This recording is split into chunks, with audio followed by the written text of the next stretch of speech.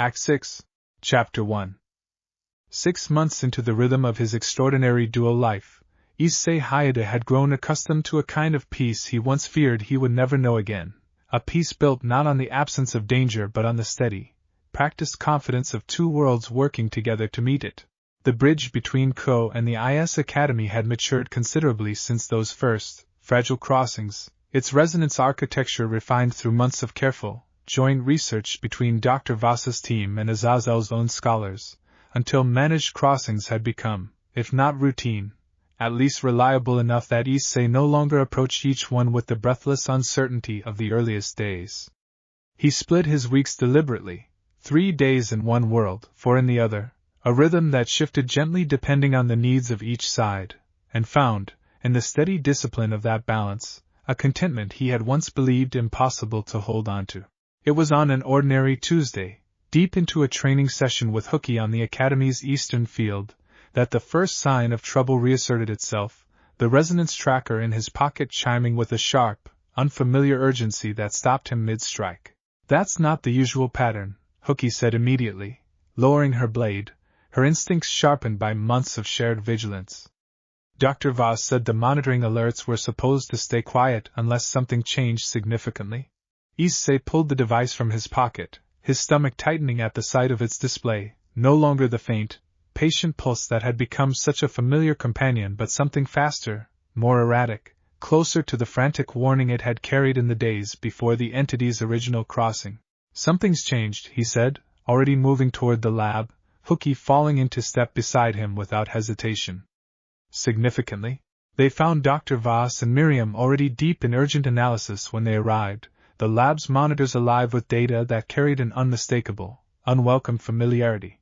"The patient signal, the one that delivered the message months ago," Dr. Voss said without preamble, her focus never leaving the readings scrolling across her screen. "It's active again. Stronger than before. And this time, it's not alone." Chapter 2.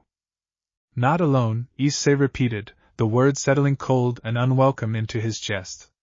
"What does that mean?" Miriam turned from her own instruments, her expression carrying the grave, weathered gravity of someone who had spent 6 years learning to recognize exactly this kind of escalation. "It means whatever we detected before, the patient watcher testing the barrier, has been joined by additional signatures. Smaller, individually, than the entity we fought months ago, but numerous. My working theory, based on the pattern, is that we're looking at scouts. Multiple scouts, dispatched simultaneously, testing the barrier from several points at once rather than one." "Coordinated," Hooky said grimly. "Coordinated," Miriam confirmed. "Which suggests intelligence and organization behind whatever's out there, rather than simple, instinctive hunger. That's considerably more concerning than a single entity acting alone." Shifuyu arrived within minutes of being summoned, her expression hardening into the familiar, focused readiness Issei had come to associate with every crisis this world had thrown at them since his arrival. "I want full briefings sent to both sides of the bridge immediately," she said. "If this is coordinated, Rias Gremery's people need to know just as urgently as we do." The resonance link to Ko activated within the hour, Rias's presence carrying across the connection with the same fierce, focused attention Issei had come to rely on through every crisis of the past year. Azazel joined the briefing as well, his usual easy irreverence replaced entirely by grave, careful consideration as Dr. Voss walked them through the new readings. "I've seen patterns like this before," Azazel said finally, his voice carrying an old, weary weight that made Issei's instincts sharpen with immediate concern. "Centuries ago, before my kind abandoned dimensional research entirely. Coordinated probing, multiple points of contact, careful and patient. It's not the behavior of a predator hunting prey. It's the behavior of an army testing a fortress wall before committing to a full siege." "You think this is an invasion being planned," Rias said, her voice tight with the same grave understanding. "I think it's worth preparing as though it might be," Azazel said. "I'd rather we over-prepare for a threat that turns out smaller than feared than under-prepare for one that proves exactly as significant as it appears." Chapter 3. The following days brought a renewed, urgent collaboration between both worlds, Every resource each side could offer thrown into understanding the nature and intent of the coordinated scouts now testing the barrier at multiple points simultaneously. Issei found himself, during this period, pulled deeper into strategic discussions than he had been since the desperate days of the original entity's crossing, his unique understanding of both worlds proving invaluable as Dr. Voss and Azazel's teams worked to reconcile two very different frameworks for understanding the threat they now faced. The IS Academy's sensor network gives us breadth, he explained during one such session, standing before a shared display that combined readings from both sides of the bridge. We can detect activity across a wide area, but our resolution on what that activity actually represents is limited. The underworld's magical scrying gives you depth, detailed understanding of a specific point, but narrower range. If we combine both approaches, we get a complete picture neither side could build alone. Rias finished, her presence carrying warm, focused approval across the connection. That's a good instinct, Issei. I'll have Aquino coordinate directly with Dr. Voss's team to establish the integration. The collaborative effort bore fruit within the week, a combined monitoring system unlike anything either world had developed independently, capable of tracking the scattered scout signatures with a clarity that finally allowed both sides to begin building a genuine strategic understanding of what they were facing. There are 7 distinct signatures, Dr. Voss reported, once the combined system had gathered sufficient data to draw meaningful conclusions. Each testing a different point along the barrier, each behaving with the same patient, careful caution the original message described. None of them have attempted anything resembling the aggressive crossing we saw with the entity months ago. They appear to be gathering information rather than preparing an immediate attack. Gathering information for what purpose? Shifuya asked. That, Miriam said grimly, is the question that concerns me most. 6 years trapped between worlds taught me that patience, in whatever's out there, is rarely a sign of hesitation. It's a sign of confidence. Something that believes it has all the time it needs rarely rushes, because it doesn't fear losing its opportunity. The assessment settled heavy over the gathered group, and Issei felt the familiar, steady resolve that had carried him through every trial of the past year, and a half hardened once more into determined shape. Then we make sure that confidence is misplaced, he said. Whatever's out there, patient or not, it's going to find that the longer it waits, the stronger this bridge becomes. We're not standing still while it studies us. We're going to be ready for whatever it eventually decides to try. Chapter 4. The weeks that followed demanded a new kind of vigilance from the entire Found family spanning both worlds. Training intensifying once more as Shifuyu and Rias's peerage coordinated joint exercises designed to prepare for a threat whose exact shape still remained frustratingly unclear. Issei split his time between both worlds with renewed purpose, training alongside Hookie and Ichika in the mornings, then crossing to spend afternoons sparring with Kiba and Zenobia, each session sharpening skills that felt, increasingly, less like two separate disciplines and more like complementary halves of a single, formidable capability. The boosted gear's power, already considerable, grew steadily more refined under the combined instruction of 2 worlds' worth of hard-won expertise, until Drake himself remarked, with rare and genuine satisfaction, that Issei's control had reached a level few wielders across the dragon's long memory had ever achieved. You have grown considerably, partner, the dragon observed during one particularly demanding session, watching Issei execute a complex combination that drew on both IS combat theory and devil swordsmanship in equal measure.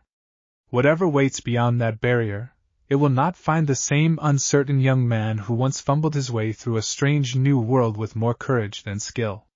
You have become something considerably more formidable since then. I had good teachers, Issei thought back, echoing the sentiment that had carried him through so much of the past year and a half.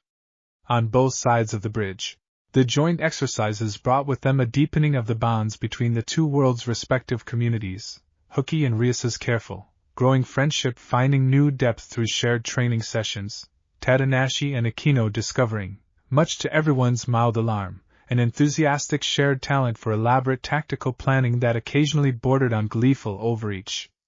Even Laura, initially the most reserved of the Academy's inner circle toward the Devil World's representatives, found unexpected common ground with Kaniko's quiet, disciplined focus, the 2 of them developing a wordless, effective partnership during combined defensive drills. It's strange, Ichika observed one evening, watching Akino and Tadanashi debate the merits of a particularly ambitious defensive formation with matching, delighted enthusiasm. A year ago, none of us knew any of this existed. Now half the people I care about most are planning battle strategies with devils like it's the most normal thing in the world. Normal's a strange word for any of this, Issei admitted, laughing despite the underlying tension the preparations carried. But I wouldn't trade it. Any of it. Chapter 5.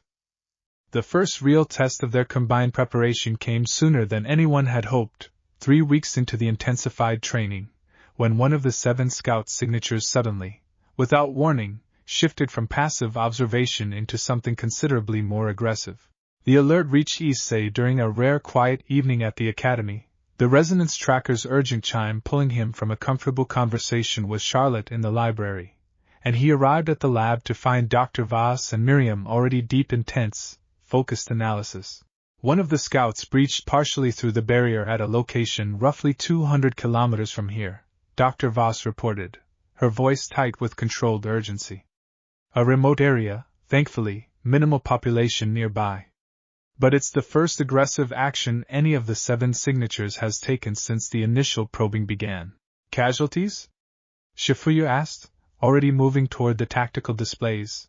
None reported yet, Miriam said.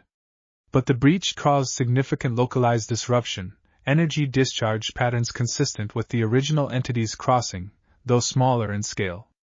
I believe this may have been a test, deliberately provoked, to gauge our response time and capability. Then we'd better make sure our response sends the right message, Shifuya said grimly, already coordinating with security teams to mobilize toward the breach site. Issei, Hookie, Ichika, you're with the response team.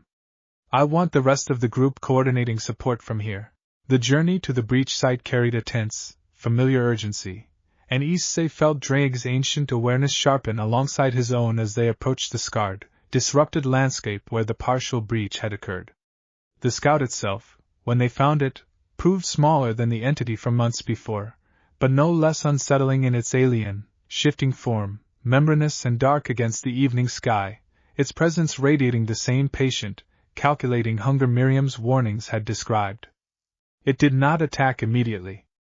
Instead, it simply watched them approach, its form rippling with slow, deliberate curiosity, until Issei's boosted gear flared bright in unmistakable challenge, and only then did it finally, reluctantly withdraw, folding back through the thin, shimmering tear in the air through which it had emerged, the barrier sealing itself closed behind it with unsettling ease.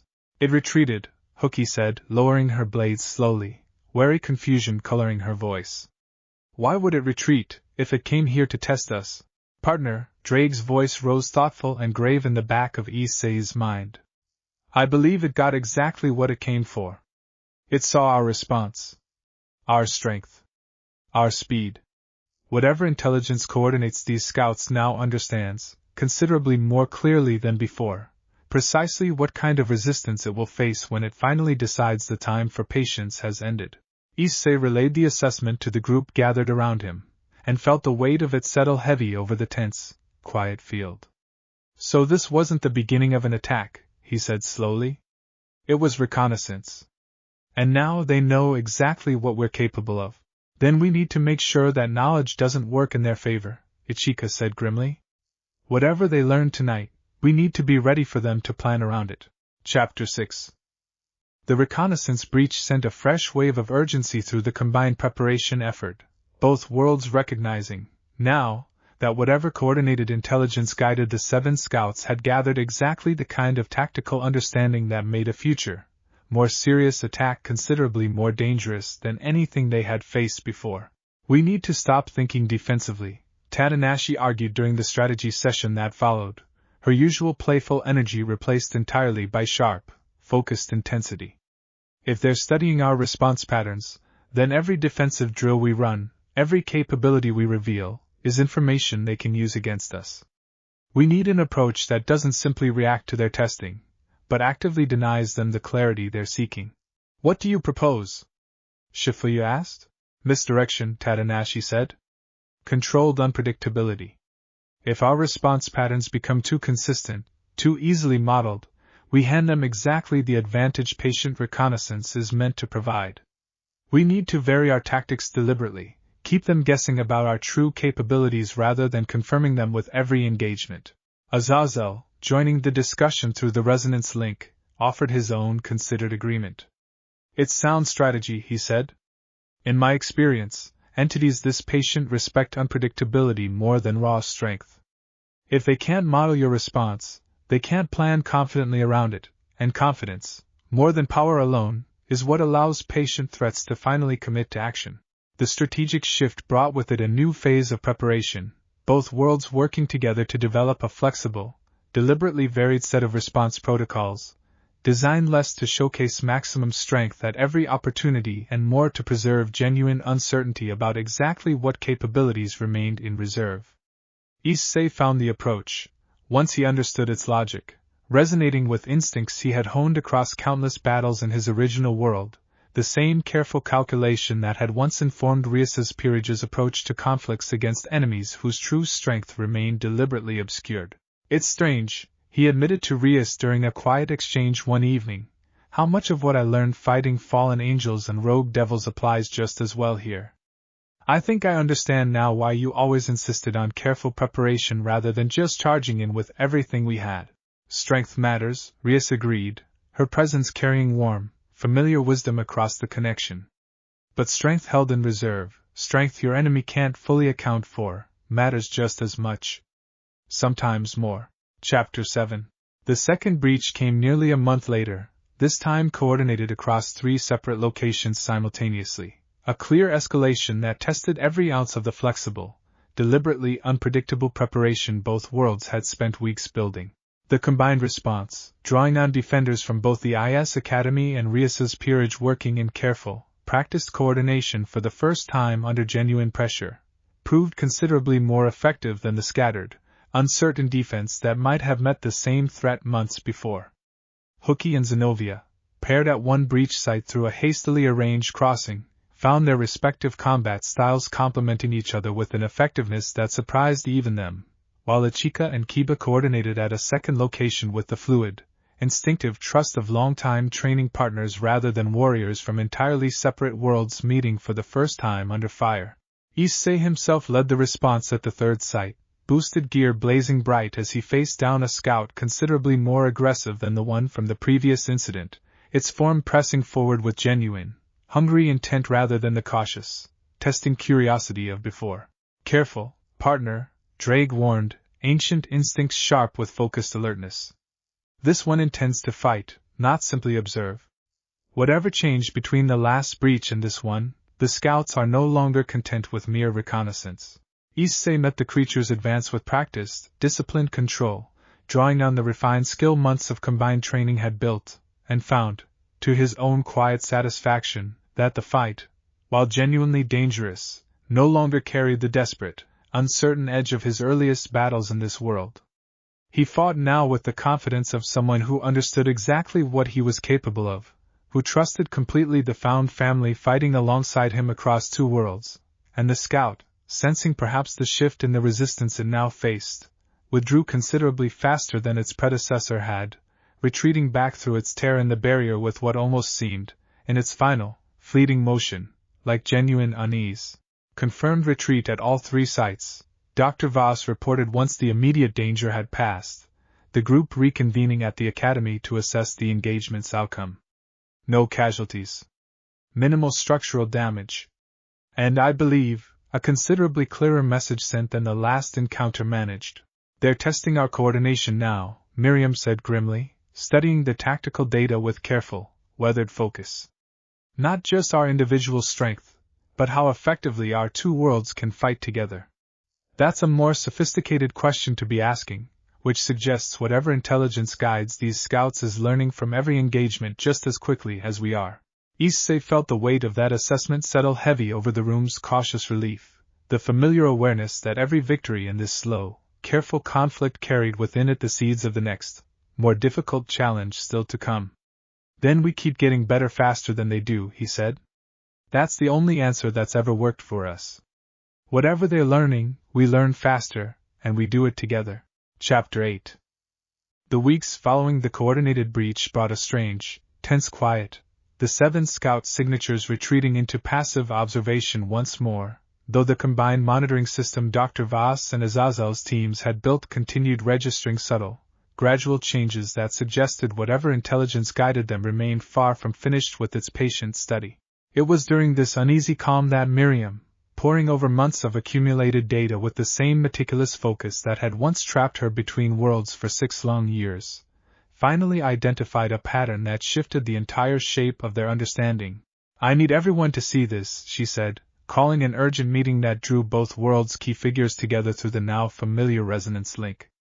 "I've been analyzing the energy signatures of all 7 scouts, comparing them against each other, and against the original entity we fought over a year ago.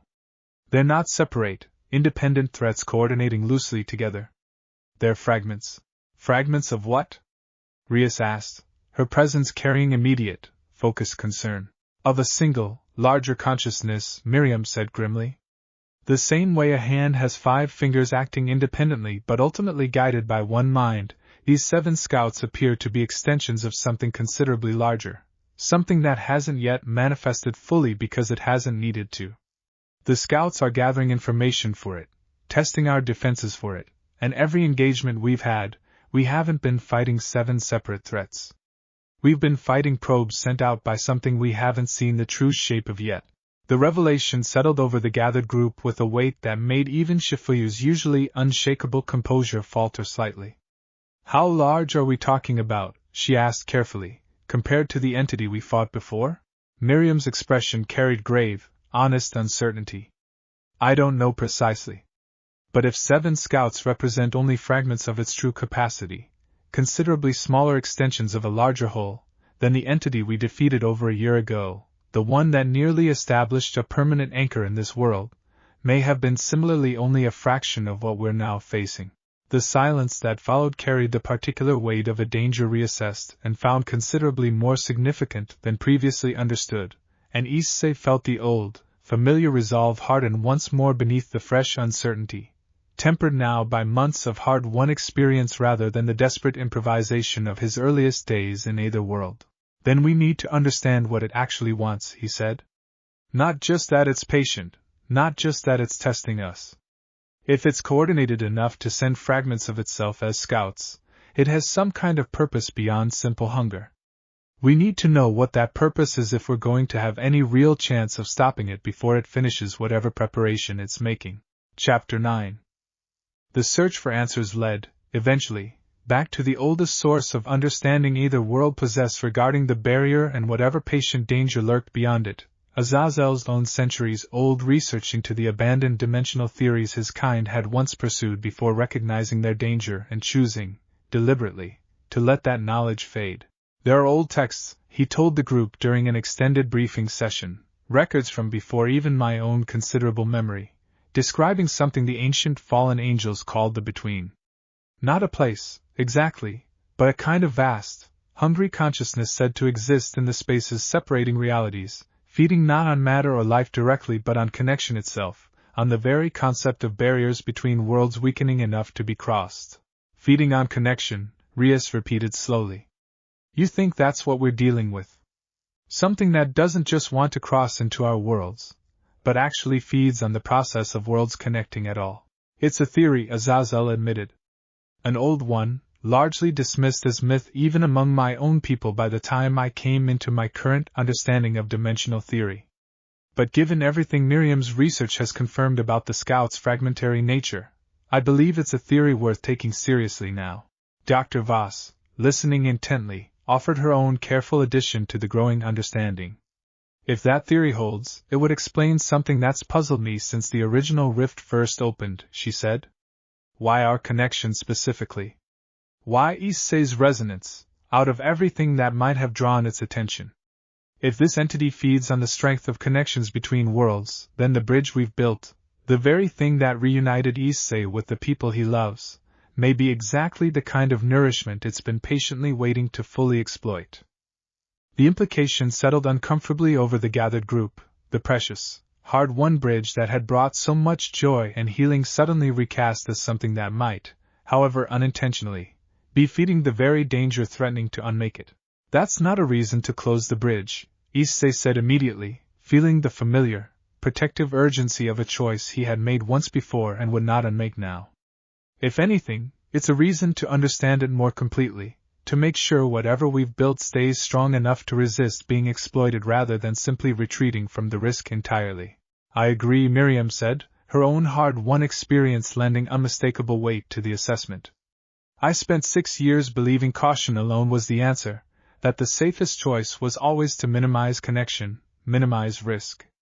I've watched this past year prove that connection, built carefully and defended fiercely, can become a source of strength rather than vulnerability. I don't believe retreating from what you've built is the right answer here. I believe understanding it well enough to protect it properly is. Chapter 10. The following weeks brought a renewed, focused research effort, both worlds pooling their considerable combined expertise toward understanding exactly how the bridge's resonance might be reinforced against the kind of exploitation Azazel's old theory suggested the Between might attempt. Issei found himself, during this period, drawn increasingly into the technical heart of the research, his unique understanding of the bridge from both a wielder's and a subject's perspective proving invaluable as Dr. Voss and Azazel's combined teams worked to develop new safeguards. The work carried a different texture than the desperate, reactive crisis management of the past year, something closer to deliberate, patient fortification, building strength methodically rather than scrambling to meet each new threat as it emerged. The bridge's resonance is fundamentally tied to the strength of the relationships sustaining it, Dr. Voss explained during one such session, walking Issei and a gathered group of both worlds' representatives through her latest findings. Which means, counterintuitively, that the very thing making the bridge vulnerable to whatever this entity is may also be its greatest defense. A connection built on genuine, deep trust and care appears considerably more resistant to external interference than one built on purely technical resonance alone. So the stronger our bond, the harder it is for this thing to exploit us, Hookie said, understanding dawning in her expression. That appears to be the case, Dr. Voss confirmed. Which suggests our best defense isn't retreating from connection, but deepening it, deliberately and thoroughly, in ways that make the bridge's fundamental architecture increasingly resistant to whatever patient hunger waits beyond the barrier. The finding brought with it a renewed appreciation for the months of careful relationship building both worlds had already invested in each other, the joint training sessions and shared celebrations and hard-won friendships that had once felt like simply the natural, joyful consequence of two worlds coming together now understood, additionally, as genuine strategic strength against a threat that fed on exactly the kind of superficial, unexamined connection their bond had never been. Then let's make sure that strength keeps growing, Rhea said, her presence carrying fierce, determined warmth across the resonance link. Whatever waits beyond that barrier, patient and hungry as it may be, it's going to find that the bond between our worlds isn't a weakness to exploit. It's the very thing that makes us unbreakable. Chapter 11. The deepened focus on strengthening the bridge's fundamental bonds brought with it a season of deliberate, treasured connection between both worlds, joint gatherings growing more frequent, crossings extending longer, the boundaries between the two communities blurring further with every passing week until the found family Issei had built spanned both worlds so completely that the distinction between them began to feel, increasingly, like little more than a matter of geography. It was during this season that Hookie, watching the deepening bonds between her own circle and Rias's peerage with quiet, thoughtful consideration, finally raised a question that had clearly been settling in her mind for some time. Have you thought about what happens if the bridge becomes permanent? She asked Issei one evening, the two of them walking together across the Academy's moonlit training field. Not just managed crossings, but something closer to what it once was, briefly, during that first partial connection. A door that simply stays open. Issei considered the question carefully, surprised by how naturally the possibility had begun to feel, given how thoroughly both worlds had already woven themselves together. I don't know if that's something Dr. Voss and Azazel would consider safe, given everything we've learned about the Between, he admitted. But I think if it were possible, I'd want it. Not because managing the crossings has been unbearable. It hasn't. But because I think both worlds have proven, this past year, that they're stronger together than apart. A permanent bridge would just be honoring that truth more fully. Hooky nodded slowly, something thoughtful and warm settling into her expression. I think I'd want that too, she said. I've watched you carry the weight of managing 2 lives for over a year now. I think you've done it with more grace than anyone could reasonably ask. But I don't think you should have to keep carrying it forever. If there's a way to simply let both halves of your life exist together, fully, without the careful scheduling and constant vigilance, that would require solving the between problem first, issei said. A permanent, open bridge would be exactly the kind of sustained connection Azazel's old theory suggests it's been waiting for. Then we solve that problem, Hooky said simply, echoing the same fierce, determined resolve that had carried this found family through every trial before it. The same way we've solved everything else. Together. Chapter 12. The possibility of a permanent bridge, once raised, took root quickly among both communities, and within weeks, the research effort had shifted its focus once more, no longer simply defending the current managed connection but actively working toward understanding whether a fully open, sustained bridge might someday be achieved safely. The work proved considerably more complex than anything attempted before, requiring not just the technical resonance expertise Dr. Voss and Azazel's teams had already developed, but a deeper, more fundamental understanding of exactly how the between's patient hunger operated, and how a bond strong enough might, theoretically, resist being exploited even under the sustained pressure a permanently open connection would represent. I want to be honest about the risk, Dr. Voss told the assembled group during a critical planning session, nearly 2 months into the renewed research effort. A permanent bridge, if we pursue it, represents the single greatest test our defenses have ever faced. If our understanding of the between's nature proves incomplete, if the bond sustaining the bridge proves less resilient than we believe, the consequences could be considerably more severe than anything we've encountered so far. But if it works, issei said, it means neither world ever has to be truly separated from the other again. It means every person on both sides of this bridge gets to build their life around both halves of what we've become, without the constant management, the careful scheduling, the underlying uncertainty. That's the hope, Dr. Voss confirmed. I won't pretend the choice is easy. But I believe, given everything we've built together this past year, that it's a choice worth carefully, thoroughly pursuing. The decision, when it finally came, arrived not through any single dramatic declaration but through the accumulated, unanimous conviction of everyone who had fought so hard to build and defend the bridge this far. Both worlds, working in careful, deliberate partnership, committed to the long, demanding work of preparing for a permanent connection, understanding fully that the path ahead would likely bring the between's patient hunger into direct, decisive confrontation before the goal could ever be achieved. Then let's prepare properly, Shifuyu said, her voice carrying the same unshakable resolve that had guided the Academy through every crisis since issei's arrival. If this is the fight we're building toward, we make sure we're ready for it. On every front, in every way both our worlds can offer. Chapter 13. The Between, as though sensing the shift in intention behind the bridge's continued growth, responded within weeks with an escalation considerably more aggressive than anything the 7 scouts had previously attempted, all 7 signatures converging simultaneously on a single point along the barrier for the first time since the initial reconnaissance had begun. The alert reached both worlds at once, the combined monitoring system Dr. Voss and Azazel's teams had built flaring with urgent, unmistakable warning as the convergence point resolved itself, unsettlingly, to a location directly beneath the eastern field where the original rift had first opened nearly a year and a half before. It's returning to where this all began, Miriam said, her voice tight with grim recognition as the group assembled with practiced, urgent speed. That can't be coincidental.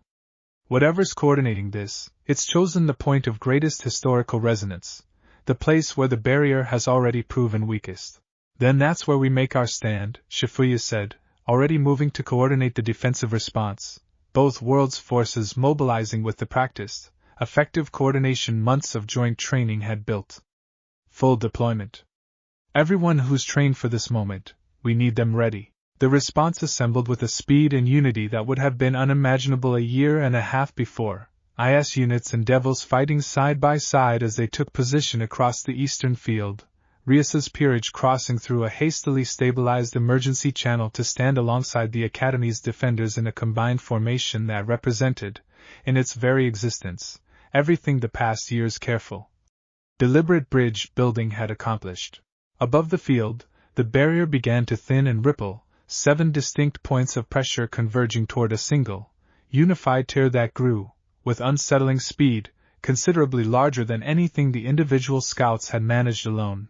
Partner, Drake's voice rose sharp and urgent in the back of issei's mind. Whatever crosses through that convergence, it will not be a single fragment testing our defenses. This is the moment the patient watching ends. Prepare yourself. Prepare everyone standing beside you. This is the fight we have spent a year and a half building toward. Chapter 14.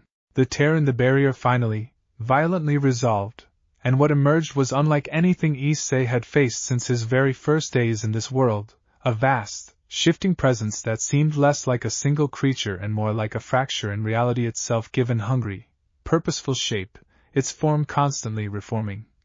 Edges bleeding into shadow and back again as though the very concept of a fixed boundary offended whatever ancient nature it possessed.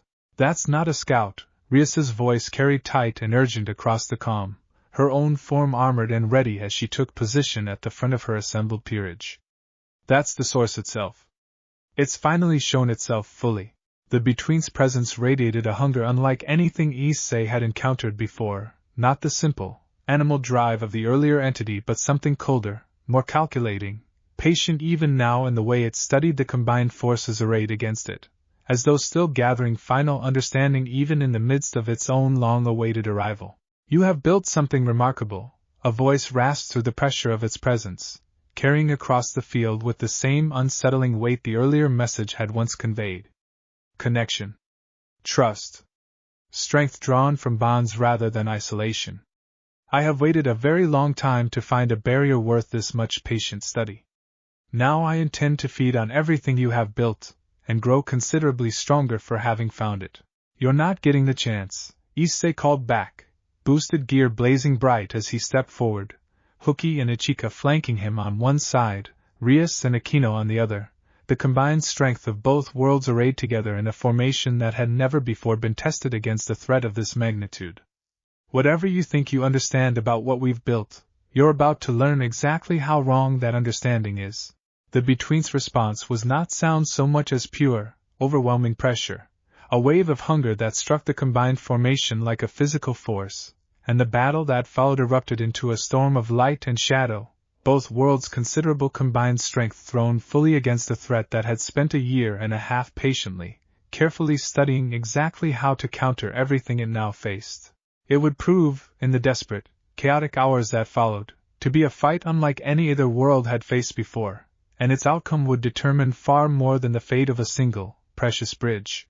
It would determine whether two worlds, bound together by nothing more and nothing less than hard-won, unbreakable love, could prove strong enough to become truly, permanently one. Chapter 15. The battle unfolded across the eastern field with a scale and intensity that dwarfed every previous confrontation, the Between's shifting, ever-changing form proving maddeningly difficult to strike with conventional force, its edges dissolving into shadow whenever a blow seemed poised to land, only to reform elsewhere with unsettling, patient speed. Conventional attacks aren't working, Cecilia called out, her rapier passing through what should have been solid mass without resistance, the creature's form rippling away from the strike like smoke disturbed by wind. It's not fighting like the entity we faced before. This is something else entirely. It feeds on connection. Drake's voice rose urgent in Issei's mind, ancient understanding sharpening with focused clarity. Perhaps it can only be truly wounded by something that threatens the very thing it seeks to consume. Not raw force, partner. Something more fundamental. Issei processed the insight quickly, watching the chaotic battle unfold around him, Hooky and Zenobia coordinating a combined strike that passed harmlessly through the creature's shifting mass, Rin and Rosweiss combined magical assault dispersing against its ever-changing edges without meaningful effect. Whatever conventional strength both worlds could offer, however formidable, seemed unable to find true purchase against an enemy whose nature defied the very concept of a fixed, strikeable form. Everyone, fall back to defensive positions. Shifuyu's voice cut sharp across the chaos, recognizing, with the same tactical clarity that had guided the Academy through every crisis before this one, that continued conventional assault was accomplishing little beyond exhausting their combined strength against an enemy built to withstand exactly this kind of attack. As the combined forces regrouped, issei felt Drake's ancient awareness sharpened further, circling toward an understanding that felt, the longer he considered it, increasingly, urgently correct. It feeds on connection, he called out to the assembled defenders, the realization crystallizing into clear, actionable insight even as the Between's vast, shifting presence continued its slow, hungry advance. Maybe that means it can only truly be hurt by connection too. Not our individual strength. The bond between us. Between both worlds. Chapter 16. Rias's presence, still fighting at his side despite the chaos of the retreat, caught the implication immediately, her expression sharpening with the same fierce, focused understanding that had carried her through every difficult strategic decision of her own considerable life. You mean a combined strike, she said? Not separate attacks from each world's strength, but something built from the bond itself. The resonance that sustains the bridge. Exactly, issei said, already reaching for the connection he had spent over a year learning to hold with careful, deliberate mastery. The same resonance that had once carried him home across an impossible distance now offered as something considerably more than a simple bridge between 2 points.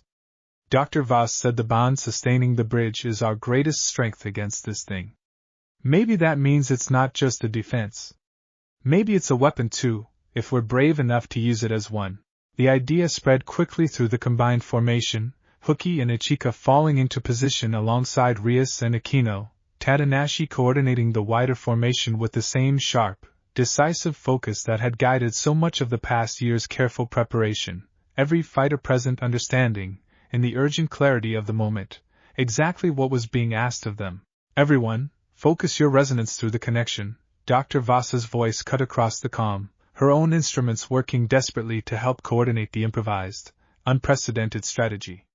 Issei, you're the anchor point. I need you to channel everyone's combined intention through your own connection to the bridge. This has never been attempted before. I won't pretend I know exactly what will happen. Then let's find out together, Issei said, and reached for the connection with everything he had, drawing not just on his own bond with Rias but on the accumulated, hard-won strength of every relationship the past year and a half had built, Hooky's fierce loyalty and Ichika's easy brotherhood, Tadanashi's protective determination and Charlotte's gentle warmth, Rias's unbreakable love and Aquino's devoted care. Every thread of connection between two worlds gathering, focusing, building toward something neither world had ever before attempted to wield. The boosted gear responded to the surge with a brilliance that outshone anything Issei had called upon before, green light blazing bright enough to illuminate the entire field, and as the combined resonance of two worlds' worth of hard-won bonds gathered into focused, purposeful shape, the Between's vast, shifting form finally, for the first time since its arrival, showed something that might, in a being capable of such reaction, have been recognized as genuine alarm. Chapter 17. The strike, when it finally released, carried a weight unlike anything either world's combined strength had ever produced, not raw destructive force but something considerably more fundamental, the pure, unbreakable resonance of connection itself. Gathered and focused and driven directly into the heart of a creature that had spent a year and a half patiently studying exactly how to feed on the very thing now turned decisively against it. The Between's shifting form convulsed violently, its edges no longer dissolving into evasive shadow but instead cracking, fracturing, as though the fundamental hunger sustaining its existence had encountered something it could not simply absorb or evade. Its voice, when it rose again through the pressure of the battlefield, carried, for the first time, something unmistakably close to genuine pain. You cannot, it rasped, its form continuing to fracture under the sustained pressure of the combined resonance. This bond, this connection, it should have been mine to consume. How have you turned it into something I cannot touch? Because you misunderstood what you were studying, Rias called back, her own considerable power woven fully into the combined strike alongside Issei's, Aquino's, and dozens of others across both worlds. You thought connection was simply a resource to be harvested. You never understood that connection, chosen and defended and fought for, becomes something no hunger can ever fully claim. The combined resonance surged again, driven by the fierce, unbroken conviction of everyone gathered on that field, and the between's vast form fractured further still, its patient, calculating presence finally, decisively overwhelmed by the sheer, accumulated weight of everything two worlds had built together across a year and a half of hard-won trust. With a final, shuddering convulsion, the creature's shattered form collapsed inward, folding back through the barrier it had emerged from with a violence that sealed the tear behind it far more completely than any of the previous, smaller retreats had managed. The field fell into a stunned, exhausted silence, broken only by the ragged breathing of every defender still standing, and the slow, gradual realization, settling across both worlds' assembled forces, that they had just won a victory considerably more significant than any single battle before it. Confirmed, Dr. Voss's voice carried across the calm, thick with exhausted, overwhelmed relief. The barrier has sealed. All 7 scout signatures have vanished from our monitoring entirely. Whatever we just did, it worked. It actually worked. Chapter 18. The celebration that followed carried a weight and depth unlike any of the gatherings before it, both worlds' combined forces gathering across the scarred but victorious eastern field, exhaustion mixing freely with overwhelming, hard-won joy as the full scope of what they had accomplished finally began to settle into shared understanding. "I don't think I fully believed it was possible," Dr. Voss admitted, standing beside Miriam as the assembled crowd's celebration carried warm and unrestrained around them, that connection itself could be wielded as something more than simply a bridge to defend. What you all did today, drawing on the bond between two worlds as an actual weapon against a threat built to exploit it, that's beyond anything my 6 years of research ever theorized. It's beyond anything any of us theorized, Miriam said, her own expression carrying a rare, genuine warmth that spoke to 6 long years of hard-won caution finally, fully vindicated by a victory built on exactly the kind of connection she had once feared too dangerous to trust. I spent 6 years believing the safest choice was always distance, always caution. Watching what happened here today, I think I finally understand what I was missing. Connection, defended fiercely and built honestly, isn't the vulnerability I always feared it to be. It's the strongest thing either world possesses. Issei, standing nearby with Rias's hand held tightly in his own, Hooky close at his other side, felt the truth of that settle deep and certain into his chest, a conviction that had carried him through every impossible trial of the past year and a half finally, fully proven beyond any doubt that remained. "Whatever comes next," he said, meeting the eyes of everyone gathered close around him, drawn from both halves of the extraordinary life he had built, "I think we just proved something important. Not just that we can defend what we've built. That what we've built might be stronger than anything trying to tear it down." Chapter 19. In the days that followed the Between's defeat, both worlds turned their attention, with renewed and unburdened purpose, back toward the goal that had first prompted the deepened preparation months before, the possibility of a truly permanent, fully open bridge between them. The threat that made a permanent connection seem too dangerous to pursue has been decisively addressed, Dr. Voss reported during the planning session that followed, her exhaustion tempered by genuine, focused excitement. "I won't claim the Between is gone forever. Entities of that nature rarely vanish entirely. But we've proven decisively that the bond between our worlds can withstand and even overpower its hunger. I believe that proof changes the entire calculation regarding a permanent bridge." "Then let's finish what we started," Rias said, her presence carrying fierce, determined warmth across the resonance link. "We've spent a year and a half building toward this. I don't see any reason to wait longer, now that we've proven exactly how strong what we've built truly is." The work that followed carried a different quality than anything before it, no longer defensive preparation against an uncertain threat but the joyful, deliberate construction of something both worlds had been quietly hoping for since the earliest days of their connection. Issei found himself, during this final stretch of effort, present for nearly every stage of the process, his unique understanding of both worlds proving as valuable in this culminating work as it had been through every crisis before it. "We're close," Dr. Voss told him, nearly 3 weeks after the Between's defeat, the final calibrations of the permanent bridge's architecture nearing completion.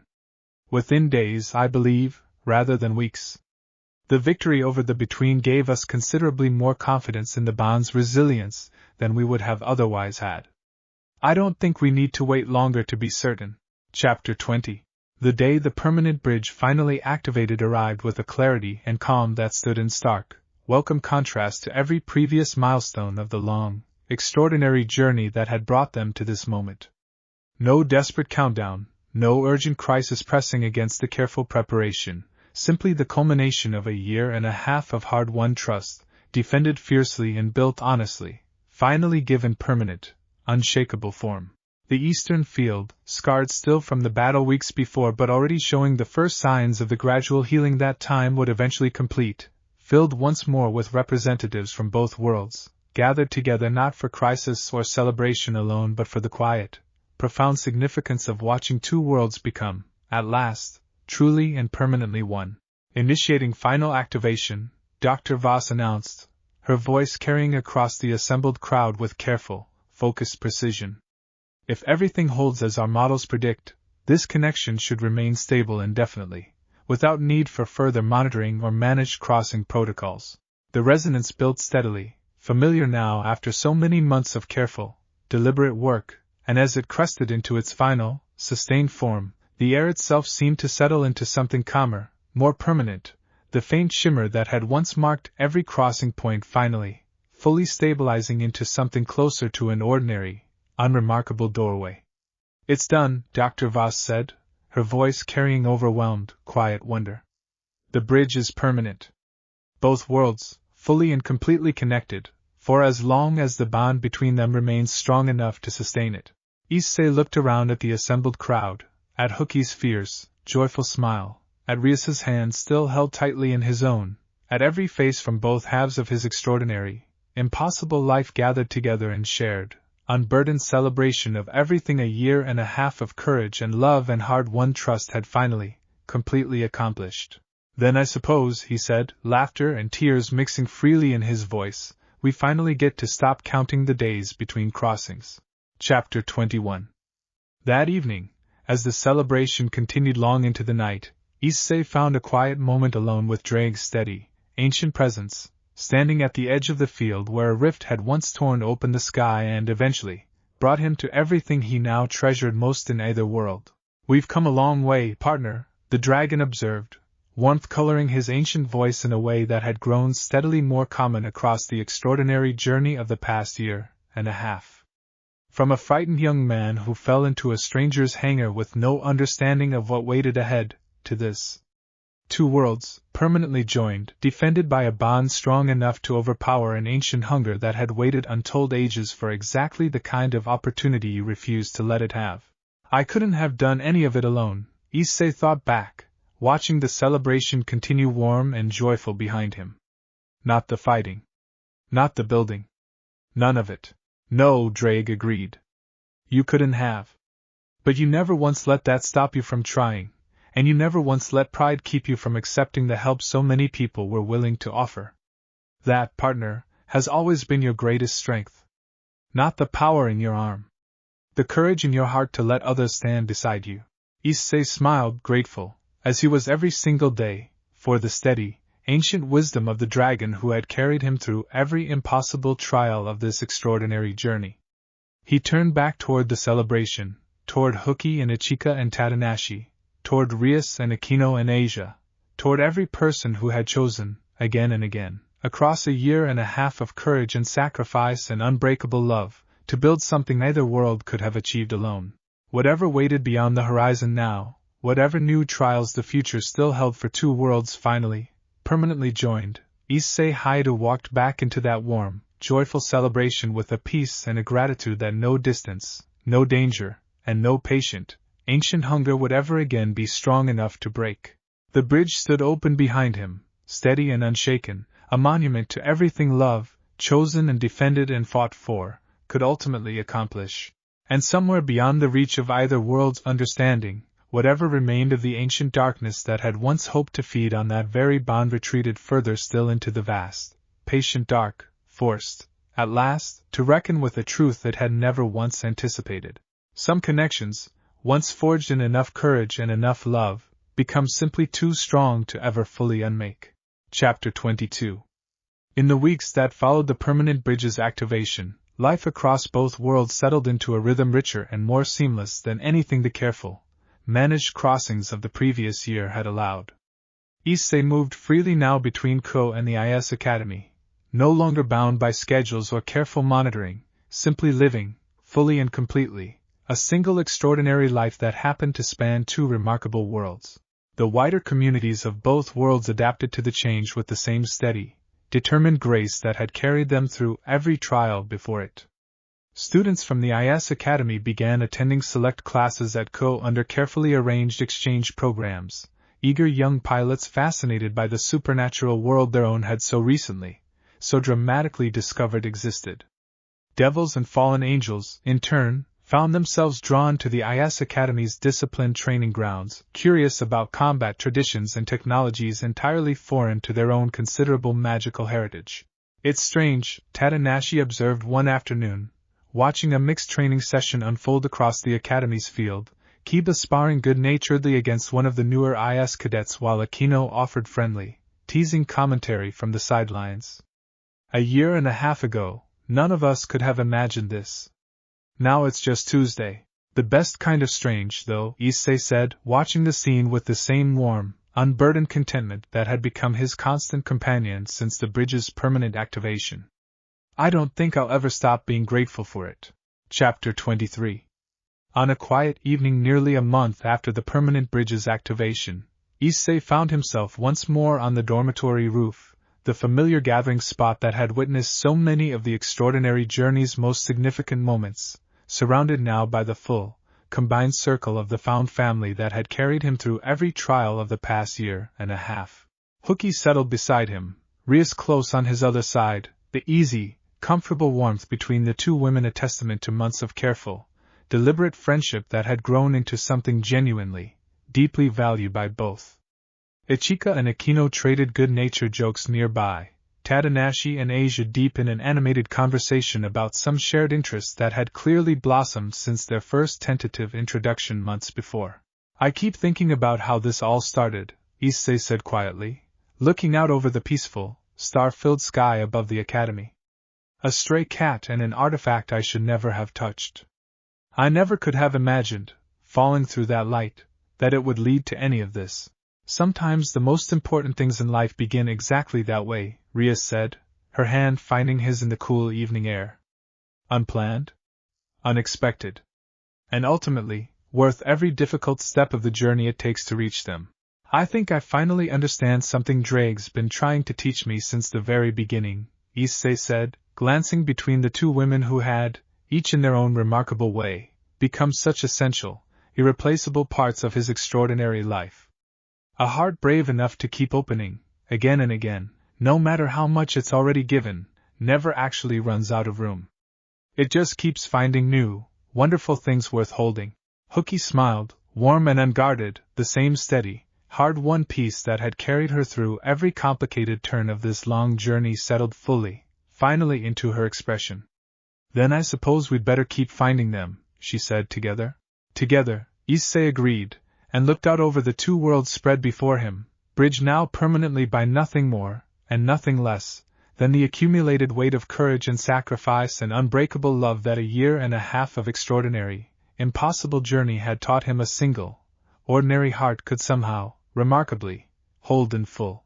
Above them, the stars stretched on, familiar and infinite, watching over a bridge built to last, and a family, spanning two worlds, that had proven, beyond any doubt, exactly how far love was willing to travel to bring everyone it treasured safely, permanently, home. Chapter 24.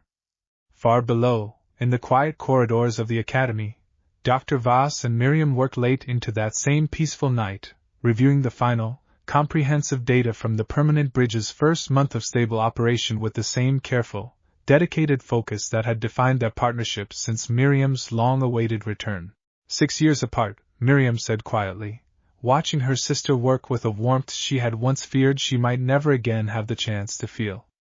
I used to wonder, in the loneliest hours of that long separation, whether any of it had been worth the cost. Watching what we've built together since my return, watching what Issei and everyone around him have accomplished, I don't wonder anymore. It was worth it, Alara said softly, reaching across the desk to take her sister's hand. Every difficult year of it. We're proof of exactly what this bridge represents. Connection, however costly, however dangerous the path toward it sometimes seems, is always worth defending. Outside their window, the peaceful night stretched on, two worlds settled into a rhythm of hard-won, permanent harmony, and somewhere among them, a young man who had once fallen through an unstable rift with nothing but courage and a stubborn refusal to abandon a frightened stray cat continued building, day by ordinary, extraordinary day, a life bridged fully and completely across everything he had ever feared he might lose. The story of that bridge, and everything it had cost and given in equal, precious measure, was far from finished. But for tonight, beneath a sky finally at peace, it was enough simply to rest in the quiet, unshaken certainty of everything it had already, remarkably, become. Chapter 25. Morning came softly over the academy, light spilling gently across the eastern field where, a year and a half before, an unstable rift had first torn open the sky and changed the shape of two entire worlds forever. Issei stood there once more, Hooky on one side and Rias on the other, watching the sunrise paint the sky in warm, familiar colors above a bridge that no longer flickered or strained, simply steady and permanent and quietly, wonderfully ordinary. "What do you think comes next?" Hooky asked, breaking the comfortable silence. Issei considered the question, thinking of everything the past year and a half had taught him about courage, and connection, and the particular strength found in refusing to face any hardship alone. "I don't know," he admitted, smiling. "But I know we'll face it together, whatever it is. That's the only certainty I need anymore." Rias squeezed his hand, and together, the three of them turned to walk back toward the academy, toward every friend and every family member from both remarkable worlds waiting to greet a new day built, finally and completely, on a bridge that would never again have to be defended alone. Behind them, the bridge stood quiet and steady in the growing morning light, a doorway no longer marked by fear or urgency, simply a permanent, ordinary part of the extraordinary world they had all, together, chosen to build. Chapter 26. And so the extraordinary chapter that had begun with a single, desperate fall through an unstable rift finally settled into something gentler, something lasting, a new and permanent beginning rather than an ending, carried forward by every heart brave enough to have chosen, again and again, connection over fear, and love over the comfortable safety of standing alone. Whatever adventures still waited beyond that peaceful horizon, Issei Hayate faced them now not as a stranger fallen into an unfamiliar world, but as a man fully, finally home, in every sense the word had ever come to mean across the long, remarkable year and a half that had shaped him into exactly who he was always meant to become. The sun rose fully now over both worlds at once, and the bridge between them held steady, unshaken, ready for whatever came next. Chapter 27. Far beyond the reach of both worlds, in the quiet dark where the last remnants of the Between's ancient hunger drifted, wounded and diminished, a single fragment of that vast consciousness lingered, patient still despite its defeat, already beginning the long, slow work of understanding exactly what new strategy such an unbreakable bond might someday require. It would wait. It had always been patient. And somewhere, in the far distant future neither world could yet see, it would try again.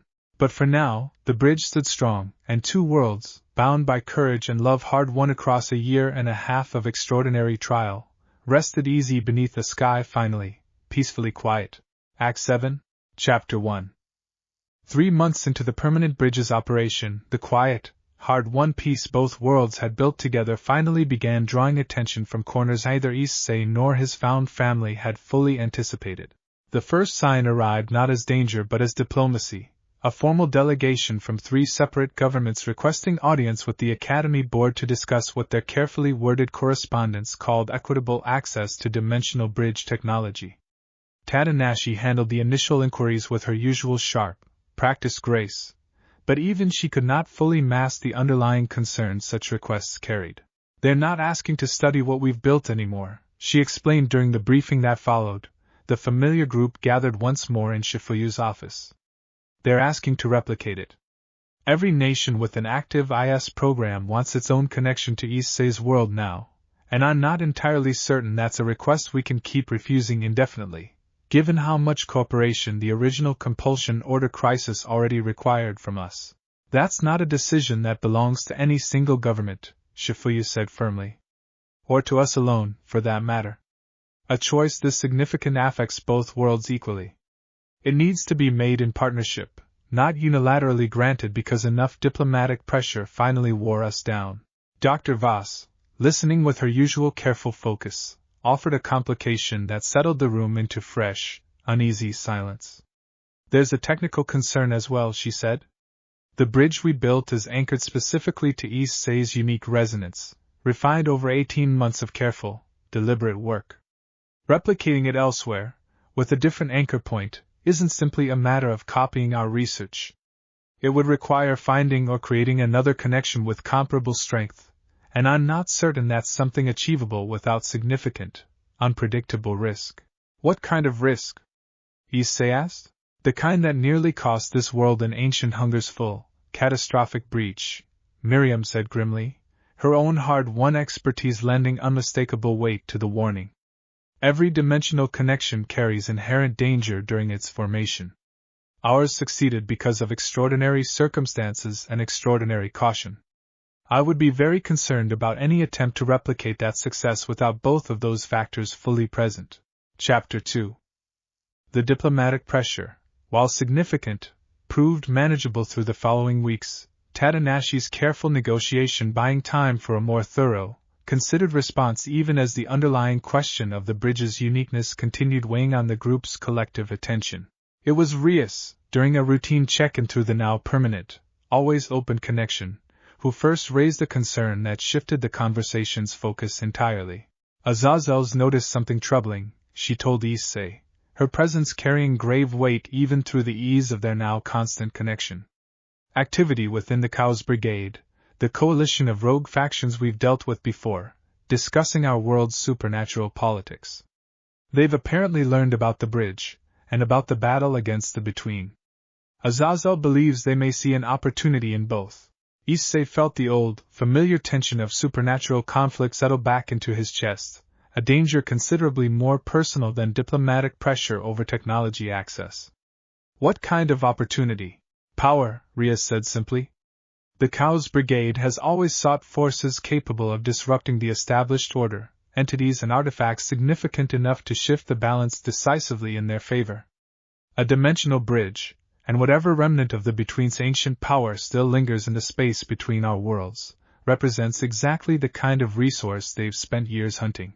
The revelation prompted an urgent, expanded briefing that drew together representatives from both worlds once more, Azazel joining directly this time rather than through relayed reports, his usual easy irreverence entirely absent as he laid out the full scope of the concern. The Chaos Brigade isn't a single, unified force, he explained. It's a coalition, various factions with overlapping but distinct goals. Some seek to overthrow the current supernatural power structure entirely. Others simply want access to forbidden power, regardless of the cost. If even a portion of that coalition believes the Between's remnant offers a path toward either goal, we should expect them to pursue it aggressively. Do we know who specifically might be involved? Shifuya asked. Not with certainty, Azazel admitted. But there's one name that concerns me more than the rest. Vala Lucifer. A half-devil, half-fallen angel with power rivaling Issei's own, and a well-documented fascination with entities and artifacts capable of testing the limits of his considerable strength. If the Chaos Brigade sends anyone to investigate the Between's remnant personally, my strongest suspicion is that it will be him. Chapter 3. The name settled uneasily over the assembled group, and Issei found himself searching his own memory for whatever fragments of knowledge his time in the underworld had given him about the figure Azazel described. I've heard of him, Issei said slowly. Rias mentioned him once, before I ever fell through the rift. A rival of sorts. Someone who's fought me before, back when I was still learning to control the boosted gear properly. That's accurate, Rias confirmed, her presence carrying careful, measured concern. Vala carries the White Dragon Emperor's power, the eternal counterpart to your own Red Dragon Emperor lineage. He's fought you twice before, both times seeking to test himself against your growing strength rather than out of any true malice. But if the Cow's Brigade has sent him specifically to investigate the between, his usual restraint may not apply this time. Why would restraint matter, if he's coming to claim dangerous power for a hostile coalition? Hooky asked, her protective instincts sharpening the question into something pointed. Because Vala has never been fully loyal to the Cow's Brigade's broader goals, Azazel said. He's used their resources and their coalition's reach for his own purposes more than once. Purposes that don't always align neatly with whatever the coalition's leadership actually wants. If he's investigating the between independently, using the Cow's Brigade as cover rather than acting as their fully committed agent, that could work in our favor. Or it could simply mean we're facing an even less predictable variable than the coalition itself would represent. The uncertainty settled heavy over the room, and Issei felt the familiar, steady resolve that had carried him through every trial of the past year and a half beginning to harden once more into determined shape. Then we prepare for both possibilities, he said. If Vala comes as an enemy, we're ready to face him. If he comes for his own reasons, we find out what those reasons actually are before assuming the worst. Dr. Voss, who had remained quiet through much of the exchange, finally spoke with grave, technical focus. There's something else worth considering, she said. If the Between's remnant is indeed still present in the space between worlds, weakened but not fully destroyed, then whoever seeks to claim it faces the same fundamental challenge we did. It feeds on connection. Anyone attempting to harness its power will need some kind of bond, some kind of resonance, to serve as an anchor point. Her expression darkened with grim realization. Which means, Issei, that whoever the Cow's Brigade sends to investigate this may be looking for more than simply the remnant itself. They may be looking for you. Chapter 4. The realization that he might once again be a target, not merely for his connection to the bridge but for the unique resonance that had once made him precisely the anchor the Between had sought, settled uncomfortably familiar over Issei's shoulders, an echo of the same vulnerability that had first brought Phantom Task's attention nearly 2 years before. We've faced this kind of threat before, he said, meeting the concerned faces gathered around him with steady, hard-won resolve. We know how to prepare for it. Increased security, careful monitoring, and this time, we have both worlds' combined strength standing ready, rather than facing it with only half the resources we have now. Agreed, Shafria said, already coordinating with her usual crisp, decisive authority. I want the same protective protocols we used during the Phantom Task crisis reinstated immediately, updated for what we now understand about the Cow's Brigade's capabilities. Rias, can your side offer additional support beyond the resonance monitoring you're already providing? Absolutely, Rias confirmed. I'll have Kaneko and keep across through to assist with physical security here, while Aquino and I coordinate magical defenses from our side of the bridge.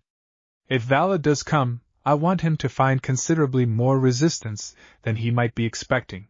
The preparations that followed carried a practiced efficiency born of hard-won experience, both worlds' considerable combined resources mobilizing with the same effective coordination that had carried them through the Between's original assault months before.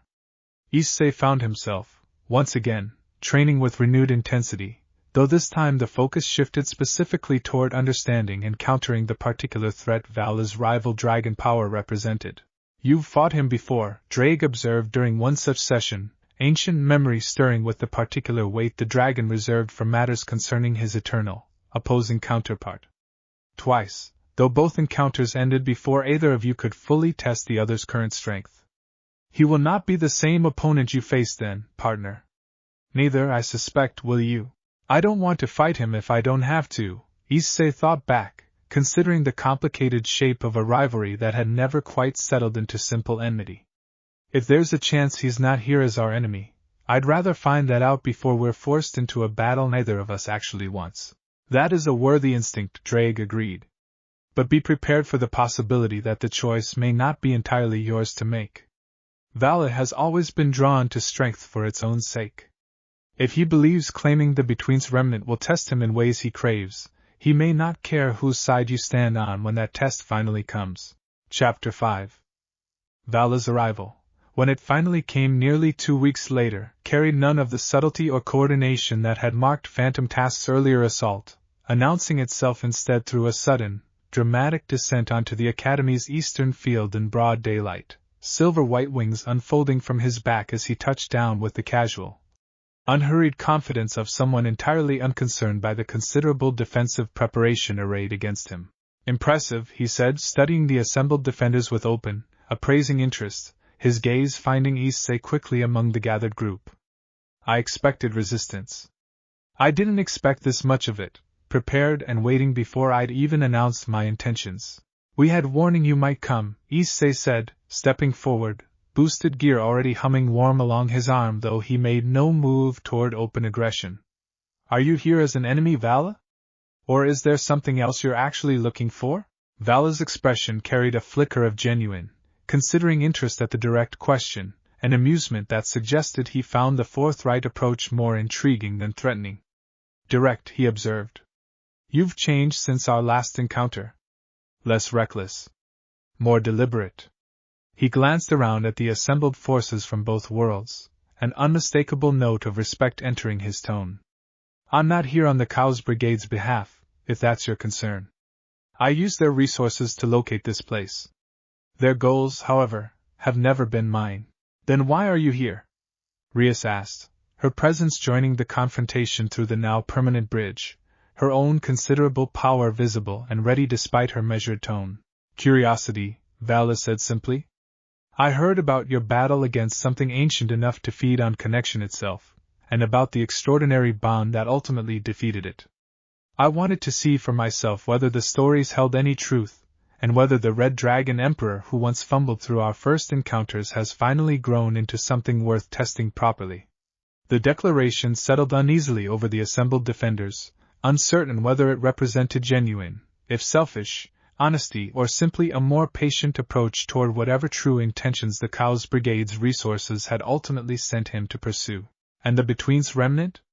Miriam asked, her own hard-won wariness sharpening the question. "Is that not also part of your interest here?" Vala's expression sharpened with focused attention at the question, something calculating entering his easy confidence for the first time since his arrival. "Tell me more about that," he said.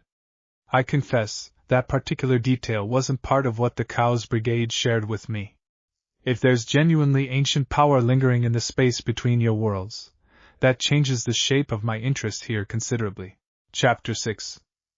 The admission sent a fresh current of uncertainty through the assembled group, the careful, defensive posture they had prepared suddenly shifting into something more complicated as Vala's genuine surprise made clear that whatever intelligence had guided his arrival had not, in fact, included knowledge of the Between's lingering remnant. "If you didn't know about the remnant," issei said carefully, "then who sent you here, and what exactly did they tell you to expect?" Vala's expression settled into thoughtful, focused consideration, the casual confidence of his arrival tempered now by genuine strategic interest.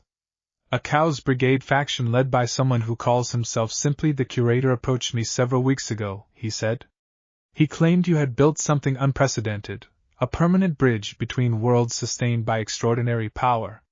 He wanted me to investigate its strength, ostensibly to determine whether it represented a threat worth neutralizing or an opportunity worth exploiting. He said nothing about an ancient entity feeding on connection, or about any battle fought against it." "That's concerning on its own," Azazel said, his voice carrying through the resonance link with grave focus.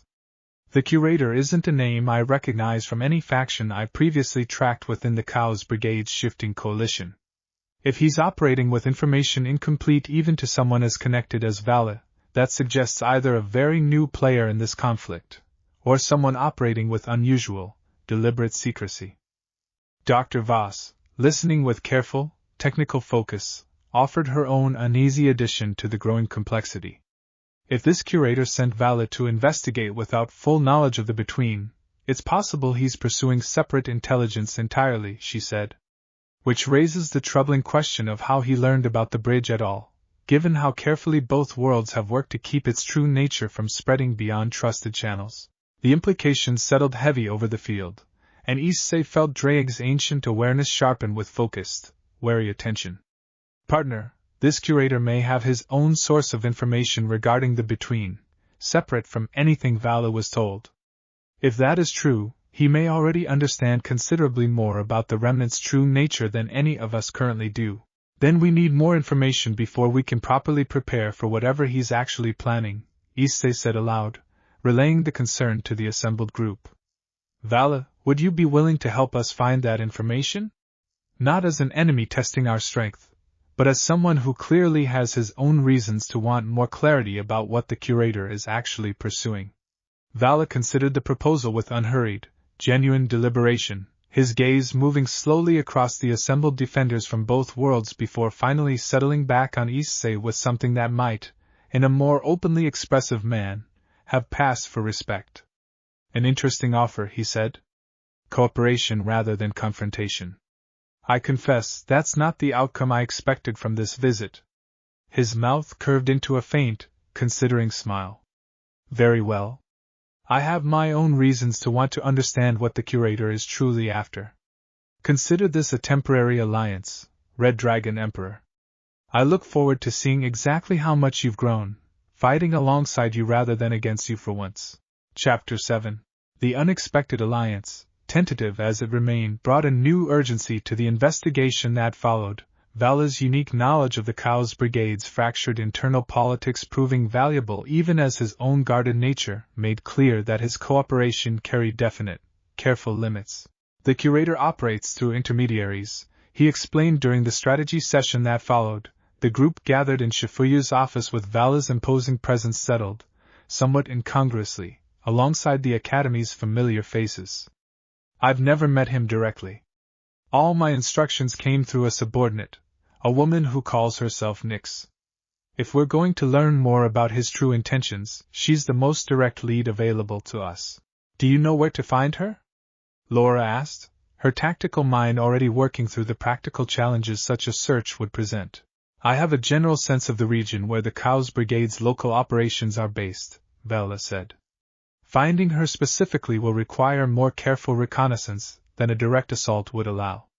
If the curator is as cautious as his current secrecy suggests, alerting his organization to our awareness before we understand his full intentions could prove considerably more dangerous than the uncertainty we're currently operating under. Shifuyu's expression carried the familiar, focused calculation of someone weighing careful strategy against urgent necessity. Then we approach this the way we've approached every complex threat before it, she said. Methodically and together.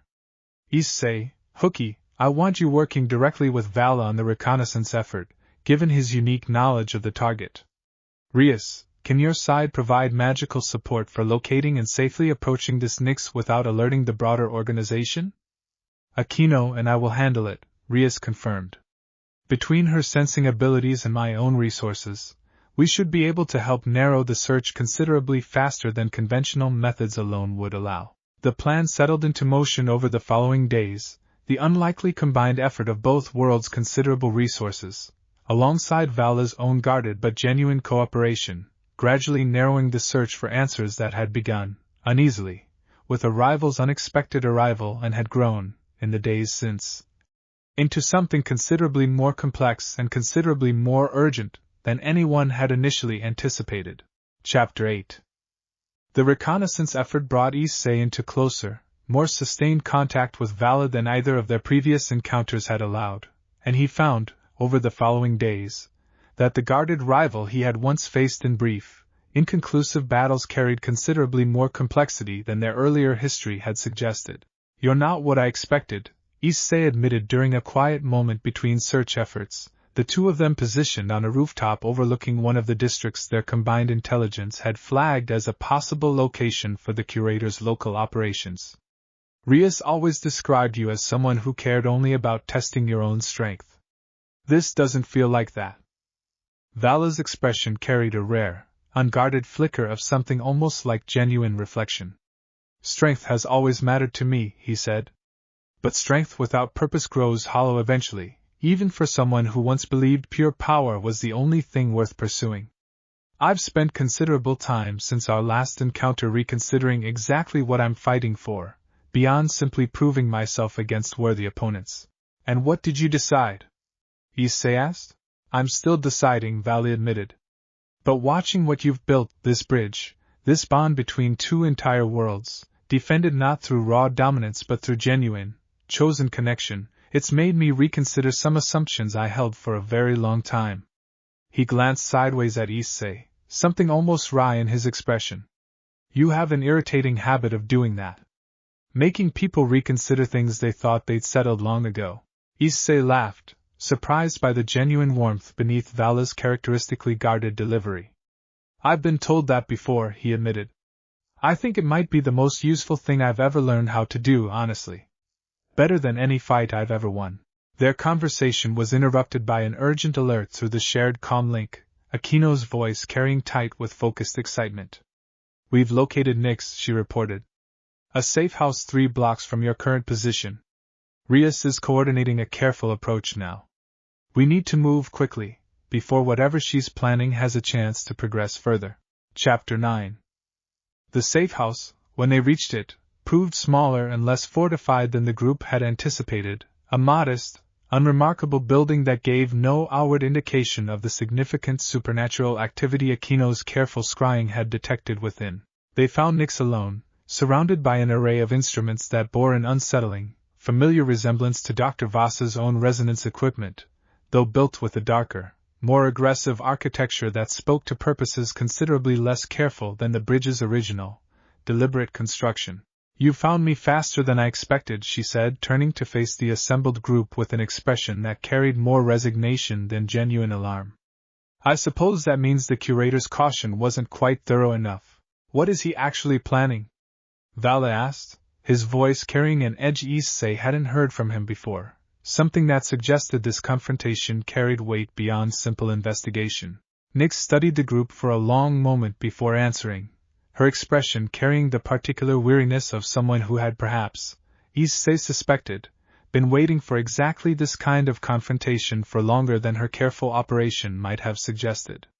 The curator believes the Between's remnant, weakened but not destroyed, represents an opportunity to create something entirely new, she said. Not simply claiming existing power, but using the remnant as a foundation to build an artificial anchor point, one that could theoretically allow controlled, weaponized access to the Between's hunger without the vulnerability and natural bond like yours represents. That is deeply concerning, Dr. Voss's voice, joining through the comm link, carried genuine, horrified understanding. That's attempting to create a connection specifically designed to be exploited rather than defended. Everything we learned about resisting the Between depended on the strength of genuine, chosen bonds. A deliberately weaponized anchor would have no such protection, which is exactly why it terrifies me, Nix admitted, something raw and honest finally breaking through her earlier composure. I joined the curator's faction believing we sought power to protect ourselves from a supernatural order that has never cared about people like me. I didn't understand, until recently, exactly what kind of danger his research actually represented. I'd been stalling his progress here for weeks, providing incomplete data, hoping someone would find this location before he could complete his work elsewhere. The confession settled the confrontation into something considerably more complicated than the straightforward threat they had prepared to face, and Issei felt the familiar, careful instinct that had guided so many difficult choices across his extraordinary journey settle into focus once more. Then help us stop him properly, he said. Not because you're being forced to, but because you understand exactly how much danger this represents. We can protect you from whatever consequences that choice might carry, on both sides of the bridge. Nix studied him for a long, considering moment, then nodded slowly, something like cautious, hopeful relief settling into her weary expression. The curator's primary research facility isn't here, she said.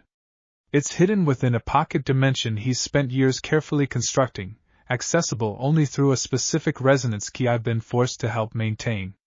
If you're serious about stopping him, I can get you there. But we need to move quickly. He's close to completing the artificial anchor. Closer than I let my reports to him suggest. Chapter 10. The pocket dimension Nix guided them into carried an unsettling, artificial quality unlike anything Issei had encountered in either of his two familiar worlds, its architecture built from the same resonance principles Dr. Voss's careful, deliberate research had pioneered, but twisted here into something colder, more purely functional. Every corridor and chamber designed with clinical efficiency rather than the organic, considered growth that had shaped the Academy's genuine bridge. He's close, Nix warned, leading the combined group of issei, Hookie, Valley, and a small contingent from Rias's peerage who had crossed through the bridge specifically for this confrontation, deeper into the facility's humming, artificial heart. The primary chamber is just ahead. Whatever we're going to do, we need to do it before he completes the final calibration. They found the curator in a vast, circular chamber at the facility's center, surrounded by instruments that dwarfed even Dr. Voss's most ambitious equipment. A tall, thin figure whose face remained obscured beneath a hood despite the chamber's bright, artificial lighting. At the room's center, suspended within a containment field crackling with barely restrained energy, a small, pulsing fragment of familiar, unsettling darkness writhed against its captivity, unmistakably a remnant of the same ancient hunger they had fought and defeated months before. Impressive, the curator said, turning to face the intruding group with unhurried, unbothered calm. I confess I didn't expect visitors quite this soon. Nix, I see your loyalty proved less durable than I'd hoped. My loyalty was never truly yours, Nix said, stepping forward with newfound, defiant resolve. Not once I understood what you actually intended to build. The curator's attention shifted to issei, studying him with the same clinical, unsettling calm that had characterized his entire demeanor since their arrival. The Red Dragon Emperor, he said. I've studied your bridge extensively, from a careful, respectful distance. Remarkable work, genuinely. But flawed, in ways your careful sentimentality prevented you from ever properly addressing. Flawed how? Issei asked, boosted gear already blazing bright along his arm, every instinct sharpening toward the confrontation now clearly, unavoidably approaching. You built a connection that depends entirely on the strength of your relationships, the curator said, gesturing toward the writhing fragment contained within the crackling field beside him. A beautiful achievement, but fragile, ultimately, in ways you've been fortunate enough not to have tested to their true limit. I intend to build something considerably more reliable. An anchor that draws its stability not from fickle, mortal bonds, but from pure, controlled resonance architecture. Power without the vulnerability of sentiment. Chapter 11. That's not strength, Issei said, stepping forward, the full weight of everything the past year and a half had taught him hardening into unshakable conviction. That's just a different kind of weakness. You're trying to build something that can't be hurt by betrayal or loss, but you're also building something that can never actually grow, or protect anything worth protecting. Connection isn't a flaw to be engineered away. It's the entire point. The curator's expression, what little of it remained visible beneath his hood, carried something like genuine, dismissive amusement. Sentiment, he said. Precisely the fragility I intend to remove from the equation. Watch, and understand exactly what true, unassailable power actually looks like. He gestured toward the containment field, and the writhing fragment within surged violently against its crackling boundary, the curator's instruments flaring bright with sudden, focused activity, as the final calibration he had warned them was so close to completion began. With alarming speed, its concluding sequence. He's finishing it now! Nix called out, alarm cutting sharp through her voice. We need to stop this immediately, or the anchor will stabilize permanently. Vala moved first, silver-white wings flaring as he launched toward the containment field with focused, decisive speed, Hookie close behind him, blade already drawn. The curator responded with a defensive barrier that crackled to life around his equipment, considerably more sophisticated than anything his unhurried demeanor had suggested he might possess, deflecting Vala's opening strike with unsettling ease. You've grown reckless, White Dragon Emperor, the curator observed, his clinical calm still unbroken despite the sudden chaos of the confrontation. I anticipated resistance. I did not anticipate quite this level of desperate urgency. Then you underestimated exactly how much we're willing to fight for, Issei said, boosted gear surging to full power as he joined the assault. The combined strength of dragon and blade and every ounce of hard-won skill both worlds had helped him cultivate driving hard against the curator's sophisticated, artificial defenses. The battle that followed carried a different texture than any of the confrontations before it, not the vast, cosmic struggle of the Between's original assault, but something more intimate, more urgently personal, a fight against a single, calculating mind determined to prove that power stripped of connection could somehow prove superior to everything Issei and his found family had spent a year and a half building together. Chapter 12. The curator's defenses, formidable as they proved, began finally to crack under the sustained, coordinated assault of Issei's combined strength, Vala's rival power, Hookie's precise, disciplined strikes, and the growing contribution of Risa's peerage members as they pressed their advantage against a facility never designed to withstand quite this concentrated a resistance. "The containment field is destabilizing," Nyx called out, working frantically at a secondary console she had moved to the moment the battle began, her own hard-won technical knowledge of the facility proving invaluable even amid the chaos. "If his calibration completes while the field is unstable, I don't know what will happen to the fragment inside. It could be catastrophic. Then we finish this before it reaches that point," Issei said, pressing his advantage against the curator's weakening defenses with renewed, focused urgency. Drake's ancient awareness surged alongside his own determination, the boosted gear's power climbing toward levels that few of Drake's countless wielders across history had ever fully commanded. "Partner," the dragon's voice rose steady and certain amid the chaos. "This man believes strength divorced from connection represents the truest form of power. Show him precisely how wrong that belief actually is." The final strike, when it came, carried the same fundamental resonance Issei had once wielded against the Between itself, not raw destructive force alone, but the accumulated weight of every bond, every hard-won friendship, every fierce and unbroken love that had carried him through this extraordinary journey, driven directly against the artificial, hollow architecture the curator had spent years so carefully, coldly constructing.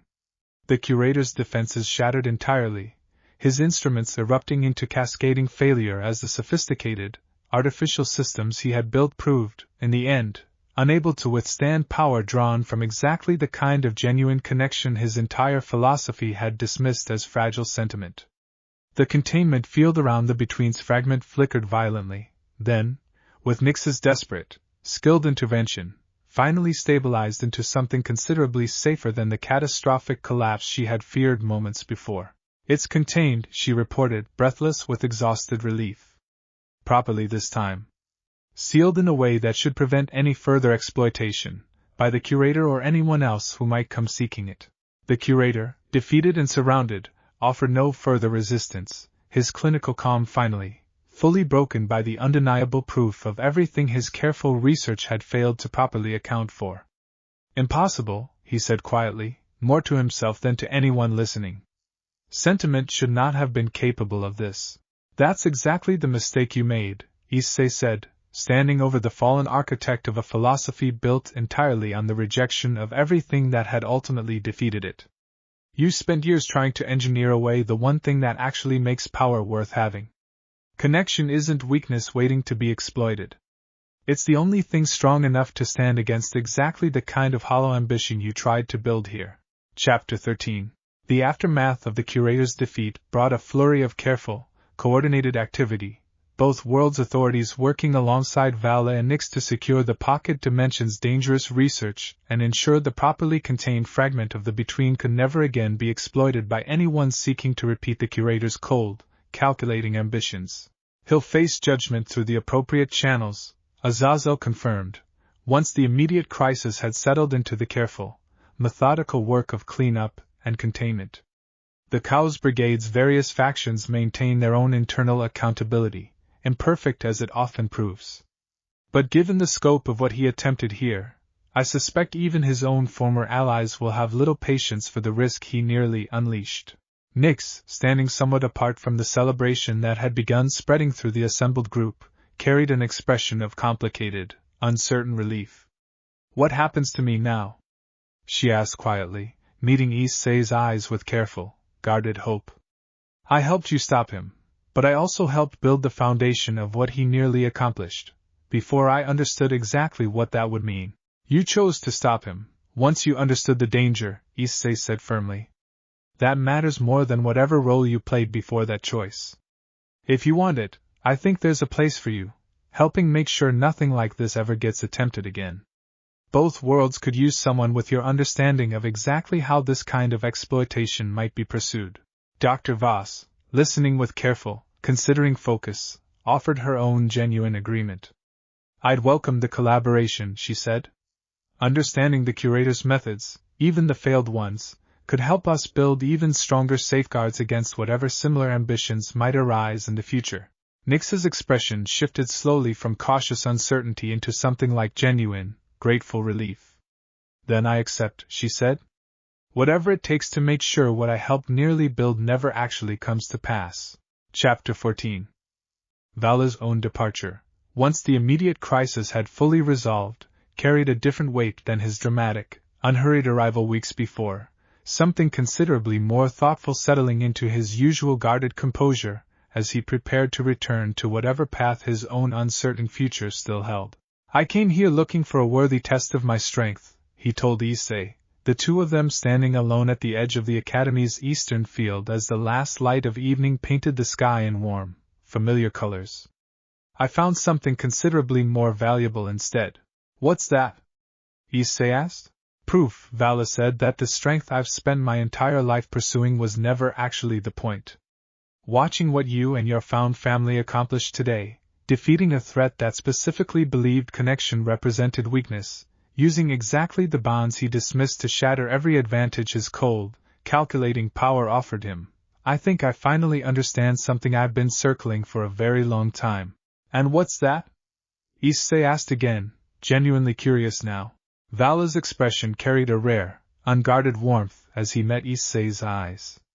That strength without connection is exactly as hollow as the curator's philosophy proved to be, he said.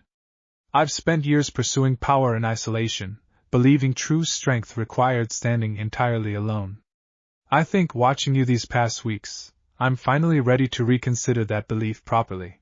The admission settled into something that felt, to Issei, like the genuine beginning of an unlikely but valuable friendship, a rival transformed, through shared trial and hard-won mutual respect, into something considerably more meaningful than the guarded, competitive relationship their earlier history had suggested. You'd be welcome here, Issei said. Both here and across the bridge, whenever you want it. I think we could both use a friend who understands exactly what it means to carry this kind of power, and exactly how much more meaningful it becomes when you don't have to carry it alone. Vala considered the offer for a long, thoughtful moment, then nodded, something like genuine, hesitant hope entering his usually guarded expression. Perhaps I will take you up on that, he said. Though I make no promises about becoming quite as sentimental as the rest of your considerable found family.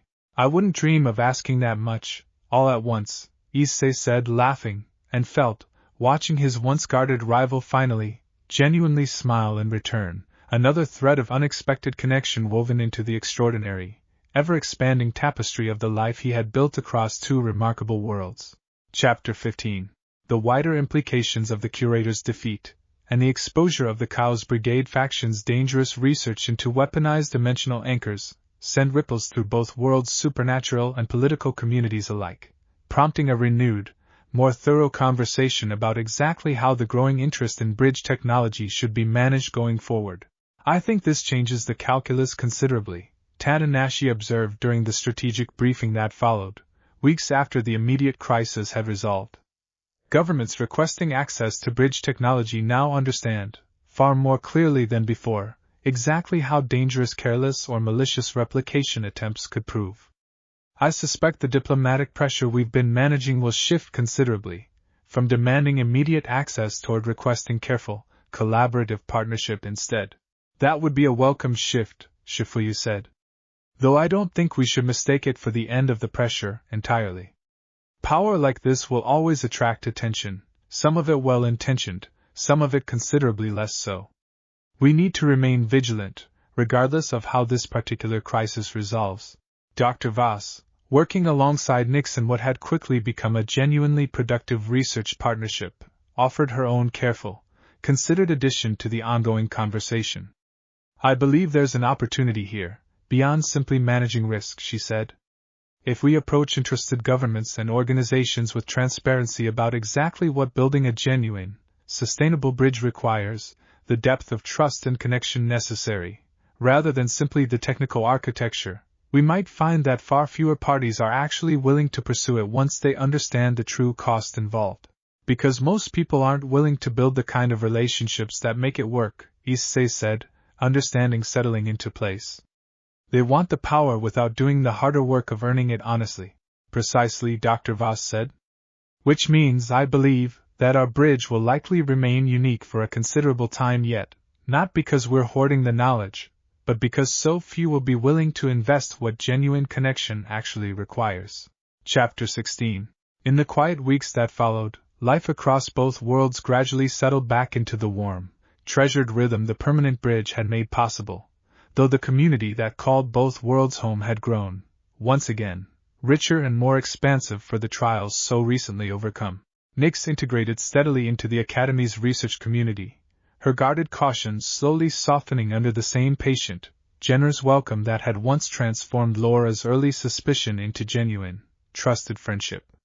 Vala visited more frequently than his initial hesitant offer had suggested he might, his guarded nature gradually yielding to the same found family warmth that had claimed so many hearts before his own, until even Hooky, initially wary of the rival dragon's imposing presence, found herself genuinely looking forward to his increasingly regular visits. He's grown on me, she admitted to issei one evening, the two of them watching Vala engage in an unexpectedly good-natured sparring match against the Chica on the Academy's training field. I didn't expect that, honestly. He seemed so guarded, so distant, when he first arrived. People change, issei said, watching the match with quiet, contented satisfaction, when they finally find something worth changing for. I think he's been looking for exactly this, for a long time, without fully understanding what he was searching for. Chapter 17. On a peaceful evening nearly 2 months after the curator's defeat, the full, expanded circle of issei's extraordinary found family gathered once more on the Academy's rooftop, the familiar space that had witnessed so many of the journey's most significant moments now home to faces both old and newly welcomed, drawn together from across two worlds and, increasingly, from the unexpected connections both worlds continued forging with one another. Rhea sat close beside him, her hand warm in his own, while Hooky settled comfortably nearby, the easy friendship between the two women deepened further by every trial they had faced and overcome together. Vala stood somewhat apart, as was still his habit, though the distance carried none of the guarded wariness of his earlier visits, simply the quiet, comfortable presence of someone who had finally found a place worth returning to. Nyx sat with Dr. Voss and Miriam, already deep in some technical discussion that carried the easy rhythm of genuine, growing collaboration. I keep thinking about something, the curator said, issei admitted, looking out over the peaceful, star-filled sky above the Academy. That connection was fragile. A weakness waiting to be exploited. I understand now why he believed that, even though he was completely wrong. Why do you think he believed it? Rias asked. Because he never actually experienced what real connection looks like, issei said. Not the kind we've built. He saw bonds as transactions, as vulnerabilities to be calculated and exploited. He never understood that connection chosen freely, defended fiercely, and built on genuine trust doesn't weaken you. It's the strongest thing any of us will ever have. Hooky's hand found his other one, warm and familiar in the cool evening air. Then I suppose we'll just keep proving him wrong, she said. For as long as it takes. For as long as it takes, issei agreed, and looked out over the gathered circle of everyone who had chosen, again and again, across an extraordinary year and a half of trial and triumph, to stand beside him rather than walk away, grateful beyond measure for a heart that had learned, through every difficult and wonderful step of this remarkable journey, exactly how much it was capable of holding when given the courage to keep opening. Chapter 18. Later that night, once the gathering had gradually wound down and the rooftop had settled into peaceful quiet, issei found himself alone for a few final moments before returning to the warm, familiar company still waiting inside, Drake's steady presence offering its usual thoughtful company in the comfortable silence. We have faced considerable trials since that first, accidental fall through an unstable rift, partner, the dragon observed, ancient satisfaction coloring every word. An entity that fed on connection itself. A rival transformed into genuine friend. A cold, calculating philosophy that believed strength required standing entirely alone, proven wrong by the very thing it dismissed as weakness. I find myself curious what challenge this extraordinary life will offer next. Whatever it is, Issei thought back, watching the peaceful night sky stretch on above the academy that had become, alongside Ko, a true and permanent home. I think we're ready for it. All of us together? I believe you may be right, Drake agreed, warmth and pride settling into his ancient voice. Though I suspect, knowing you as well as I now do, that whatever trial awaits will find you meeting it exactly as you've met everything else.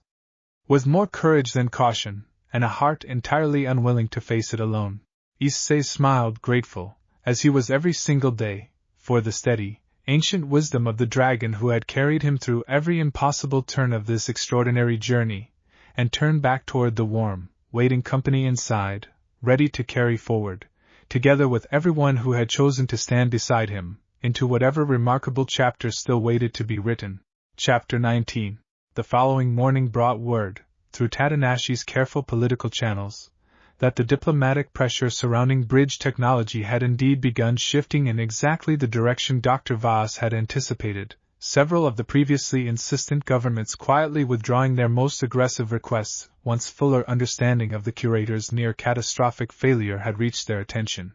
It seems fear of repeating his mistake has done more to temper their ambitions than any diplomatic argument I could have offered, Tadanashi reported, a note of wry satisfaction coloring her usually strategic tone. Though I suspect a few will still pursue more careful, collaborative partnership eventually. Just not with quite the same reckless urgency as before. That's a fair outcome, Shifuyu said. Better a partnership built carefully, on genuine trust, than one hurried by fear or ambition into something dangerous. Issei, listening to the report with the same steady, grateful contentment that had become such a constant companion since the permanent bridge's activation, felt the truth of that settled deep into his understanding of everything the past year and a half had taught him. Every trial, every hard-won victory, every unexpected friendship forged through shared danger and shared triumph, all of it traced back to the same fundamental truth the curator had so thoroughly, catastrophically failed to understand. Connection, chosen freely and defended fiercely, was never a weakness waiting to be exploited. It was the truest strength either world had ever offered him, and he intended, for as long as this extraordinary life continued unfolding before him, to keep choosing it, again and again, with every ounce of courage and gratitude his heart still had left to give. Chapter 20. Nix's integration into the Academy's community, while steady, carried its own particular challenges, the weight of her past involvement with the curator's dangerous ambitions occasionally surfacing in quiet moments of doubt that Issei recognized, having carried similar burdens of his own across this extraordinary journey. He found her alone in the research lab one evening, several weeks after the curator's defeat, staring at data readouts with an expression that carried more troubled uncertainty than focused scientific interest. "You look like someone carrying more weight than the work in front of you requires," he observed, settling into the seat across from her. Nix's expression carried a complicated tangle of gratitude and lingering guilt. "I keep thinking about how close I came to helping him succeed," she admitted. "Weeks of stalling, yes, but weeks before that, genuine, willing participation. I understand why everyone here has chosen to trust me. I'm still working out how to trust myself the same way." "I understand that better than you might expect," Issei said gently. "Not the same circumstances, but the same feeling. Wondering if the person you've become is strong enough to outweigh choices you made before you fully understood what they meant." "How did you work through it?" Nix asked. "I let people who cared about me remind me, when I couldn't quite believe it myself, that growth matters more than a clean, unblemished past," Issei said. "Nobody here expects you to have never made a mistake, Nix. They just need to see, over time, that you're genuinely committed to being better than that mistake. And from what I've watched these past weeks, you already are." Something in Nix's expression eased at the words, gratitude settling more fully into place alongside the lingering uncertainty. "Thank you," she said quietly. "I think I needed to hear that from someone who actually understands, rather than simply offering easy reassurance."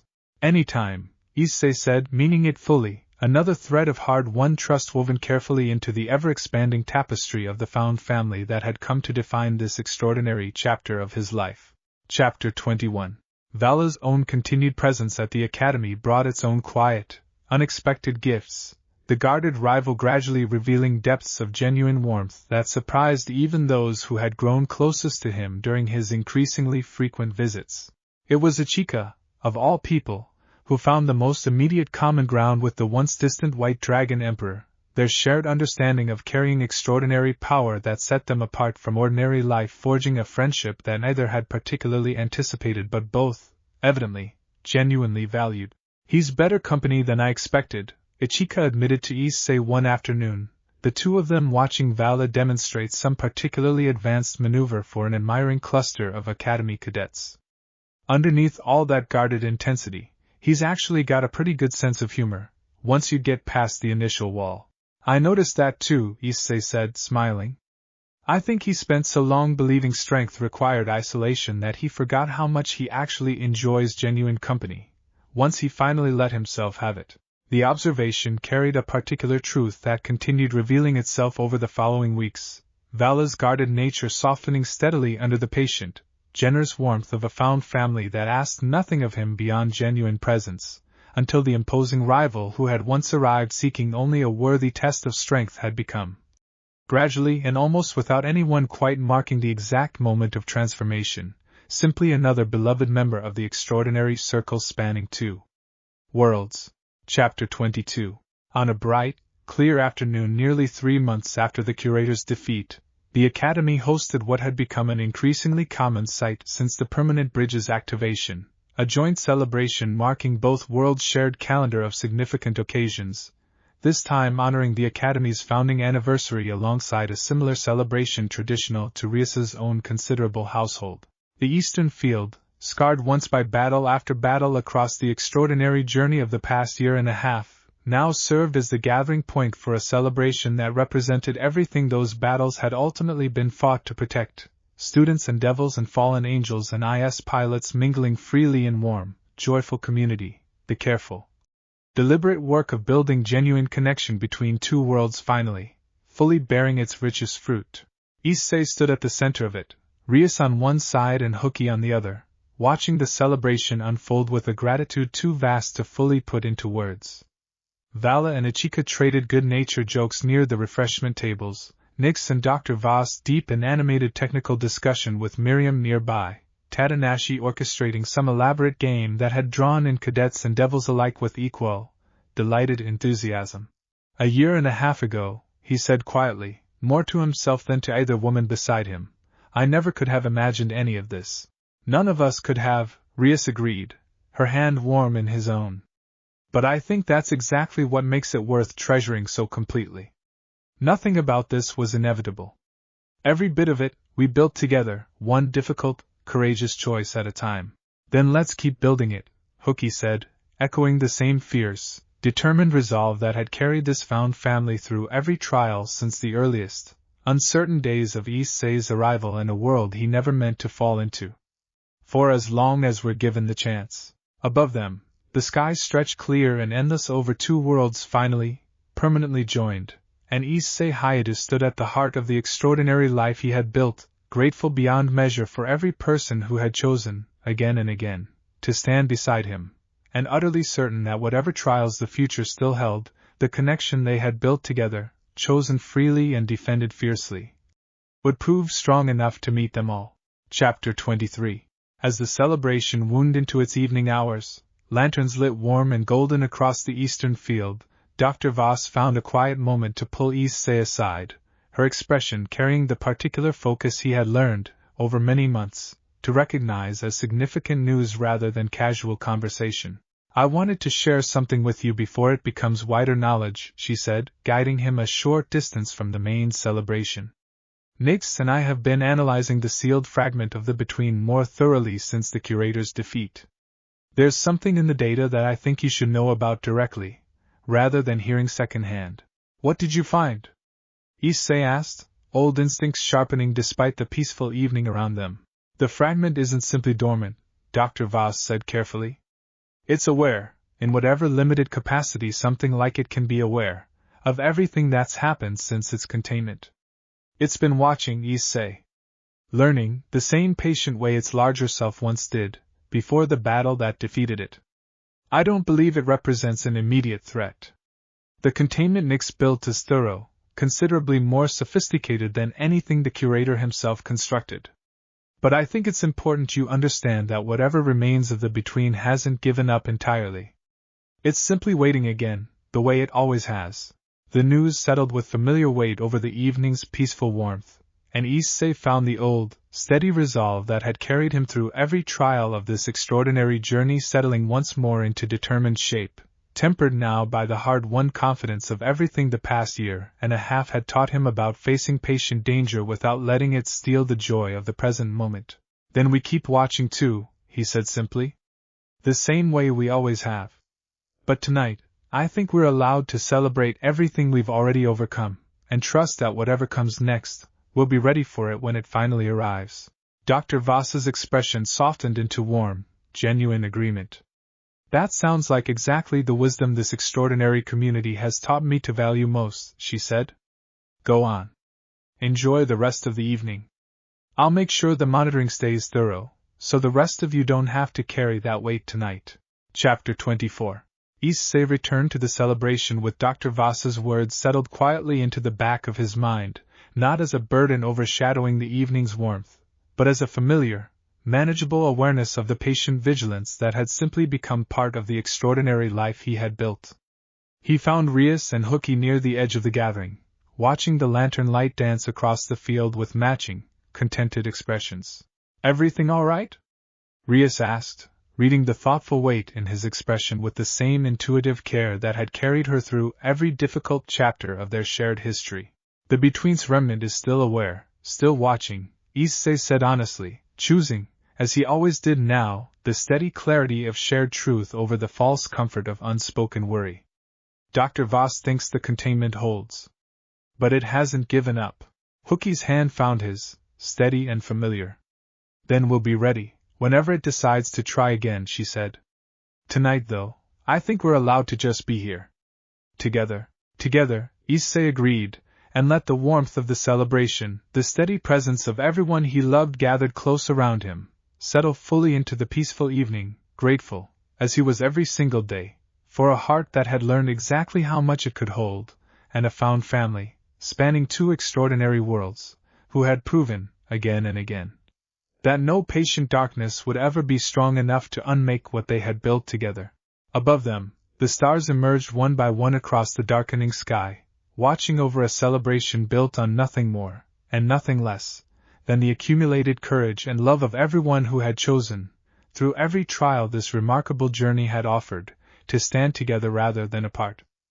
Whatever waited in the patient dark beyond the barrier, it would find, whenever it finally chose to test that resolve again, a bridge and a found family stronger than anything it had yet encountered, ready and waiting, exactly as they had always been. Chapter 25. Late that night, long after the celebration had finally wound to its peaceful close, Issei walked the quiet paths of the academy one final time before retiring, Drake's steady presence a familiar, comforting companion in the cool night air. You carry a great deal, partner, the dragon observed, warmth and wisdom coloring his ancient voice. A bridge between worlds. A found family spanning both sides of it. A patient danger that has not yet finished testing your resolve. Many would find such weight unbearable. I don't think of it as weight, Issei thought back, looking out over the peaceful, moonlit campus that had become, alongside a clubroom full of crimson magic and devoted devils, a true and lasting home. I think of it as everything worth living for. The weight only matters if you're carrying it alone. I'm not. I never have been, not since the very beginning. Drake's answering warmth carried the particular satisfaction of an ancient dragon who had, across countless centuries and countless wielders, finally found a partner who understood something few others ever fully grasped. Then rest well tonight, partner, he said. Tomorrow, and whatever trials it eventually brings, we'll still be there to meet, whenever it finally arrives. Issei smiled, grateful for the wisdom, and turned back toward the dormitory, toward Hookie's quiet, steady presence, and across the ever-open bridge, toward Rias's fierce, unbreakable love, carrying forward, as he always had, the accumulated courage and connection of two remarkable worlds that had, against every reasonable expectation, become, together, simply and completely home. Chapter 26. Morning arrived quietly over the academy, the celebration's warmth still lingering in the air even as ordinary routine slowly reasserted itself across the campus. Issei woke early, the resonance tracker on his bedside table humming its familiar, steady pulse, and found himself, for a long, quiet moment, simply grateful for the ordinary miracle of another peaceful day. He met Hookie for their usual morning training, then crossed the bridge for a quiet breakfast with Rias before the day's responsibilities fully claimed them both. Two worlds, one steady rhythm, built across a year and a half of courage and sacrifice into something that no longer felt extraordinary so much as simply, wonderfully his. Whatever patient danger still watched from beyond the barrier, whatever trials the future still held for two worlds bound together by nothing more, and nothing less, than hard-won and unbreakable love, Issei Hayate faced the new day exactly as he had learned to face every day since falling through an unstable rift into a stranger's hangar, with gratitude, with courage, and with a heart finally fully at peace with everything it had learned to hold. Somewhere far beyond the reach of either world's understanding, a patient fragment of ancient hunger continued its quiet, careful watch, still waiting, still learning, content for now to let the bridge stand strong while it gathered whatever understanding it still needed for whatever moment it eventually chose to try again. But that moment, whenever it came, was a trial for another day. Today belonged to peace, and to everyone brave enough to have built it, together, across two worlds that had learned, through every extraordinary trial of the past remarkable year and a half, exactly how much love was capable of protecting when it was given the courage to be shared in full. Chapter 27. And so, exactly as it had every morning since the permanent bridge first opened, the sun rose steady and warm over two worlds joined as one, carrying forward a story far from finished, but resting, for now, in the hard-won, peaceful certainty of everything courage and connection had already, remarkably, accomplished together. Chapter 28. In the days and weeks that followed, life continued its steady, treasured rhythm across both worlds, each morning a quiet testament to everything an unlikely fall through an unstable rift had ultimately made possible. Issei carried the lessons of the curator's defeat with him always, a reminder that power, however vast, meant little without the courage to build it on genuine, chosen connection rather than isolation or fear. He thought, often, of the stray cat whose safety had first sent him tumbling into this extraordinary journey, wondering whether it had ever understood the vast, remarkable chain of events its small, frightened life had ultimately set into motion. He liked to think, in his more sentimental moments, that some small piece of gratitude might have followed him across every world he had touched since, the same way gratitude now followed him through every quiet, ordinary, extraordinary day he was given to live fully, surrounded by everyone who had chosen to call him home. Whatever came next, he was ready. He always would be, now, with two worlds and a heart full of hard-won love standing steady behind him. Chapter 29. And on that peaceful note, the latest extraordinary chapter of Issei Hayate's remarkable life settled quietly into rest, not an ending, but simply a breath before whatever came next, held safe within a bridge built to last, and a found family that had proven, beyond any doubt, exactly how far love was willing to travel to keep everyone it treasured safe. Act 8. Chapter 1. The summons arrived through the bridge on an otherwise ordinary morning, carried not through the usual, informal channel Issei and Rias had grown accustomed to over months of easy, constant connection, but through a formal, sealed message bearing the unmistakable crest of House Gremory. "My mother wants an audience," Rias said, her expression carrying a complicated mixture of fondness and wary anticipation as she studied the elegant, formal script. "Both of us, together, at the family estate. She's rarely this formal, unless the matter carries real significance." Issei felt a flicker of nervous curiosity settle alongside his usual steady confidence, the particular anxiety of a young man who had faced ancient entities and rival dragon emperors with considerably more ease than he currently felt at the prospect of a formal audience with Rias's mother. "Any idea what this is about?" "A few," Rias admitted, a small, knowing smile touching her expression despite the formality of the summons. "House Gremory has watched our relationship, and everything we've built together these past 2 years, with considerable interest. I suspect my mother believes the time has come to discuss what that relationship should formally become, particularly given how thoroughly our two worlds have grown intertwined. The implication settled warm and significant into issei's chest, and he found himself walking beside Rias toward the resonance chamber that would carry them to the underworld, thinking of everything the past 2 extraordinary years had built between them, from a desperate, accidental separation to a bond that had ultimately proven strong enough to defeat an entity that fed on connection itself. "Are you nervous?" Rias asked, catching the thoughtful weight of his expression. "A little," Issei admitted, laughing softly. "I've fought ancient entities and rival dragon emperors. Somehow meeting your mother formally still manages to feel more intimidating." "She'll adore you," Rias said, warm certainty coloring her voice. "She already does, honestly. This audience isn't about convincing her of anything. I suspect it's about formalizing what she already considers settled." Chapter 2. The Gremry estate, when they arrived, carried the same grand, elegant beauty Issei remembered from his earliest visits to the underworld, though he found himself noticing details now that his younger, more overwhelmed self had likely missed entirely, the careful architecture blending ancient tradition with the kind of considered, deliberate grace that reminded him, increasingly, of Rias's own thoughtful leadership.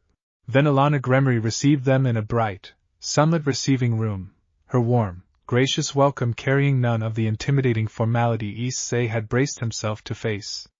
"Issei," she said, embracing him with genuine affection before he had even fully crossed the threshold. "It's wonderful to see you again, properly, rather than through hurried updates about whatever crisis you've most recently overcome." "It's good to see you too," Issei said, some of his earlier nervousness easing under the warmth of her greeting. "Rias mentioned you wanted to discuss something significant."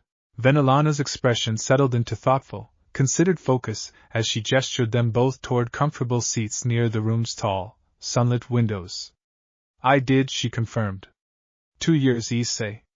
2 years since you fell into an unfamiliar world, and nearly that long since you found your way back to us, and to Rias. In all that time, you've defended 2 worlds against threats that would have overwhelmed lesser hearts entirely, built a bridge that scholars across the underworld still marvel at, and never once wavered in the devotion you've shown my daughter, even across circumstances that would have tested any bond far less genuine than yours. "I love her," Issei said simply, meeting Venelana's warm, considering gaze without hesitation. "That's never been in question, not for a moment, no matter what circumstances tried to test it." "I know," Venelana said, warmth deepening in her expression. "Which is precisely why House Gremry believes the time has come to formalize what has, in every meaningful sense, already been true for quite some time. We would like to announce a formal engagement between you and Rias, celebrated properly across both worlds you've worked so hard to bind together." Chapter 3. The announcement, though not entirely unexpected given the weight of the summons, still settled over Issei with a wave of overwhelming, joyful significance, and he found himself glancing toward Rias, searching her expression for confirmation of exactly how deliberately this conversation had been anticipated. "You already knew," he said, understanding dawning as he took in the barely contained anticipation in her expression. "I suspected," Rias admitted, warm laughter coloring her voice. "My mother mentioned considering this several months ago. I wanted you to hear it properly, formally, rather than simply assuming it was already decided between us." She reached for his hand, her expression softening into something achingly sincere. "But yes, Issei. If you'll have me, formally and completely, I would very much like to become your wife." "Of course," Issei said, the words carrying no hesitation whatsoever. 2 years of hard-won love and sacrifice and unbreakable devotion crystallizing into a certainty that felt, in this moment, like the most natural conclusion his entire extraordinary journey had been building toward. "There's no version of my life, in either world, that I'd want without you at the center of it." Venelana's expression carried genuine, delighted warmth at the exchange, though her next words carried a note of careful, practical consideration that tempered the room's joyful atmosphere with necessary complexity. "I should mention," she said, "that a formal engagement between the heir of House Gremry and someone with your unique standing across 2 worlds carries political weight beyond simply personal celebration. Given everything you've built, this engagement will likely be viewed, by both worlds' political structures, as a formal symbol of the alliance between them. That carries opportunity, but also, I suspect, some resistance from those who remain uncertain about how thoroughly our worlds should be intertwined. What kind of resistance? Issei asked, old instincts sharpening at the implication. There remain factions within the underworld's nobility who view the bridge, and everything it represents, with considerable wariness, Venelana said carefully. Not enemies, precisely, but voices who believe closer integration between our world and yours carries risks that outweigh its benefits. A formal engagement, celebrated openly across both worlds, will likely draw their attention and their objections more directly than anything that's come before it. Issei absorbed the warning with the same steady, practiced resolve that had carried him through every previous political complication of his extraordinary journey. Then we faced that the same way we've faced everything else, he said, glancing toward Rias with quiet, unshakable certainty. Together, and honestly, without letting anyone's fear diminish what we've built. Chapter 4. The news, once formally announced, spread quickly across both worlds, greeted overwhelmingly with the same warm, genuine celebration that had come to characterize the deep, hard-won bonds between the two communities Issei had spent 2 extraordinary years helping bind together. But amid the joyful congratulations, Issei found himself carrying a quieter, more complicated concern, one he addressed directly during a private conversation with Hookie shortly after the announcement reached the academy. I wanted to talk with you before this became public knowledge everywhere, he said, finding her on the familiar dormitory roof that had witnessed so many of their most significant conversations. I don't want you learning about this secondhand, or feeling like your place in my life has somehow been diminished by what Rias and I are formalizing.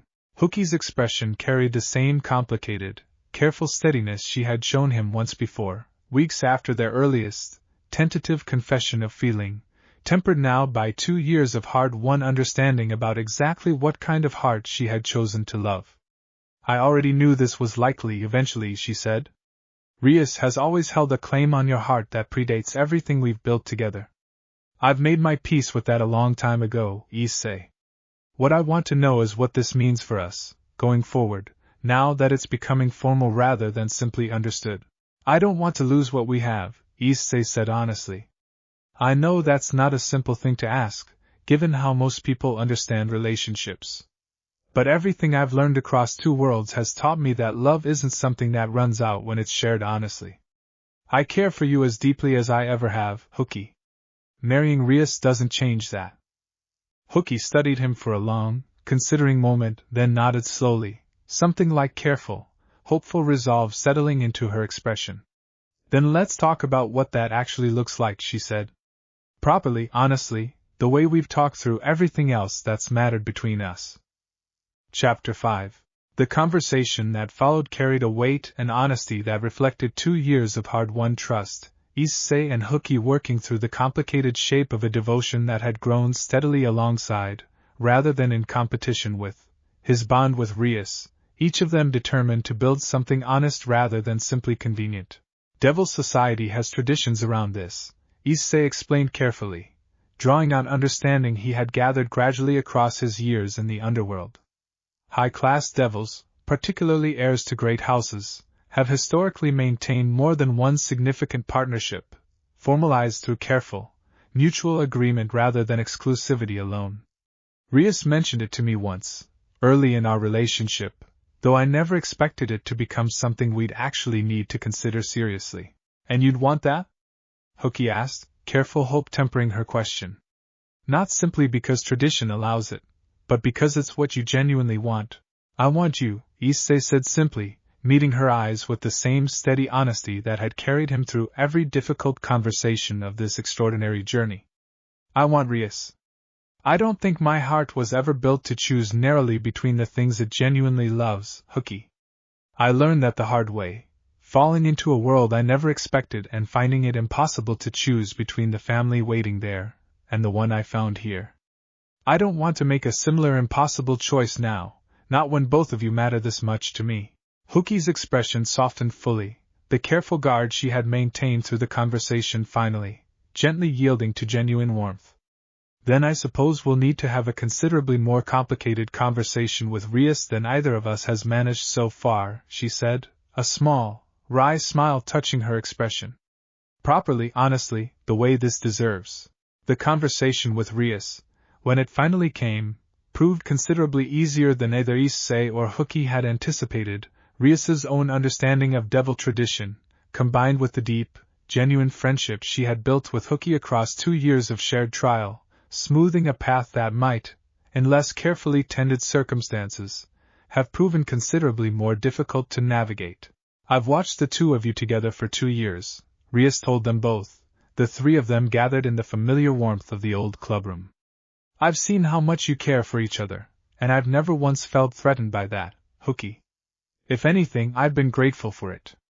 Issei's heart is large enough to hold both of us fully, and I would rather build something honest and complete than ask either of you to accept less than what you actually deserve. Chapter 6.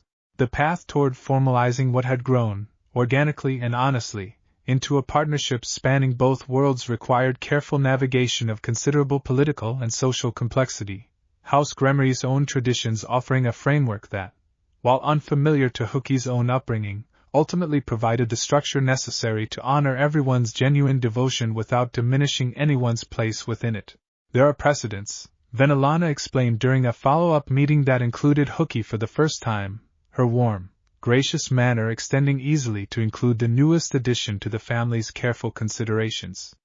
High-class devil houses have long recognized formal secondary partnerships, particularly in circumstances involving significant political or strategic value.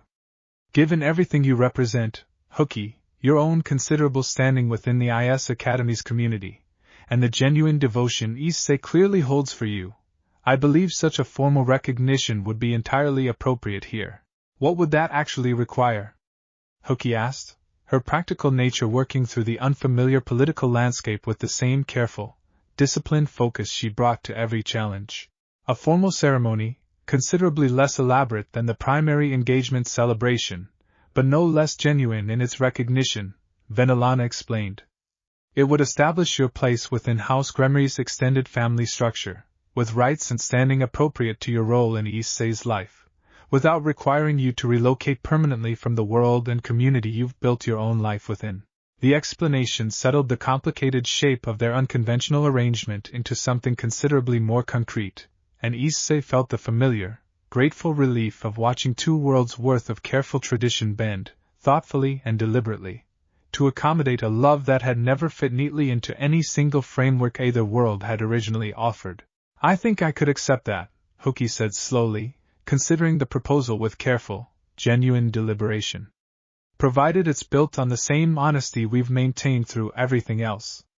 I don't want a formal title that exists only on paper. I want whatever we build to reflect what's actually true between us.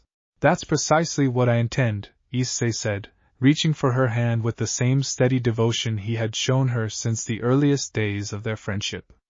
Whatever this becomes, formally or otherwise, it will always be built on exactly that kind of honesty. Chapter 7. The formal announcement of both the primary engagement and Hooky's recognition within House Gremery's extended structure reached the wider underworld within days, and with it came the first significant signs of the resistance Venelana had carefully warned them to expect. There's a faction forming, Sona Citri reported during an urgent briefing call at the old clubroom, her usual composed precision carrying an edge of genuine concern. Led by Marquis Valin Balthier, a minor but influential noble who has long argued against what he calls the dilution of devil society through excessive integration with human and cross-dimensional interests. He's using your engagement, and particularly Hooky's recognition, as a rallying point for concerns that have been building since the bridge's original construction. What exactly is he arguing? Rias asked, her expression sharpening with the same focused attention she brought to every serious political challenge. That formalizing this kind of arrangement sets a precedent that threatens the careful traditions distinguishing devil society from the worlds around it, Sona said. He's framing it as a matter of cultural preservation rather than simple prejudice, which makes his argument considerably more difficult to dismiss outright, even though I believe the underlying concern carries more fear than genuine substance. Azazel, joining the discussion with his usual thoughtful gravity, offered a further complication. Balthier isn't operating alone, he said. He's gathered support from several other noble houses who share similar concerns, enough combined influence that dismissing their objections outright could create exactly the kind of political fracture your marriage was meant to help heal rather than worsen. The news settled heavy over the gathered group, and issei felt the familiar weight of political complexity, considerably less straightforward than the physical threats he had grown accustomed to facing, settling into focus. So we need to actually address his concerns, he said slowly, rather than simply overpowering them or waiting for them to fade. Precisely, Sona confirmed. Which means, I suspect, a formal hearing before the broader devil nobility, an opportunity for both sides to present their case openly, rather than allowing this to fester through private political maneuvering alone. Chapter 8. The formal hearing, scheduled for 3 weeks hence, brought a renewed urgency to the careful, deliberate work of building genuine understanding rather than simply defending against opposition. Issei found himself, during the preparation period, drawing once again on the full breadth of experience both worlds had given him, working alongside Rias and her considerable political acumen to craft an argument that addressed Balthier's concerns honestly rather than dismissing them as simple prejudice. I don't think he's entirely wrong to worry, Issei admitted during one preparation session, surprising Rias with the honesty of the observation. Change this significant, this fast, genuinely does carry risk. I've seen that risk myself, watching how quickly government pressure escalated once the bridge's existence became known. I think the mistake isn't taking his concerns seriously. It's assuming the answer is retreat rather than careful, thoughtful growth. That's precisely the argument we should be making, Rias said, her expression brightening with genuine appreciation for the insight. Not dismissing his fear, but demonstrating that the alternative to careless integration isn't isolation. It's exactly the kind of deliberate, considered partnership we've spent 2 years building. The preparation drew in voices from across both worlds, Dr. Voss and Miriam offering technical testimony about the careful safeguards built into the bridge's architecture, Tadanashi contributing her considerable political expertise toward crafting arguments that would resonate with traditionally minded nobility, Hookie herself preparing to speak directly about the genuine, considered nature of the relationship Balthier's faction sought to characterize as reckless novelty. I want to speak for myself, Hookie said during one such session, her quiet determination carrying unmistakable conviction. Not simply have others argue on my behalf. If Balthier wants to question the legitimacy of what we've built, he should hear directly from someone who's lived every difficult, considered step of it. Are you certain? Issei asked, aware of exactly how significant, and potentially difficult, testifying before the full assembly of devil nobility might prove for someone entirely unfamiliar with that world's particular political customs. I've faced ancient entities and rival dragon emperors alongside you, Hookie said, a small, determined smile touching her expression. I think I can manage a room full of skeptical nobles. Chapter 9. The 3 weeks of preparation passed with the same disciplined, coordinated effort that had carried Issei and his found family through every significant trial of the past 2 extraordinary years. Both worlds' considerable combined resources focused now not on physical danger, but on the equally significant challenge of winning hearts and minds through honest, careful argument rather than force.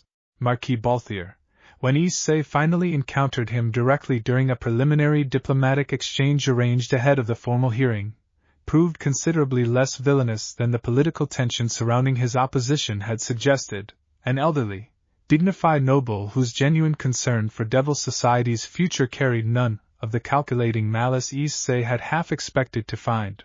I want to be clear, Balthier said, meeting Issei's gaze with careful, measured respect despite their opposing positions. This is not personal enmity, young man. I have heard considerable testimony about your courage, your sacrifice, the genuine good you've accomplished across 2 worlds. My concern is not with your character. It is with the precedent your union represents, and the pace at which our traditions are being asked to adapt to circumstances no previous generation ever anticipated. I understand that concern better than you might expect, Issei said honestly. I've watched firsthand how quickly change can outpace the safeguards meant to manage it responsibly. That's not something I take lightly, even as I believe, completely, in what Rias and Hookie and I are building together. Balthier studied him for a long, considering moment, something like grudging respect entering his dignified expression. Perhaps, he said, this hearing will prove more valuable than simple political theater, if you're willing to engage with the substance of my concern rather than simply dismissing it as prejudice unworthy of genuine consideration. That's exactly what I'm hoping for, issei said. I don't want to win this by making you look foolish, Marquis.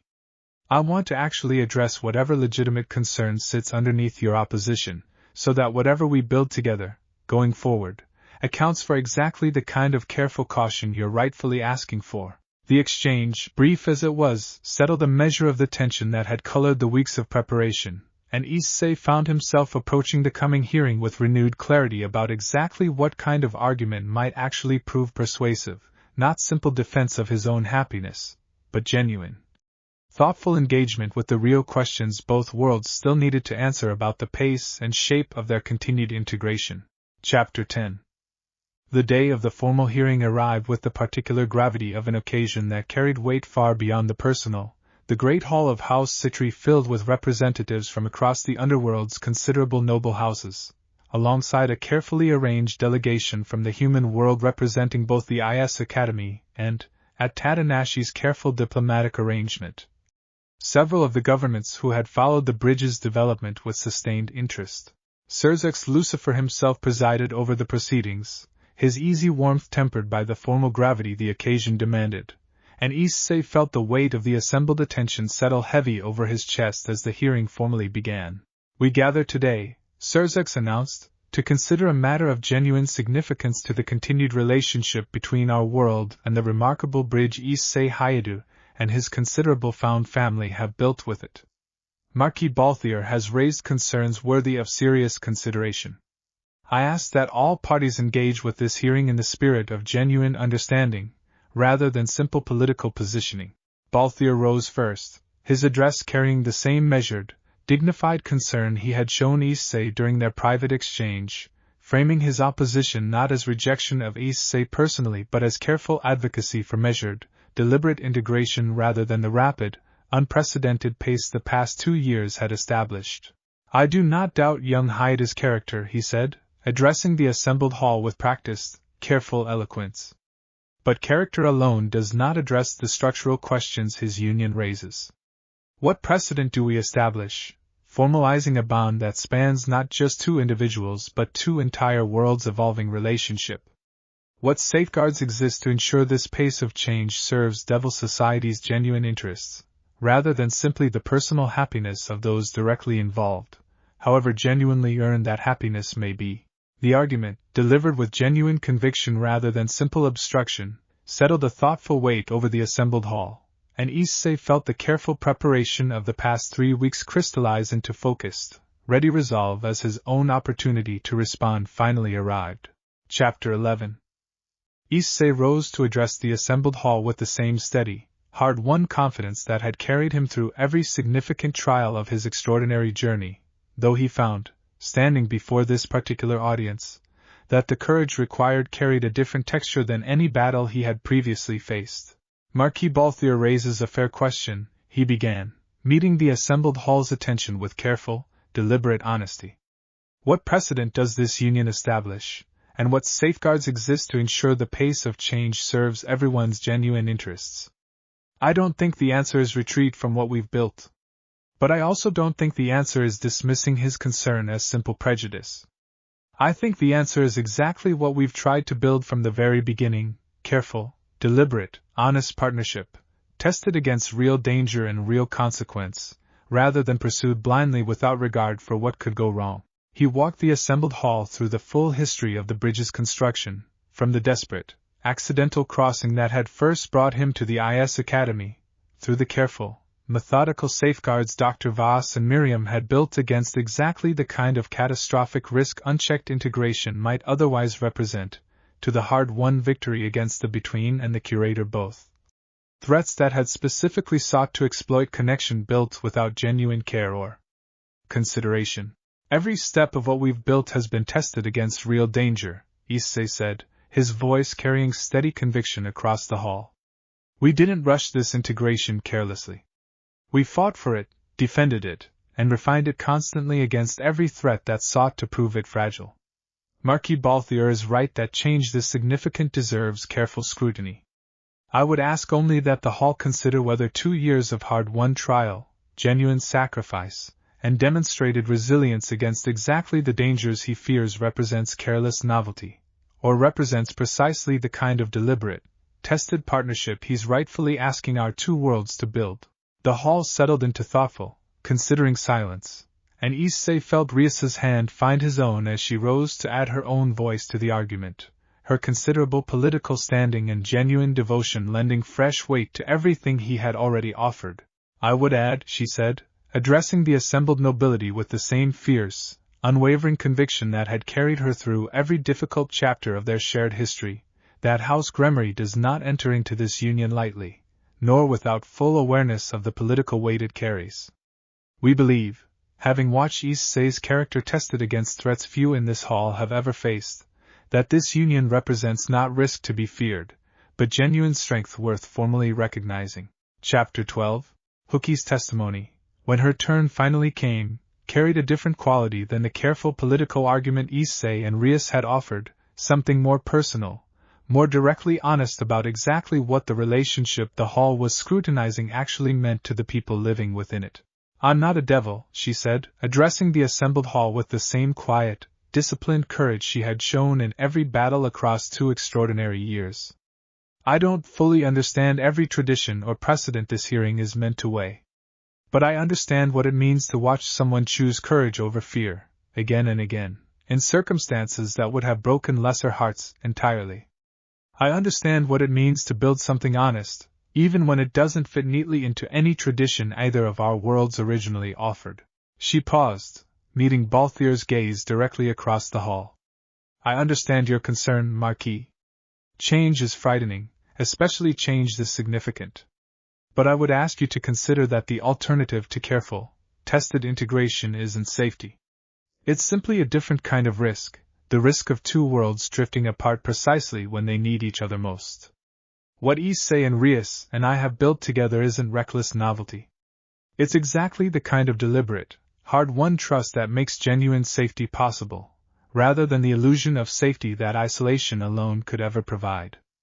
The hall fell into a longer, more considering silence following Hookie's address, and issei watched Balthier's expression carefully, searching for any sign of how thoroughly the combined testimony had actually shifted his genuine concern rather than simply his public position.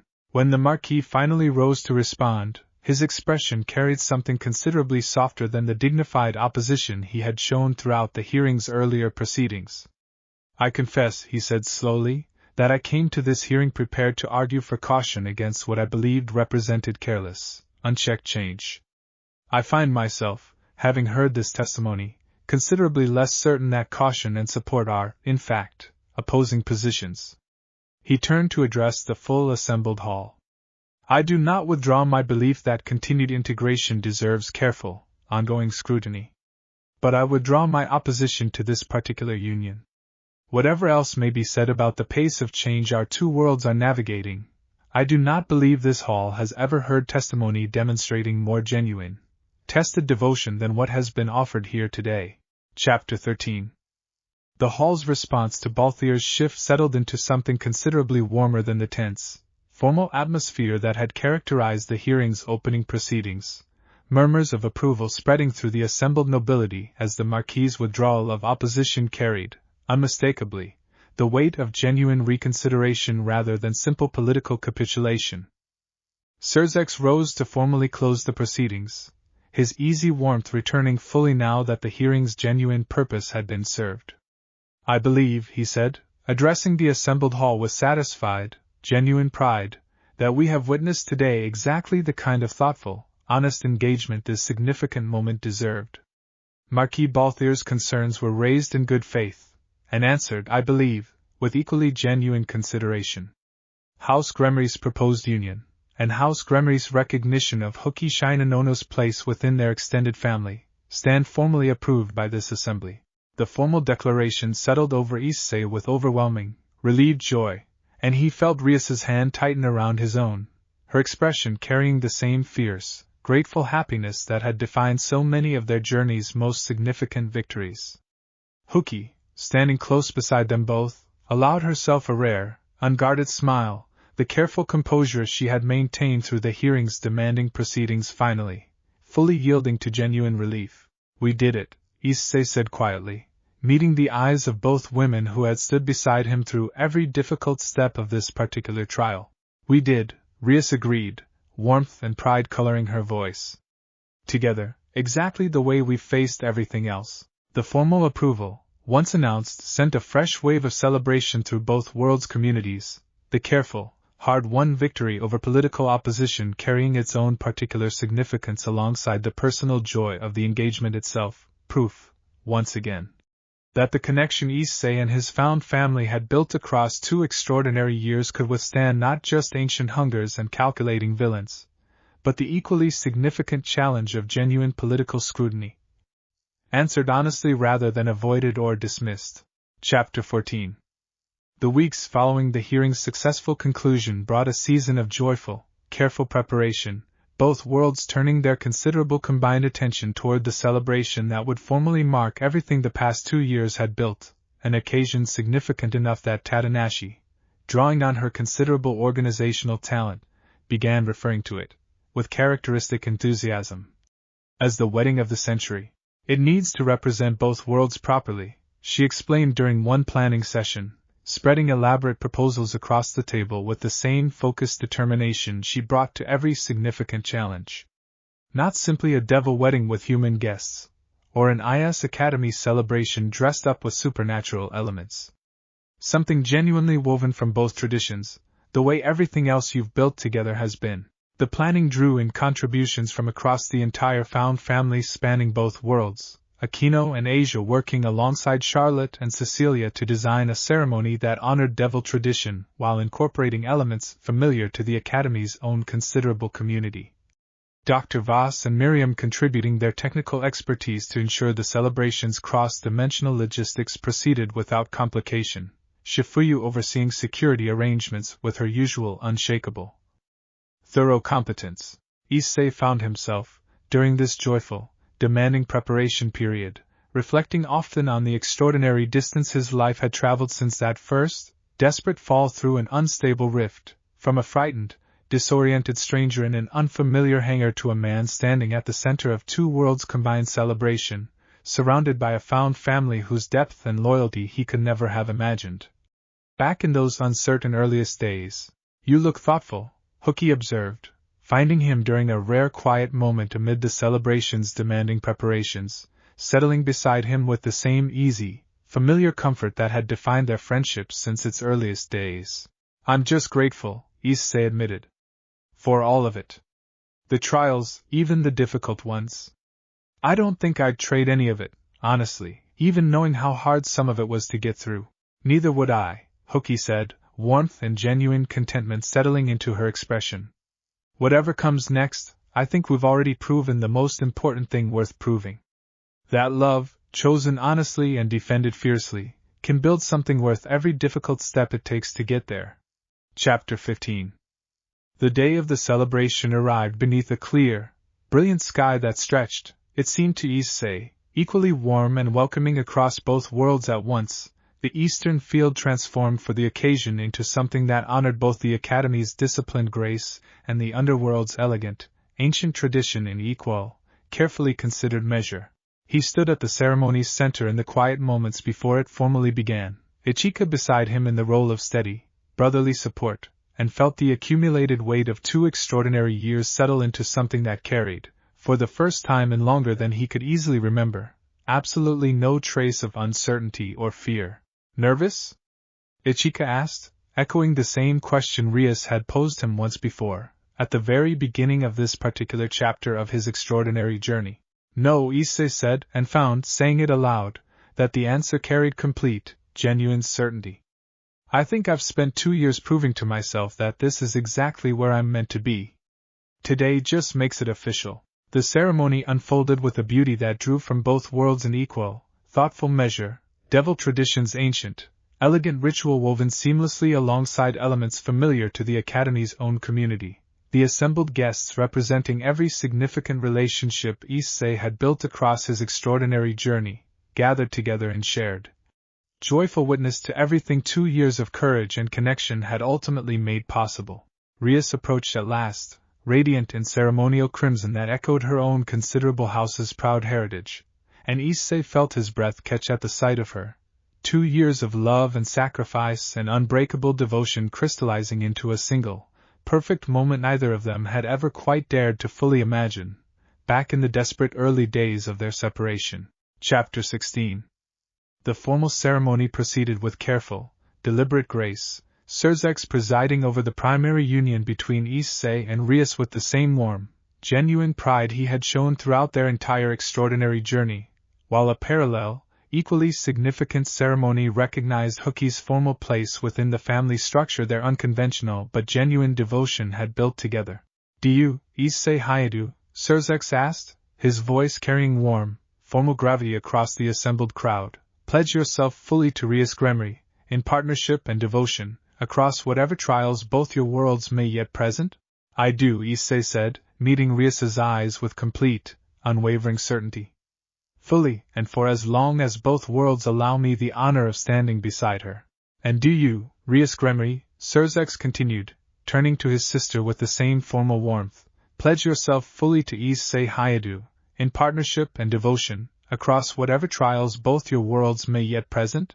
"I do," Rias said, her voice carrying the same unwavering certainty, 2 years of relentless searching and hard-won reunion crystallizing into a promise she had, in every meaningful sense, already been keeping since the moment she first felt his presence stir across an impossible, uncrossable distance. The formal recognition of Hookie's place followed with its own careful, considered ceremony, Venolana presiding personally over a ritual that honored the genuine, hard-won devotion issei and Hookie had built together without diminishing the primary significance of his union with Rias, a careful, thoughtful balance that reflected, issei thought, watching it unfold, everything both worlds had learned together about building connection honestly rather than forcing it into frameworks too narrow to hold its genuine shape. As the ceremony concluded, the assembled crowd erupted into overwhelming, joyful celebration, 2 worlds' considerable combined community gathering close around the family at its center, and issei found himself, surrounded by everyone who had chosen, across 2 extraordinary years, to stand beside him through every trial this remarkable journey had offered. Overwhelmed by a gratitude too vast and too complete to fully put into words. Chapter 17. The celebration that followed stretched long into the evening, both worlds' considerable combined community mingling in warm, joyful festivity across the transformed eastern field. Every face that had shaped issei's extraordinary 2-year journey gathered close and shared, genuine happiness. Ichika offered an enthusiastic, good-natured toast that drew warm laughter from the assembled crowd, recounting, with exaggerated dramatic flair, the story of issei's original, chaotic arrival in a restricted IS hangar, a tale that had, over 2 years, become something closer to cherished legend than simple history. Akino's own toast carried her characteristic playful warmth, teasing affection woven through genuine, heartfelt pride at watching issei build a life this rich and complete across 2 worlds she had once feared might permanently divide him from the family that loved him most. Valley, present at the celebration despite his still occasionally guarded nature, offered his own brief, characteristically understated remarks that nonetheless carried unmistakable, genuine warmth.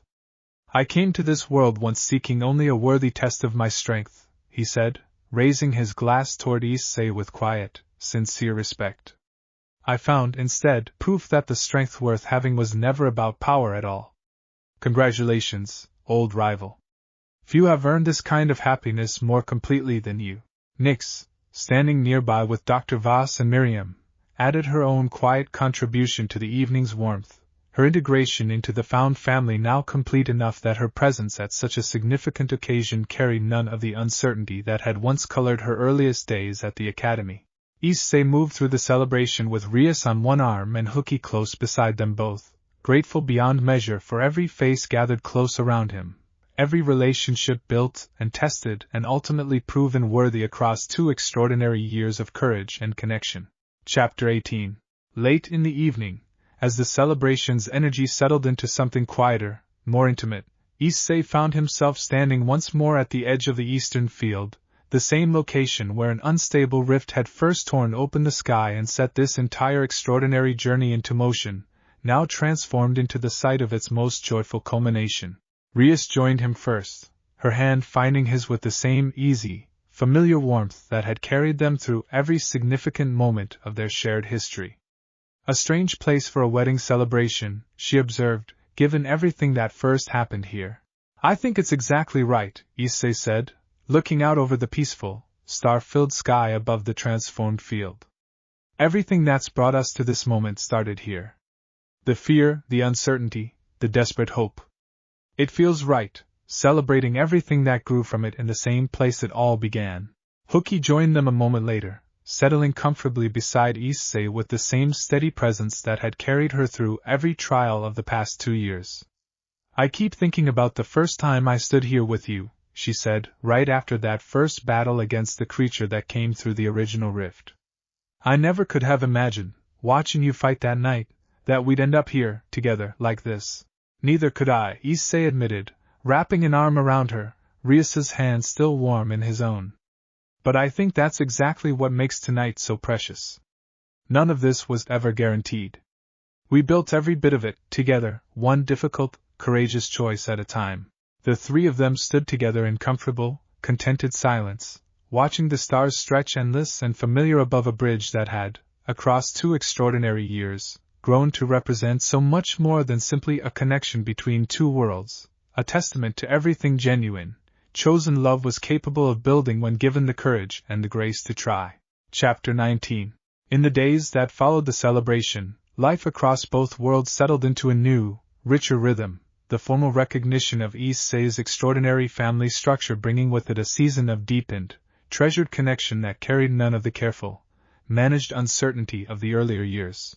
Marquis Balthier, true to his hearing's genuine reconsideration, became, somewhat unexpectedly, one of the bridge's more thoughtful ongoing advocates within the underworld's noble circles, his careful, considered scrutiny proving valuable in ensuring the continued integration between both worlds proceeded with exactly the kind of deliberate caution he had originally, rightfully demanded.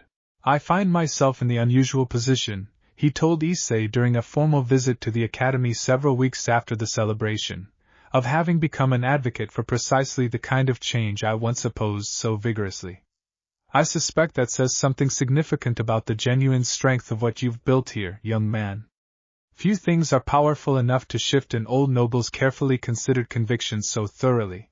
I think it says something about your own genuine wisdom, Marquis issei said. You never opposed us out of simple prejudice. You asked hard questions because you genuinely cared about getting this right. I respect that more than you probably realize. Balthier's expression carried genuine, weathered warmth at the acknowledgement. Perhaps we've both learned something valuable from this entire process, he said. That genuine partnership, tested honestly and built with care, deserves more credit than simple caution alone would ever grant it. Chapter 20. As the season of celebration gradually settled into the comfortable, treasured rhythm of ordinary life, issei found himself reflecting often on the extraordinary distance his life had traveled, from a frightened stranger fallen into an unfamiliar hangar to a man standing at the center of 2 worlds' combined community, bound by marriage, chosen family, and hard-won trust to more people. Across more remarkable circumstances than he ever could have imagined possible. Do you ever think about what might have happened? Rias asked him one quiet evening, the two of them settled comfortably in the old clubroom that had witnessed so much of their shared history, if you'd never touched that artifact? If the stray cat had simply wandered off, and you'd never fallen through that rift at all? Issei considered the question carefully, turning it over with the same thoughtful honesty he brought to every significant reflection on his extraordinary journey. I think about it sometimes, he admitted. But I don't think I'd trade what actually happened, even knowing how difficult parts of it were. I found you again, eventually, and along the way, I found an entire second family I never could have imagined existing. I think, somehow, everything happened exactly the way it needed to, even the hardest parts. I believe that too, Rias said, her hand finding his with the same warm, familiar certainty that had carried them through every trial of their extraordinary shared history. Though I'll admit, I'm grateful we never have to test that theory by repeating any of the more difficult chapters. Issei laughed, warm and genuine, grateful beyond measure for the peaceful, treasured life he had built across two remarkable worlds, and for every person who had chosen, across 2 extraordinary years, to stand beside him through every difficult and wonderful step of the journey that had brought him here. Chapter 21. On a quiet morning nearly a month after the celebration, Issei woke in the familiar warmth of the old clubroom, Rias sleeping peacefully beside him, and found himself, in the comfortable stillness of early dawn, simply grateful for the ordinary miracle of another peaceful day within the extraordinary life he had built. He rose carefully, careful not to disturb her rest, and made his way to the window, looking out over a coast slowly waking into another ordinary morning, the same city that had once felt impossibly, achingly distant now simply, wonderfully home. Partner, Drake's voice rose warm and thoughtful in the quiet morning stillness. You have built something remarkable, across these 2 extraordinary years. I have walked beside countless wielders across countless centuries, and I do not believe I have ever witnessed one build quite so complete, quite so genuine a life as the one you now carry. I had help, Issei thought back, the same grateful acknowledgement he had offered so many times across this extraordinary journey. Every step of it. I couldn't have built any of this alone. No, Drake agreed, warmth and ancient pride coloring his voice. But you never once let that stop you from trying, and you never once let pride keep you from accepting the extraordinary help so many hearts were willing to offer. That, partner, has always been, and will always remain, your greatest strength.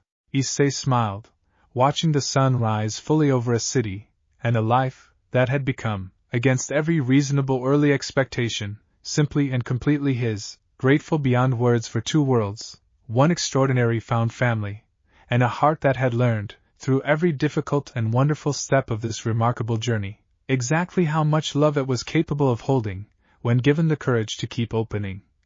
Again and again, to everything worth treasuring in return. Chapter 22. The peaceful rhythm of those following weeks brought with it a quieter, more personal chapter of Issei's extraordinary journey, one focused less on grand trials or significant political victories and more on the simple, treasured work of building an ordinary life within the extraordinary framework 2 years of courage and connection had constructed. He found himself spending unhurried mornings at the academy with Hookie, their training sessions now carrying the easy, comfortable rhythm of long partnership rather than the urgent, focused intensity of earlier days, and equally unhurried evenings at Co with Rias, the old clubroom's familiar warmth now home to quiet conversations about ordinary things, the small, precious details of daily life that 2 years of crisis and celebration alike had rarely left much room to properly savor. I could get used to this, he admitted to Rias one evening, the 2 of them sharing a quiet dinner in the clubroom while Aquino hummed contentedly nearby, preparing tea with her usual graceful efficiency. Not that I'd trade any of what we've been through. But there's something wonderful about just having ordinary time together, without a crisis demanding our full attention. I think we've earned it, Rias said, warmth and contentment settling into her expression. 2 years of extraordinary trial deserve at least a little ordinary peace in return. Chapter 23. The peace, treasured as it was, did not mean the wider world had entirely stopped taking notice of everything Issei and his found family had built. Word of the successful hearing, and the formal recognition it had secured, spread through political circles across both worlds, prompting renewed interest from governments and noble houses alike eager to understand exactly how such thorough, tested integration had ultimately been achieved. We're fielding considerably more thoughtful inquiries now, Tadanashi reported during a routine briefing several weeks after the celebration, her usual sharp focus tempered by genuine satisfaction at the shift in tone. Fewer demands for immediate access, more genuine interest in understanding the careful, deliberate process that made this integration successful. I think Balthier's hearing did more good than simply resolving one political dispute. It's changed how both worlds are approaching this conversation entirely. That's a legacy worth being proud of, Shifuyu observed, her usual measured composure carrying unmistakable warmth. Not just the bridge itself, but the example of how to build something this significant carefully, honestly, and with genuine respect for legitimate concern. Issei, listening to the report with quiet, grateful satisfaction, felt the truth of that settle deep into his understanding of everything the past 2 years had accomplished. The bridge had always been more than simply a connection between two worlds. It had become, gradually and through considerable hard-won effort, a genuine model for how connection itself, approached with courage and care rather than fear or recklessness, could ultimately prove strong enough to overcome nearly any obstacle either world's history had previously considered insurmountable. Chapter 24. On a bright, peaceful afternoon nearly 2 months after the celebration, the full, extraordinary circle of Issei's found family gathered once more, this time for a considerably more relaxed occasion than the significant milestones that had defined so much of the preceding 2 years, a simple, joyful picnic spanning both worlds, held on neutral ground within the Academy's own peaceful gardens. Hooky and Rias sat together, deep in easy, comfortable conversation, the friendship between them now so thoroughly established that watching them together carried none of the careful, deliberate diplomacy of their earliest interactions, simply the warm, genuine ease of two women who had chosen, through considerable shared trial, to build something honest together rather than allow circumstance to divide them. Ichika and Vala traded good-natured jokes nearby, Akino's playful teasing drawing warm laughter from Asia and Charlotte both, Tadanashi and Nix deep in some technical discussion that had, somewhere along the way, evolved into genuine friendship either had particularly anticipated. Issei watched it all unfold with the same overwhelming gratitude that had become such a constant companion across these extraordinary 2 years, grateful beyond measure for every face gathered close around him, every relationship built and tested and ultimately proven worthy of the courage it had taken to pursue them honestly. A year and a half ago, he said quietly, more to himself than to anyone in particular, and then some, I fell through a rift with no idea what waited on the other side. I don't think I could have imagined back then that it would lead to any of this. None of us could have, Hooky said, settling beside him with the same steady, familiar warmth that had carried their friendship through every significant trial of the past 2 years. But I think that's exactly what makes it worth treasuring so completely. Chapter 25. As the afternoon gradually settled into evening, the gathered circle beginning its slow, contented dispersal back toward the ordinary business of daily life across two remarkable worlds, Issei found himself once more at the edge of the eastern field, Rias on one side and Hooky on the other, watching the sunset paint the sky in warm, familiar colors above a bridge that stood now, permanently and unshakably, as testament to everything 2 extraordinary years of courage and connection had ultimately built. Whatever comes next, Rias said, her hand warm in his own, I think we've already proven the most important thing this entire journey ever needed to prove. What's that? Issei asked, though he suspected, watching the peaceful, contented warmth in her expression, that he already understood the answer.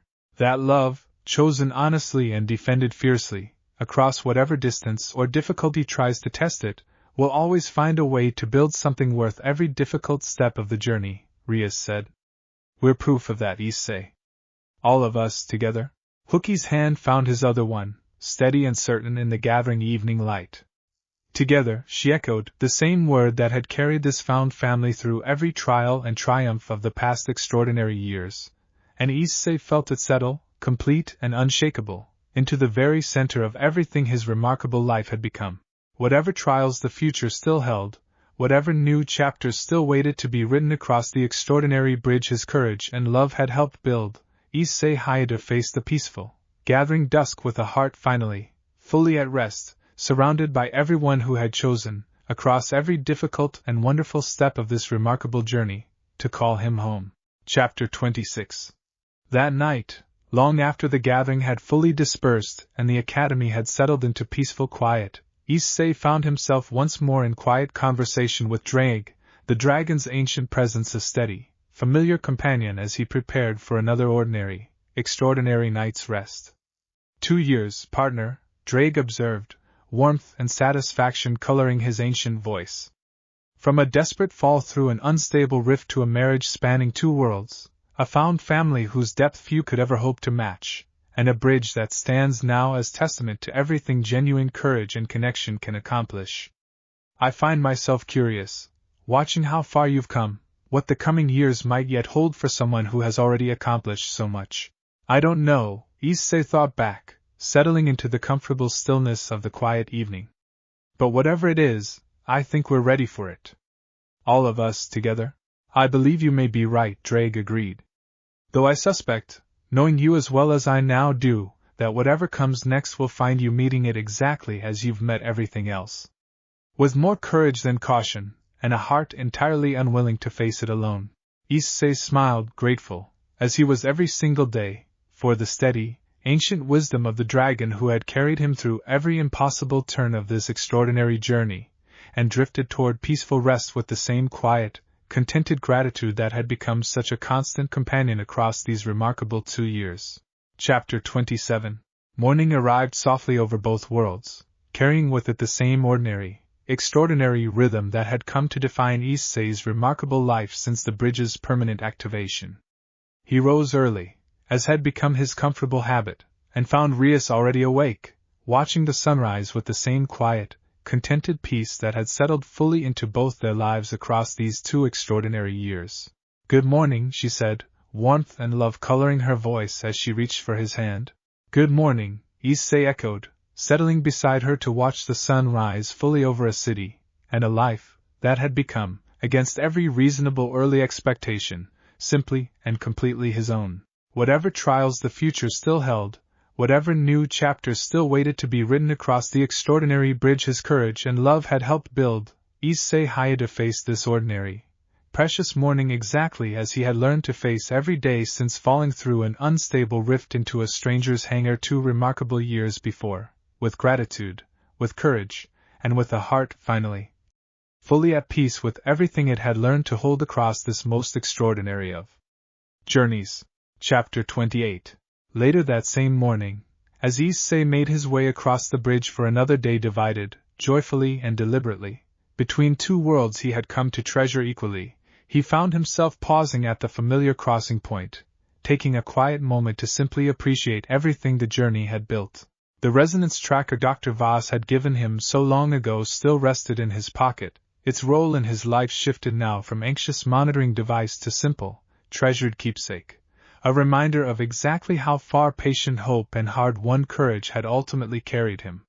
He thought of Miriam's 6 lonely years trapped between worlds, of the curator's cold philosophy so thoroughly disproven, of Marquis Balthier's genuine reconsideration, of every trial and triumph that had shaped this extraordinary chapter of his life.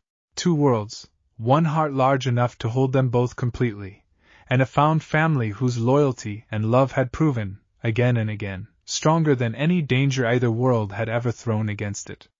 Whatever came next, Issei knew, standing at the threshold between everything he had lost and everything he had found, he would meet it exactly as he always had. Not alone. Never alone. Surrounded, always, by everyone brave enough to have chosen him, and everyone he had been brave enough to choose in return. Chapter 29. He crossed the bridge with the same easy confidence 2 years of hard-won trust had built, stepping from the quiet morning stillness of Ko into the familiar warmth of the Academy's eastern field, where Hookie already waited, her expression carrying the same steady, welcoming warmth that had defined their friendship since its very earliest days. "Ready for today?" she asked, falling into step beside him as they made their way back toward the Academy's familiar halls. "Always," Issei said, and found, walking beside her into another ordinary, extraordinary day, that the word had never once felt more completely, wonderfully true. Behind them, the bridge stood steady and unshaken, a permanent testament to everything courage and connection had built across 2 remarkable years, ready and waiting for whatever remarkable chapters still remained to be written, across 2 worlds bound together, now and always, by nothing more, and nothing less, than hard-won and unbreakable love. Chapter 30. In the quiet years still to come, though either Issei nor anyone gathered close around him could yet fully know their shape, the extraordinary bridge between 2 worlds would continue its steady, remarkable growth, tested by new trials, deepened by new bonds, carried always forward by the same simple, unshakable truth that had guided every step of this remarkable journey from its very earliest, most uncertain days. Connection, chosen freely and defended fiercely, was never a weakness waiting to be exploited. It was the truest strength either world had ever offered, and Issei Hayate, standing now at the center of everything 2 extraordinary years had built, understood that truth more completely than he had ever imagined possible, back in the desperate, disoriented moments of his very first fall through an unstable rift. Whatever came next, he was ready. He always would be, now, with 2 worlds, 1 extraordinary found family, and a heart finally, fully at peace with everything it had learned to hold, standing steady and unshaken behind him, exactly as they always had, and exactly as they always would. Chapter 31.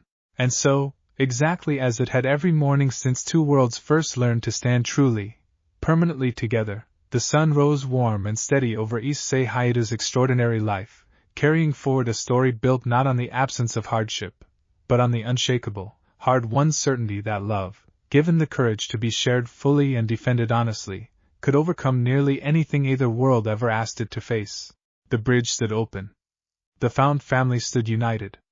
And the remarkable journey, far from finished, simply continued onward, one grateful, courageous, ordinary day at a time. Chapter 32. Far across the peaceful expanse of both worlds now joined as one, in every quiet corner where courage had once been tested and connection had once been fought for, the legacy of everything Issei and his extraordinary found family had built continued its steady, gentle work, a reminder, carried forward into whatever future still waited, that even the most impossible distances could be crossed, given enough love, enough patience, and enough unshakable, shared resolve. And there, at the heart of it all, Issei Hayate stood exactly where he was always meant to be, surrounded by every heart brave enough to have chosen him, and grateful, endlessly and completely, for every single one of them. Chapter 33. The final light of that peaceful evening faded slowly into night, stars emerging one by one across a sky that stretched, familiar and infinite, over 2 worlds finally and completely at peace. Issei stood beneath it a while longer, Rias on one side and Hooky on the other, before finally turning, together, to walk back toward the warm, waiting lights of home. Whatever the future held, they would meet it exactly as they always had. Together and unafraid. Chapter 34. The bridge held steady through that night, and every night after, a quiet, permanent monument to 2 years of courage, sacrifice, and unbreakable love, ready and waiting for whatever remarkable chapters still remained to be written across the extraordinary life Issei Hayate had built, one grateful, courageous choice at a time. And so it did, steady and unshaken, exactly as it always would. Chapter 35. In the years still to come, whenever someone asked how it had all begun, Issei would tell the story simply, warmly, the way a man tells a story he has grown to treasure completely. A stray cat, an artifact he should never have touched, and a single, desperate leap of faith that had, against every reasonable expectation, led him home in more ways than he ever could have imagined possible. It was, he always said, the best mistake he had ever made, and every single person who knew him agreed completely. Act 9. Chapter 1. 6 months into married life, Issei had settled into a rhythm so peaceful, so thoroughly ordinary in its extraordinary way, that when Drake's voice rose sudden and sharp in the quiet stillness of an otherwise unremarkable afternoon, the shift in his ancient tone alone was enough to send a current of alarm through Issei's entire body. Partner. Something vast has entered the space around the bridge. I do not recognize its full nature, but I recognize its weight. This is not the between, nor anything born of the Cow's Brigade's ambition. This is something considerably older, and considerably beyond either of our understanding. Issei was moving before the thought had fully settled, crossing quickly from the Academy's training field toward Dr. Voss's lab, where he found the same urgent alarm already gathering across every monitor in the room. I don't understand these readings, Dr. Voss said, her focus never leaving the cascading data scrolling across her screens. The bridge's resonance is stable. There's no destabilization, no aggressive signature like we've seen before. But something is present, Issei, something with a presence so vast my instruments can barely process the scale of it. Miriam, standing close beside her sister, carried an expression Issei had rarely seen from her, something closer to genuine, humbled awe than the careful, weathered caution that usually defined her reactions to danger. I've read theoretical descriptions of exactly this kind of signature, she said quietly. In the oldest texts Azazel shared with us, the ones describing entities that predate even the Between's ancient hunger. If I'm reading this correctly, we may be in the presence of one of the true dragon deities. The resonance link to co-activated moments later, Rias's presence carrying across the connection with the same sharp, focused urgency the rest of the lab had already gathered around. Azazel confirms it, she said, without preamble. The signature matches records of Ophis, the Ouroboros dragon, ruler of the dimensional gap itself. Issei, if she's taken interest in our bridge, we are dealing with something considerably beyond anything we've faced before, in scale if not necessarily in hostility. Chapter 2. The dimensional gap, Issei repeated slowly, drawing on fragments of understanding he had gathered across 2 years in the underworld, half-remembered lessons about the vast, formless space that existed beyond even the boundaries separating devils, angels, and fallen angels from one another. You mean the space between all worlds? Not just ours and the IS academies. Precisely. Azazel's voice joined the conversation, grave and careful in a way that carried unmistakable weight given how rarely his usual easy confidence yielded to genuine concern. Ophis is not a being who involves herself in the affairs of lesser realities without significant reason. If she has taken direct interest in your bridge, it likely means the connection you've built has drawn attention from somewhere considerably closer to the fundamental architecture of existence than any of us have previously had cause to consider. Is she dangerous? Shifuyu asked, her tactical instincts already working through the practical implications despite the almost incomprehensible scale of the threat being described. Dangerous is almost too small a word, Azazel admitted. Ophis's power exceeds nearly everything in either of our worlds, myself included, by a margin that makes conventional measures of strength largely meaningless. But she has never, in my considerable experience, sought conflict without specific, deliberate reason. If she's here, I suspect she wants something considerably more particular than simple destruction. The assessment settled heavy over the assembled group, and Issei felt the familiar, steady resolve that had carried him through every previous trial of his extraordinary journey, working to find purchase against a threat that defied every previous framework he had learned to apply. Then we need to understand what that reason is, he said. Before we do anything that might be mistaken for hostility we don't actually intend. Miriam, still studying her instruments with careful, focused attention, offered a further, unsettling detail. The presence isn't stationary, she said. It's moving slowly, deliberately, toward the eastern field. Toward the bridge's primary anchor point. She looked up, meeting Issei's eyes with grave, unmistakable significance. I believe she's coming directly toward you. Chapter 3. Issei made his way to the eastern field with Rias's presence steady beside him through the resonance link, Hooky and Ichika falling into step at his sides with the same instinctive, protective loyalty that had carried this found family through every significant trial of the past 2 years, though even their considerable courage carried, this time, an unmistakable undercurrent of genuine uncertainty given the scale of whatever now approached. They found her waiting at the field's center, a small, unassuming figure with long black hair and eyes that carried an emptiness Issei found more unsettling than any hostile glare could have managed, a presence that seemed, despite her diminutive, almost delicate appearance, to somehow occupy a weight and significance that made the very air around her feel subtly, fundamentally different. You are the one who built this, she said, her voice carrying a flat, unhurried quality that gave no indication of emotion one way or another. The bridge between separate realities. I have been watching it for some time now. I am, Issei said, stepping forward carefully, every instinct honed across 2 extraordinary years working to project calm, non-threatening honesty rather than the wary defensiveness his racing heart might have otherwise suggested.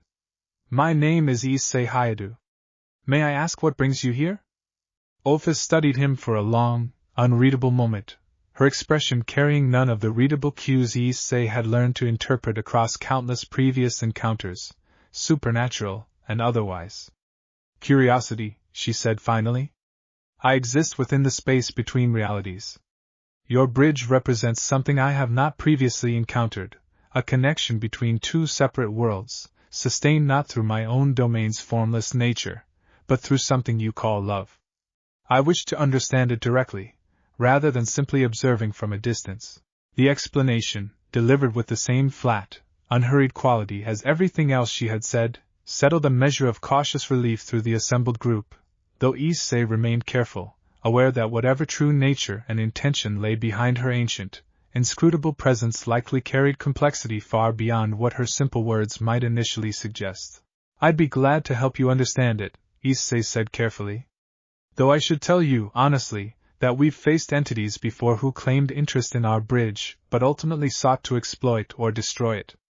I don't say that to accuse you of the same intention. I say it because I think honesty matters more than careful diplomacy, when we're speaking with someone as significant as you clearly are."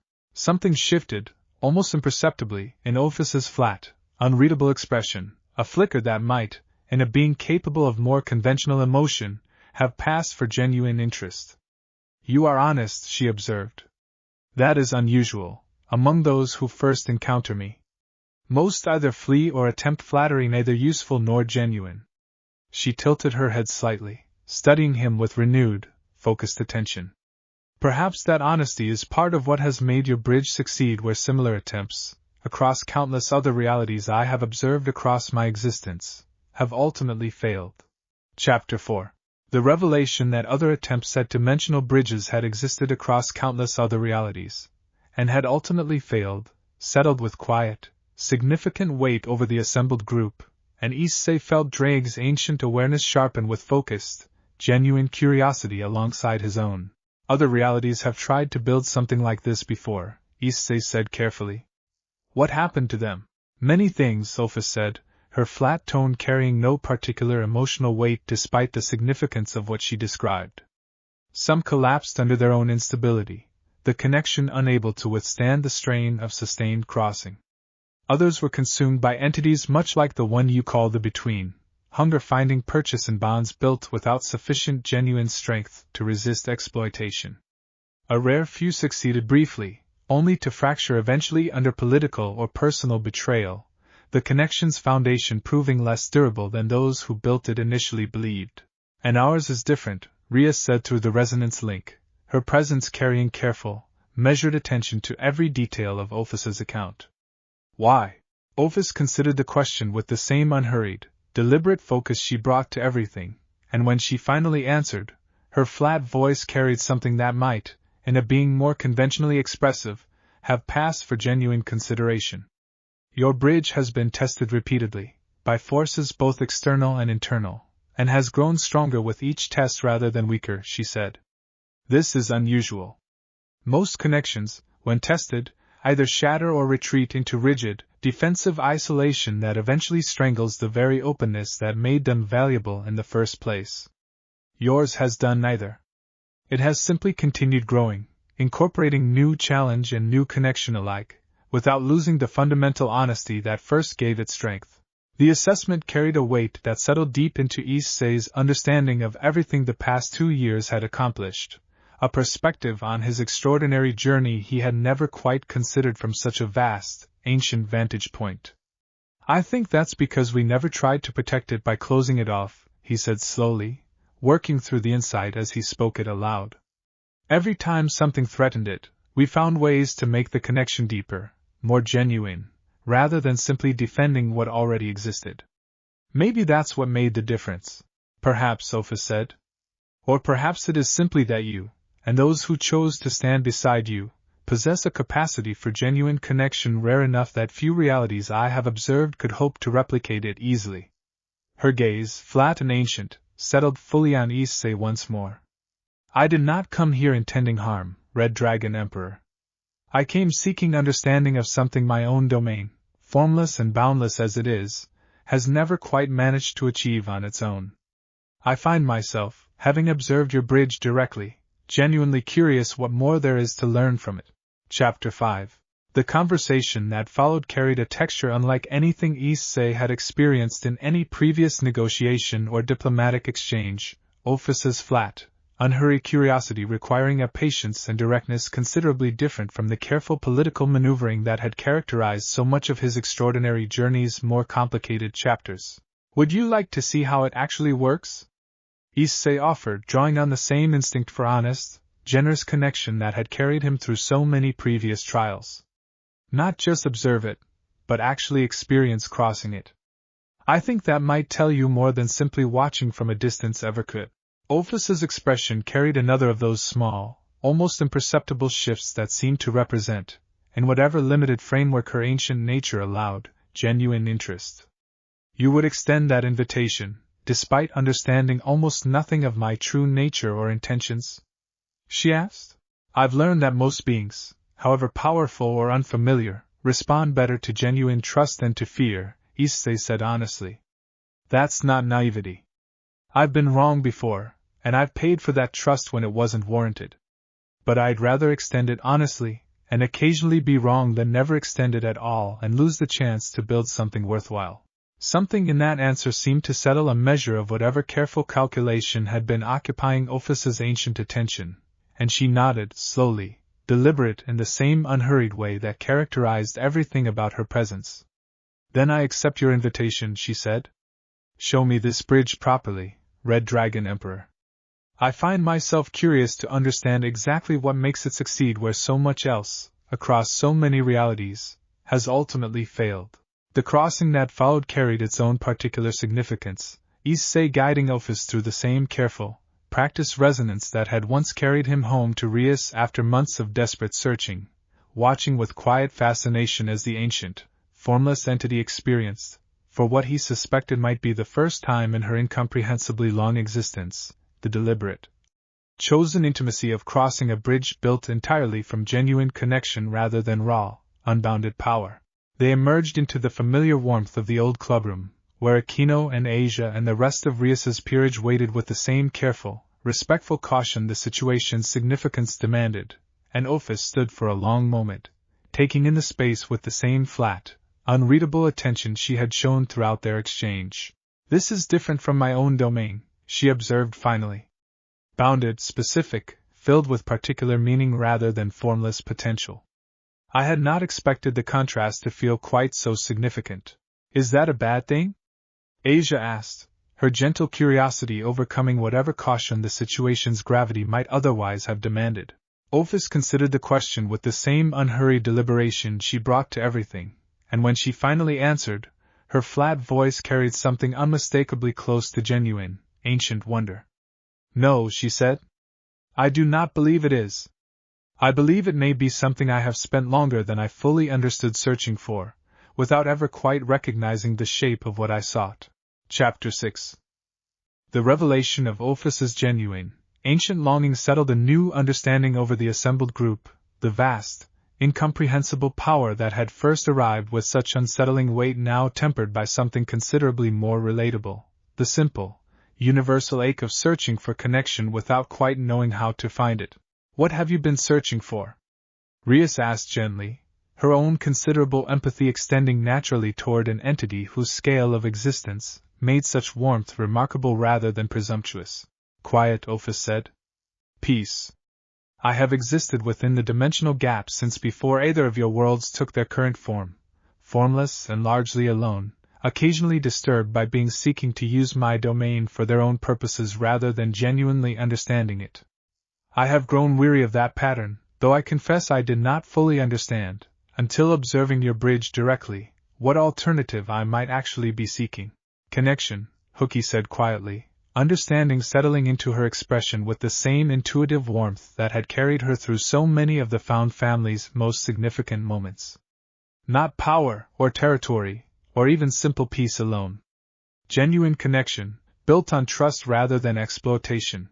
Ophus's gaze settled on Hookie with renewed, focused attention. Yes, she said. I believe that is precisely what I have been seeking, without fully understanding its shape until this moment.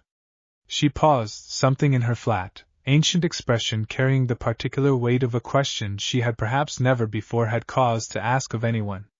Would it be possible for me to experience more of this? Not as a temporary visitor observing from careful distance, but as something closer to what you have all built together? The question settled significant weight over the gathered group, and issei found himself considering the full implications carefully, aware that whatever answer he offered carried consequences reaching far beyond the immediate, personal significance such a request might otherwise represent. I think that would need to be a choice made carefully, by everyone involved, he said honestly. Not because we don't want you here, but because what we've built has always depended on genuine, mutual trust, tested and earned over time rather than simply granted immediately. I'd be glad to build that trust with you, the same way we've built it with everyone else who's become part of this found family. But I think it deserves the same honest, patient process everyone else has gone through. Ophis considered this with the same unhurried deliberation she brought to everything, and nodded slowly, something that might, in a being more conventionally expressive, have carried genuine respect. That is a fair answer, she said. More fair, I suspect, than most would offer someone with power as significant as mine. I accept the terms. I would like to earn this connection properly, rather than simply claiming it through strength I do not wish to use in that manner. Chapter 7. Word of Ophis's presence, and her expressed interest in genuinely integrating with the found family issei had built across 2 extraordinary years, spread quickly through both worlds' most trusted circles, prompting a mixture of cautious wonder and genuine concern that required careful, thoughtful navigation in the days that followed. I need to be direct about the risk this represents, Azazel said during an urgent briefing called specifically to address the unprecedented situation. Ophis is, without exaggeration, one of the most powerful beings in existence. If her presence here becomes widely known, it will draw attention from every faction across both our world's supernatural politics, some of it considerably less well-intentioned than her own apparent curiosity. What kind of attention? Shifuyu asked, her tactical mind already working through the practical security implications. Factions who might seek to exploit her presence for their own purposes, Azazel said grimly. Or factions who might view her interest in your bridge as a threat requiring preemptive action, regardless of how genuinely peaceful her actual intentions prove to be. Great Red, in particular, has a complicated relationship with Ophis that predates even my own considerable memory. If word reaches the true dragon who rules the dimensional gap's opposing domain, we may find ourselves navigating considerably more complex politics than anything we've previously faced. The warning settled heavy over the group, and issei felt the familiar weight of political complexity, this time on a scale that dwarfed even the considerable challenges of Marquis Balthier's hearing months before, settling into focus. Then we handle this carefully, he said. The same way we've handled everything else. Honestly, and with full awareness of the risk, rather than pretending it doesn't exist. Ophis, listening to the discussion with her usual flat, unhurried attention, offered her own perspective with characteristic directness. I do not fear Great Red's attention, she said. Our rivalry, if it can even be called that, has always been more myth than genuine hostility, exaggerated by those who observe from outside without fully understanding either of our natures. If my presence here draws his curiosity, I do not believe that curiosity would prove hostile. But I understand your caution, and I will not ask you to bear risk on my behalf without full, honest understanding of what that risk actually entails. Chapter 8. The following weeks brought a careful, deliberate process of integration, Ophis's presence at the Academy, and, increasingly, at Co as well becoming a quiet, steady feature of the found family's expanding circle, her genuine curiosity about ordinary connection gradually softening the unsettling weight her ancient power had first carried into every room she entered. She proved, somewhat unexpectedly, to share considerable common ground with Kaneko, both of them carrying a similar quiet, economical way of engaging with the world around them, and the friendship that grew between them, however unlikely given the vast difference in their respective natures, carried a genuine warmth that surprised even those who had grown accustomed to the found family's continual, remarkable expansion. She's easier to talk to than I expected, Kaneko admitted to issei one afternoon, watching Ophis observe a training session with the same flat, patient attention she brought to everything. I think she understands what it's like, being underestimated because you don't show much on the surface. I think you might be right, issei said, smiling at the observation. It's strange, watching someone with that much power slowly learning what it means to just be included in something, rather than feared or exploited for what she can do. Ophis's integration was not without its complications, moments where her ancient, formless nature struggled against the specific, bounded expectations of ordinary social connection, occasional missteps where her flat honesty, however well-intentioned, carried unintended weight given the sheer difference in scale between her own existence and the more modest concerns of those around her. But the found family that had already proven, across 2 extraordinary years, remarkably capable of extending patient, generous grace toward every new addition to its ranks, extended that same grace toward Ophis as well, and gradually, steadily, the incomprehensibly powerful entity who had first arrived carrying such unsettling weight became, simply and genuinely, another beloved member of the extraordinary circle issei had built across 2 remarkable worlds. Chapter 9. The complication Azazel had warned of arrived nearly a month into Ophis's gradual, careful integration, announcing itself not through violence but through a sudden, dramatic shift in the sky above the academy, the clear afternoon light briefly, unsettlingly replaced by something that resembled less a natural eclipse and more a vast, crimson presence pressing curiously against the edges of ordinary reality. "That's great red," Ophis said, her flat tone carrying a note of genuine, if characteristically understated, interest as she studied the phenomenon alongside the rest of the assembled group. "I did not expect him to take notice quite this directly, or quite this soon. Is he hostile?" Shifuyu asked, already coordinating defensive readiness with practiced, efficient speed despite the almost incomprehensible scale of whatever now approached. "Not typically," Ophis said. "Though his curiosity can prove disruptive regardless of intention, given the sheer scale of power involved in even his most casual attention." She paused, considering the phenomenon with careful, deliberate focus. "I believe he is here because of me, rather than because of any threat your bridge itself represents. My continued presence here has likely drawn exactly the kind of attention I hoped my explanation earlier might have avoided." The crimson presence resolved, gradually, into something closer to comprehensible form, a vast, dragon-shaped silhouette that remained, even in its most concentrated manifestation, considerably larger than anything issei had previously encountered, its voice, when it finally spoke, carrying a booming, good-natured warmth that stood in stark, almost comedic contrast to Ophis's characteristic flat reserve. "So this is where you've been hiding," Great Red's voice rumbled across the field, carrying an easy, almost playful quality despite its overwhelming scale. "I confess I did not expect to find you here, of all places, taking such evident interest in mortal affairs." "I am not hiding," Ophis said, her flat tone carrying the faintest note of what might, in a being more conventionally expressive, have passed for mild irritation. "I am observing something genuinely worth observing.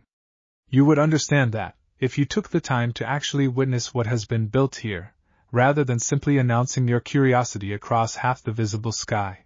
Chapter 10. Great Red's booming, good-natured laughter rolled across the field with a warmth that eased, considerably, the tense uncertainty that had gathered among the assembled defenders. "Fair enough," he said.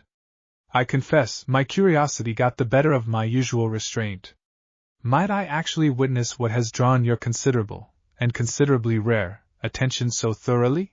Issei stepped forward, drawing on the same steady, practiced calm that had carried him through every previous encounter with beings whose power exceeded conventional measure. "You're welcome to see it properly," he said, the same invitation I extended to Ophis. "I'd rather you understand what we've built through genuine experience, than simply through whatever rumor or observation has reached you secondhand." Great Red's vast, crimson attention settled on Issei with focused, evident interest. "Bold, for someone standing before power that could, quite easily, end your existence without particular effort," he observed, though his tone carried more genuine amusement than actual threat. "I find I rather like that boldness."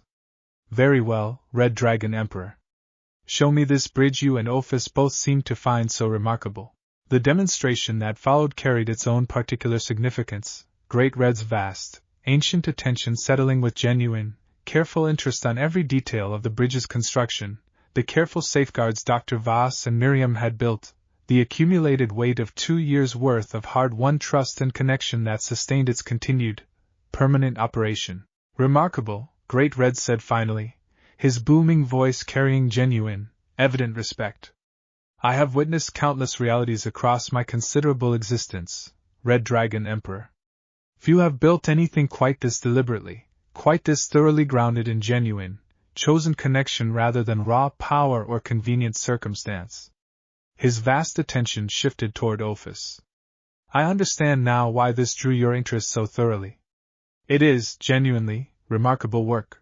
Then you understand why I wish to continue observing it, without unnecessary interference, Opha said, her flat tone carrying unmistakable, careful protectiveness. I do, Great Red said, his booming warmth softening into something more genuinely considerate. I did not come here to interfere, Ouroboros dragon. I came because your absence from your usual domain was noticed, and I confess, my own curiosity proved impossible to fully restrain once I understood what had drawn it. He turned his vast attention back toward issei and the assembled group. You need not fear my continued interest, Red Dragon Emperor. I find myself, having witnessed this bridge directly, considerably more inclined toward quiet admiration than any hostile intention.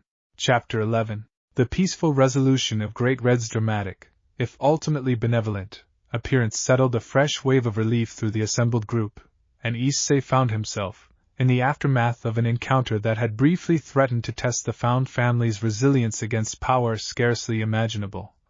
Reflecting on exactly how thoroughly his extraordinary journey continued to defy every expectation he might once have held about the shape and scale of the world he now called home. I owe you an apology, Opha said, once Great Red's vast, crimson presence had finally, gradually withdrawn from the sky above the academy, leaving behind only the familiar, peaceful blue of an ordinary afternoon. My presence here drew attention I had hoped to avoid. I did not intend to place your bridge, or those who protect it, at risk of such significant scrutiny. You don't owe us an apology, issei said gently. You were honest with us about the risk from the very beginning. That's more than most people offer, even with considerably less power at stake. And it worked out. Great Red seems genuinely supportive, not hostile. This time, Opha said, her flat tone carrying careful, measured caution despite the peaceful resolution. I would not assume every encounter with beings of similar scale will resolve so gently. I say this not to discourage your continued openness, but because I believe honesty about the risk matters more than false reassurance, particularly given everything you have already built here. The caution settled thoughtfully over the group, and issei felt the familiar, steady resolve that had carried him through every previous trial of his extraordinary journey hardened once more into determined shape, tempered now by hard-won awareness that the scale of challenges his remarkable life continued to present showed no particular sign of settling into anything resembling ordinary limits. Then we stay ready, he said. The same way we've stayed ready for everything else. Whatever comes next, whatever scale of challenge it brings, we face it together, honestly, and with the same courage that's carried us this far. Chapter 12. In the weeks that followed Great Red's dramatic, ultimately peaceful visit, Opha's integration into the found family continued its steady, careful progress, her presence gradually settling into something less unsettling and more genuinely, warmly familiar to everyone who had grown accustomed to the extraordinary circle issei had built across two remarkable worlds. She began accompanying Kaneko on quiet walks through the academy's gardens, the two of them sharing comfortable silences that required no particular explanation for either party. She joined Rias's peerage for training sessions, her presence there requiring careful calibration given the vast difference in scale between her own power and everyone else's considerable but comparatively modest strength, gradually learning to temper her ancient capability enough to genuinely participate rather than simply observe from careful distance. She even, somewhat to everyone's quiet delight, developed a particular fondness for Asia's gentle, patient company, the two of them finding unexpected common ground in a shared appreciation for quiet, unhurried conversation about the simple, ordinary details of daily life that Opha's incomprehensibly long existence had rarely afforded her the chance to properly experience. I find myself grateful, she told issei during one such quiet afternoon, the two of them sharing tea in the old clubroom while the rest of the peerage attended to various ordinary tasks around them. For this opportunity. I have existed for longer than either of your worlds can properly measure, and I do not believe I have ever experienced anything quite like what you have all built here together. I'm glad you're here, issei said honestly. It's strange, thinking about how much you've seen, how much time you've existed through, and yet finding out that something this ordinary, this human, is what you were actually searching for all along. Perhaps that is not so strange, Opha said, her flat tone carrying something that might, in a being more conventionally expressive, have passed for genuine warmth. Power without connection eventually grows hollow, regardless of its scale. I existed within that hollowness for longer than I fully understood, until your bridge showed me an alternative I had never quite managed to find on my own. Chapter 13. The wider political implications of Ophus's continued presence, and the confirmed goodwill of Great Red's own interest, gradually settled into something considerably calmer than the initial weeks of careful, anxious navigation had suggested might prove possible, both worlds' most significant supernatural authorities coming to understand, through careful diplomatic communication, that the bridge's unprecedented success had drawn attention from forces considerably beyond conventional political concern, without that attention translating into the kind of hostile complication such power might otherwise have represented. I've fielded inquiries from factions I didn't even know existed, Tadanashi reported during a briefing several weeks after Great Red's visit, her usual sharp focus carrying a note of genuine, if slightly overwhelmed, wonder. Word of true dragon deities taking direct interest in our bridge has spread considerably further than I anticipated, even given how carefully we've tried to manage the information. How are those inquiries trending? Shifuya asked. Mostly favorable, surprisingly, Tadanashi said. I think Ophus and Great Red's evident goodwill has done more to legitimize what we've built than any diplomatic argument I could have crafted myself.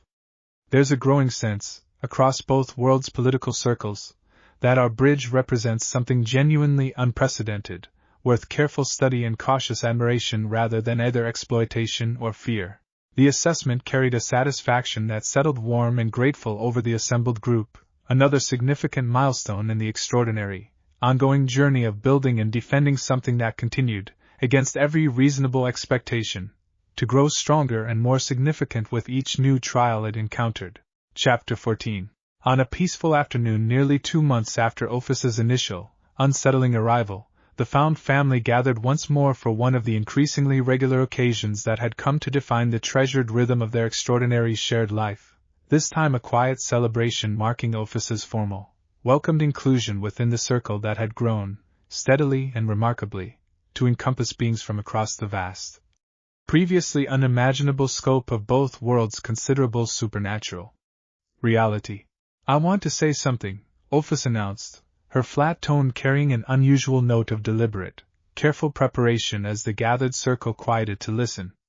I have existed for longer than measurement itself can properly capture, alone within a domain that offered vast power but little genuine meaning.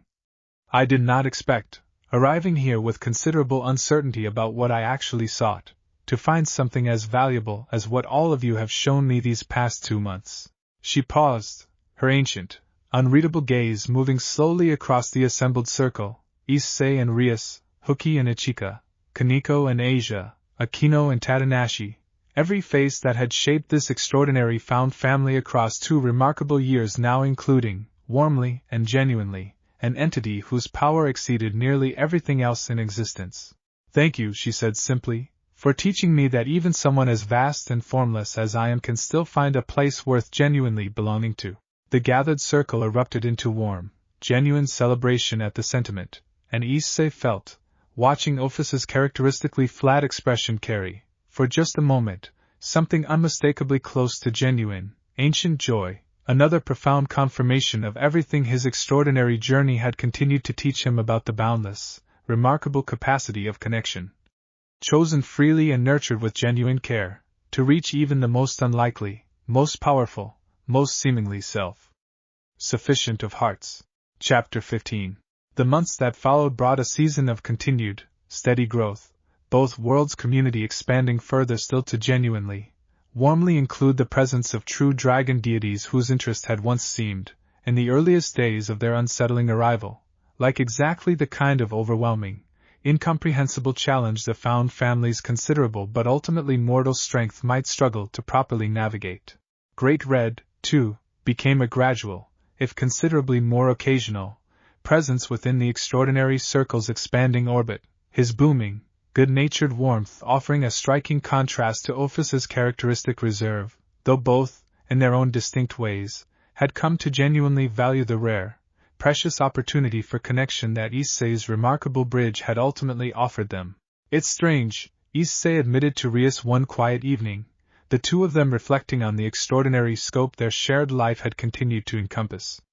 A year and a half ago, I never could have imagined befriending beings whose power makes even the most significant threats we've previously faced look almost manageable by comparison. I don't think either of us could have imagined most of what this journey has brought us, Rias said, warmth and quiet wonder coloring her voice. But I think that's exactly what makes it worth treasuring so completely. Every impossible thing we've faced together, and somehow, impossibly, that's always proven to be enough.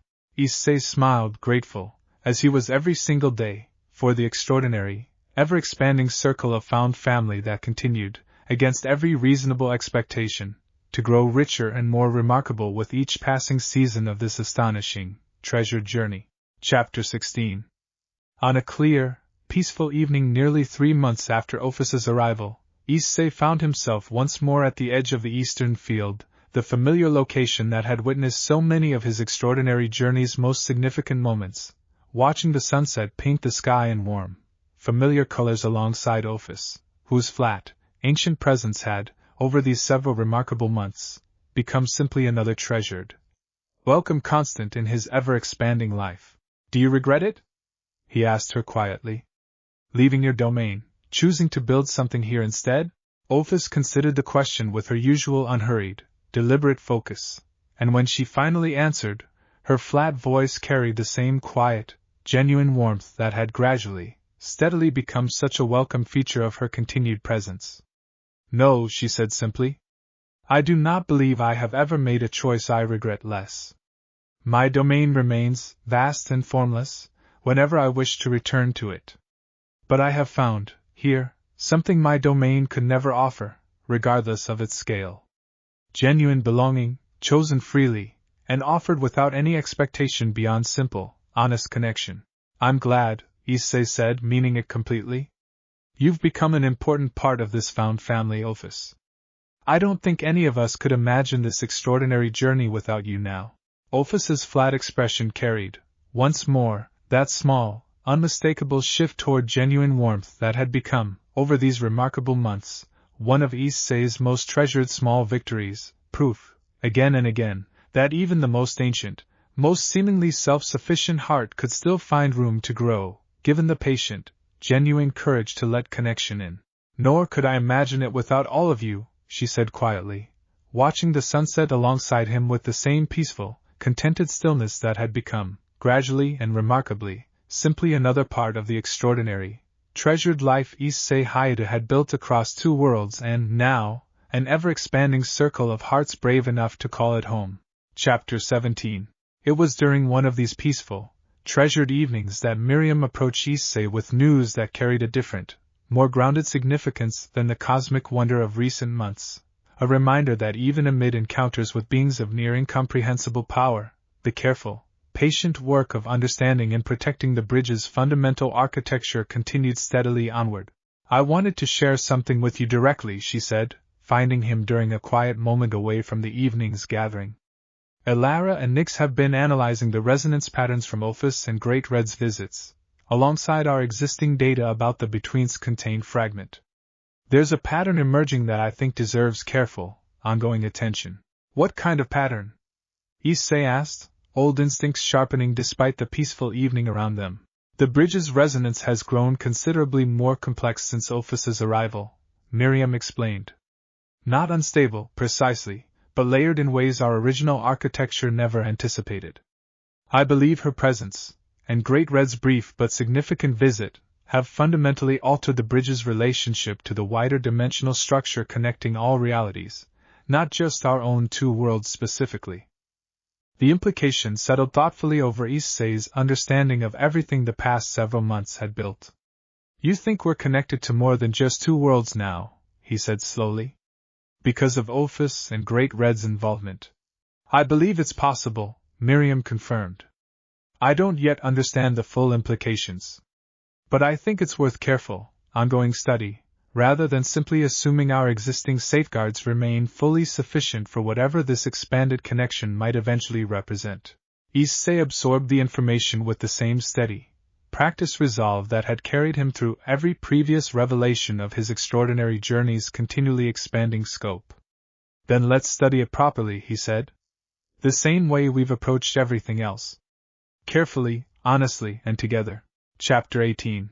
The renewed research effort that followed brought Dr. Voss, Miriam, and Nix into close, careful collaboration once more, their combined expertise now supplemented by Ophus's own unique, ancient understanding of the dimensional gap's fundamental nature, an unprecedented partnership that promised insight no purely mortal research team could have hoped to achieve independently.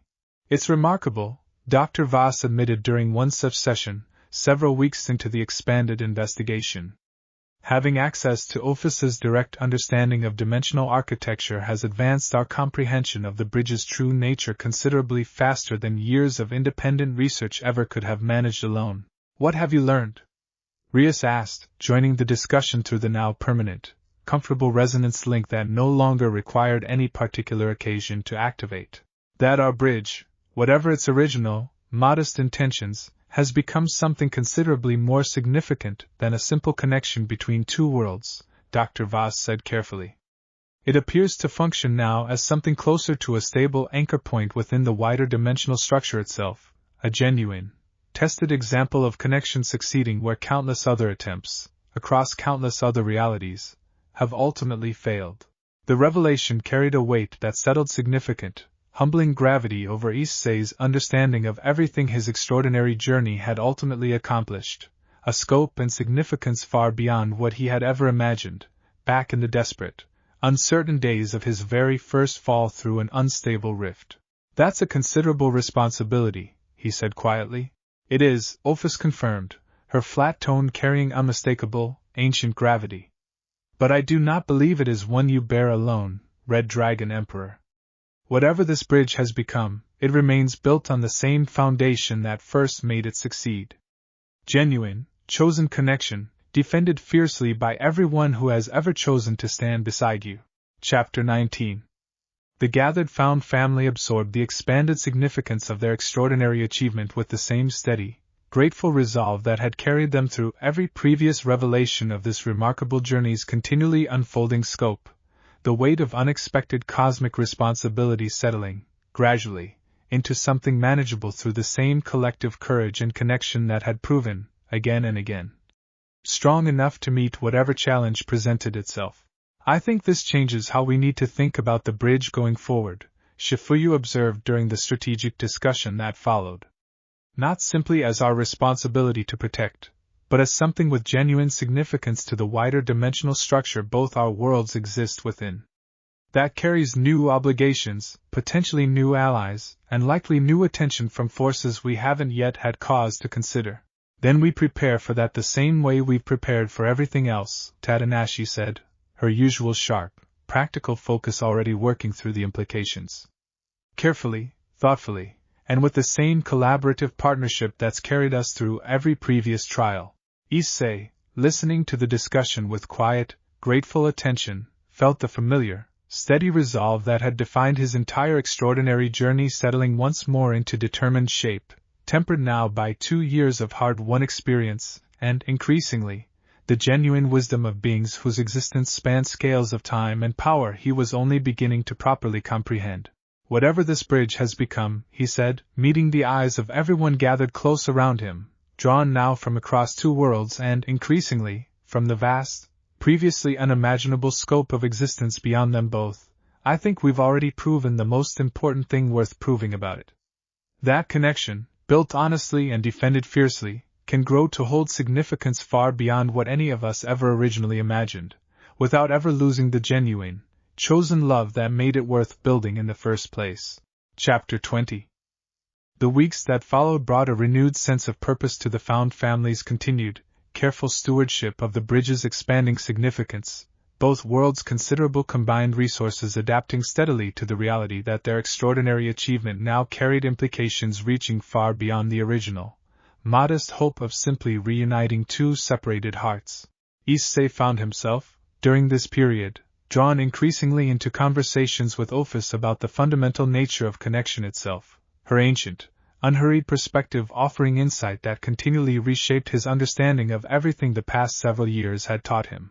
I have observed countless realities across my existence, she told him during one such conversation, the two of them walking together through the Academy's peaceful gardens.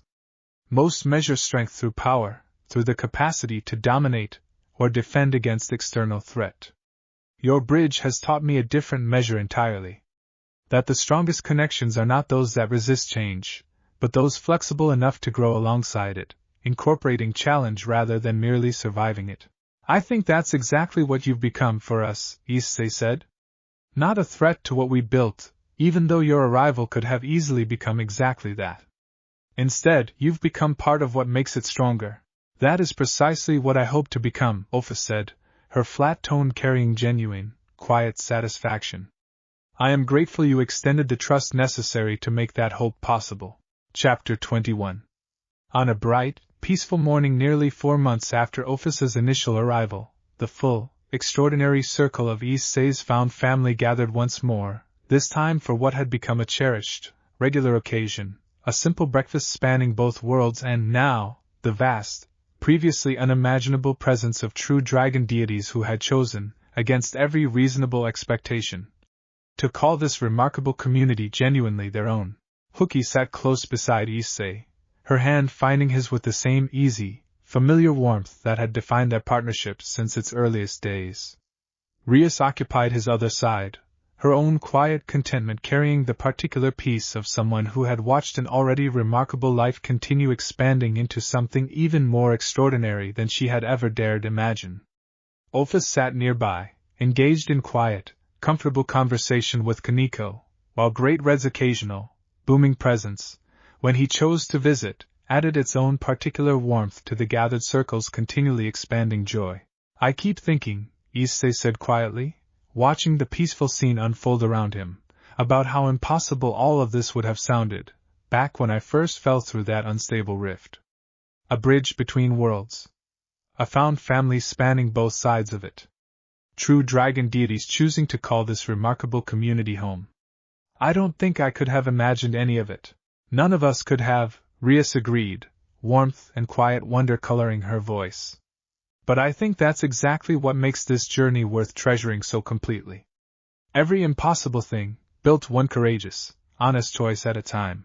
Huki's hand tightened around his, steady and certain in the warm morning light. Then let's keep building it, she said, echoing the same fierce, determined resolve that had carried this found family through every trial and triumph of the past extraordinary years. For as long as we're given the chance. Chapter 22. As the peaceful morning gradually settled into the comfortable, treasured rhythm of ordinary life, Issei found himself reflecting, with the same overwhelming gratitude that had become such a constant companion across this extraordinary journey, on everything 2 remarkable years and now, an ever-expanding circle of found family had ultimately taught him about the boundless, remarkable capacity of connection to grow beyond every limit he had ever imagined possible. He thought of the stray cat whose safety had first sent him tumbling into this extraordinary journey, of Huki's fierce, steady loyalty and Rias's unbreakable love, of Drake's ancient wisdom and Dr. Voss's careful, dedicated research, of Vala's guarded friendship and Nyx's hard-won trust, of Marquis Balthier's genuine reconsideration, and now, of Opha's quiet, ancient longing finally, fully answered by the simple, profound gift of genuine belonging. Every thread of connection, chosen freely and defended fiercely, woven together into something far larger, far more remarkable than he ever could have imagined possible, back in the desperate, uncertain moments of his very first fall through an unstable rift. Whatever trials the future still held, whatever new chapters still waited to be written across the extraordinary, ever-expanding bridge his courage and love had helped build, Issei Hayate faced the peaceful, gathering morning with a heart finally, fully at rest, surrounded by everyone, mortal and ancient alike, who had chosen, across every difficult and wonderful step of this remarkable journey, to call him home. Chapter 23. That evening, as the peaceful day drew toward its gentle close, Issei found himself once more in quiet conversation with Drake, the dragon's ancient presence carrying a particular satisfaction that had grown steadily more pronounced across these remarkable recent months. Partner, I confess I did not anticipate, when we first fell into that strange, unfamiliar world together, that our extraordinary journey would eventually include friendship with beings such as Ophis and Great Red, entities whose existence I have long regarded with the same distant, cautious respect most dragons reserve for forces beyond their full comprehension. And yet here we are, Issei agreed, watching the sunset paint the sky in warm, familiar colors above the academy that had become, alongside Ko, a true and permanent home. I don't think I could have imagined any of it honestly. But I'm grateful for every impossible step of the journey that brought us here. As am I, Drake said, warmth and ancient satisfaction coloring every word. I have walked beside countless wielders across countless centuries, partner, and I do not believe I have ever witnessed one build quite so complete, quite so remarkable a life as the one you continue building, day by extraordinary day. Issei smiled, grateful, as he was every single day, for the steady, ancient wisdom of the dragon who had carried him through every impossible turn of this extraordinary journey, and turned back toward the warm, waiting company of everyone who had chosen, across 2 remarkable years and beyond, to call this extraordinary life genuinely, completely home. Chapter 24. In the quiet months that followed, the found family's continued careful stewardship of the bridge's expanding significance settled into a rhythm as steady and treasured as everything else the extraordinary journey had built. Ophis and Great Red's continued welcome presence becoming simply another remarkable feature of a life that had long since stopped fitting within any conventional expectation of what ordinary existence might otherwise look like. Dr. Voss and Miriam's research continued its careful, methodical progress, gradually building a more complete understanding of the bridge's expanded role within the wider dimensional structure connecting countless realities beyond even the 2 worlds Issei had originally set out to reunite.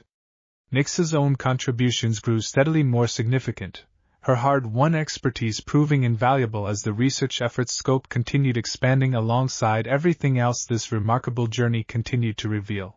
I think we're only beginning to understand what this bridge has truly become, Dr. Voss admitted during one particularly significant research session, nearly 5 months after Ophis's original, unsettling arrival. But I find myself watching how thoroughly it continues to grow stronger rather than more fragile with each new revelation, increasingly confident that whatever it ultimately becomes, it will remain grounded in exactly the kind of genuine, chosen connection that made it succeed from the very beginning. Issei, listening to the assessment with quiet, grateful satisfaction, felt the truth of that settle deep into his understanding of everything this extraordinary journey had taught him. Whatever scale the bridge ultimately achieved, whatever cosmic significance it continued to reveal, the foundation remained steadily and unshakably exactly what it had always been: love, chosen freely and defended fiercely, by everyone brave enough to build something worth the courage it demanded. Chapter 25. On a clear, peaceful evening marking exactly 5 months since Ophis's transformative arrival, the full extraordinary circle gathered once more on the familiar rooftop that had witnessed so many of this remarkable journey's most significant moments, the community that had grown, steadily and remarkably, to encompass mortal and ancient hearts alike settling into the same warm, treasured rhythm that had come to define every significant milestone of Issei's extraordinary life. I want to propose something, Ophis said, her flat tone carrying an unusual note of deliberate anticipation as the gathered circle quieted to listen. I have spent these past months learning what genuine connection actually means, guided by all of you with more patience and generosity than I believe I properly deserved. I would like to formally offer my protection, and Great Red's as well, to this bridge and everyone who calls it home, not as observers or occasional visitors, but as genuine, committed guardians of everything you have all built together. The offer settled significant, grateful weight over the assembled circle, and Issei felt the familiar, steady gratitude that had carried him through every previous milestone of this extraordinary journey swelling once more into something too vast to fully contain. We would be honored, he said simply, meeting Ophis's ancient, now genuinely warm gaze with complete, unwavering sincerity. Whatever this bridge becomes, whatever trials the future still holds, I think we've proven, again and again, that connection like this only grows stronger with more hearts willing to protect it. Chapter 26. The evening settled into its familiar, treasured rhythm of warm conversation and easy laughter, the extraordinary circle continuing to celebrate everything 5 remarkable months had built, and issei found himself, watching it all unfold around him, filled with the same overwhelming, grateful wonder that had become such a constant companion across this astonishing journey. Whatever trials the future still held, whatever new chapters still waited to be written across the extraordinary, ever-expanding bridge his courage and love had helped build, issei Hayate faced the peaceful, gathering night with a heart finally, fully at rest, surrounded by everyone, mortal and ancient alike, who had chosen, across every difficult and wonderful step of this remarkable journey, to call him home. The bridge stood steady beneath a sky now watched over by beings whose power exceeded nearly everything else in existence, and somewhere within that vast, protective embrace, a found family built entirely from genuine, chosen love continued its remarkable, treasured story, one grateful, courageous day at a time. Chapter 27. Later that night, once the celebration had gradually wound down and the rooftop had settled into peaceful quiet, issei found a few final moments alone with Rias and Hooky, the three of them watching the stars stretch endless above a bridge that had grown, across 5 remarkable months, to encompass significance far beyond anything they had ever originally imagined. 5 months ago, I never could have pictured any of this, issei admitted, looking out over the peaceful night sky. True dragon deities. A bridge significant enough to matter to the wider structure of existence itself. And yet somehow, it still feels like the same thing we started building 2 years ago. Just bigger. That's because it is the same thing, Rias said, her hand warm in his own. Connection, chosen honestly and defended fiercely. The scale has changed. The heart of it never has. Hooky's hand found his other one, steady and certain in the cool night air. Then whatever comes next, she said, we'll meet it exactly the same way. Together. Together, issei agreed, and felt, watching the stars stretch endless above everyone he had come to treasure across this extraordinary, ever-expanding journey, that the word had never once felt more completely, wonderfully true. Chapter 28. Morning arrived softly over both worlds, and beyond them now, the same peaceful, treasured rhythm carrying forward into a day that promised, as every day across this remarkable journey ultimately had, to bring its own quiet mixture of ordinary joy and extraordinary possibility. Issei woke early, as had become his comfortable habit, and found Rias already stirring beside him, the morning light catching her crimson hair with the same warmth that had first captured his heart so many extraordinary years before. Good morning, she said, warmth and love coloring her voice as she reached for his hand. Good morning, issei echoed, settling beside her to watch the sunrise fully claim the sky above a life that had grown, across 2 remarkable years and now an ever-expanding circle of found family both mortal and ancient, into something far beyond anything he had ever dared imagine possible. He thought, as he often did in these quiet, peaceful mornings, of the frightened, disoriented young man who had first woken on a stranger's hangar floor, uncertain of everything except his own stubborn refusal to let fear define him. That young man could never have imagined this extraordinary life, this vast and treasured found family, this bridge that had grown to matter to the very structure of existence itself. And yet here he was, exactly where every difficult, courageous step of the journey had always been leading him. Chapter 29. Whatever trials the future still held, whatever new chapters still waited to be written across the extraordinary, ever-expanding bridge his courage and love had helped build, issei Hayate rose that peaceful morning ready to meet them, exactly as he had learned to meet every day since falling through an unstable rift into a stranger's hangar, with gratitude, with courage, and with a heart finally fully at peace with everything it had learned to hold across this most extraordinary of journeys. The bridge stood steady behind him, watched over now by beings whose power exceeded nearly everything else in existence, defended by a found family whose loyalty had proven, again and again, stronger than any danger either world had ever thrown against it. And somewhere within that vast, remarkable, ever-expanding embrace, an ordinary young man who had once fallen through the sky with nothing but courage and a stubborn refusal to abandon a frightened stray cat continued building, one grateful day at a time, a life that had become, against every reasonable expectation, simply and completely his own. Chapter 30. Far beyond the reach of ordinary understanding, in the vast, formless space where Ophis had once existed alone, a quiet peace now settled, gradually and remarkably, into something that had never before been present within the dimensional gap's ancient, boundless expanse, the faint, warm echo of connection reaching even into a domain long defined by nothing but solitude.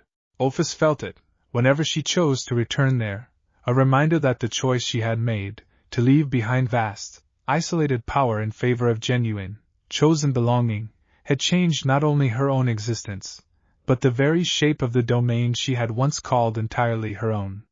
She did not regret it. She never would. And whenever she returned to the bridge, to the found family who had taught her exactly what she had spent countless ages searching for without ever quite finding the words to name it, she carried that quiet, ancient peace with her, a gift freely given, freely received, and freely multiplied across everyone brave enough to have built something worth protecting together. Chapter 31. And so the extraordinary story continued, carried forward not by any single dramatic ending, but by the steady, treasured accumulation of ordinary, courageous days, each one adding another thread to a tapestry already richer and more remarkable than anyone involved could have ever imagined possible. Back in the desperate, uncertain moments when it all began, two worlds had become a bridge. A bridge had become a home. And a home, built entirely from genuine, chosen love, had grown, against every reasonable expectation, to encompass a found family vast and varied enough to include ancient dragons and ordinary students alike, all of them bound together by the same simple, unshakable truth that had guided every step of this remarkable journey from its very beginning. Connection, chosen freely and defended fiercely, was the truest strength any world, mortal or otherwise, would ever know. Chapter 32.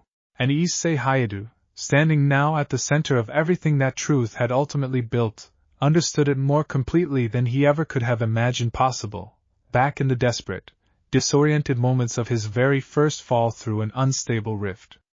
Whatever remarkable chapters still waited to be written across this extraordinary, ever-expanding journey, he would meet them exactly as he always had, with courage, with gratitude, and with a heart large enough to hold every world, every ally, and every impossible, treasured connection that had chosen, across every difficult and wonderful step of this astonishing life, to call him home.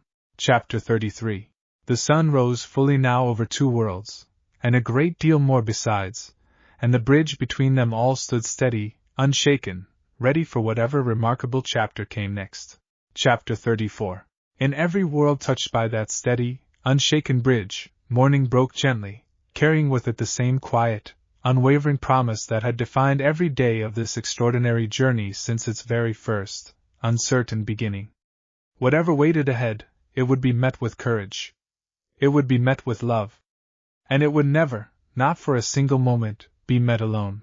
That was, and would always remain, the truest gift this extraordinary journey had ever given him. Chapter 35.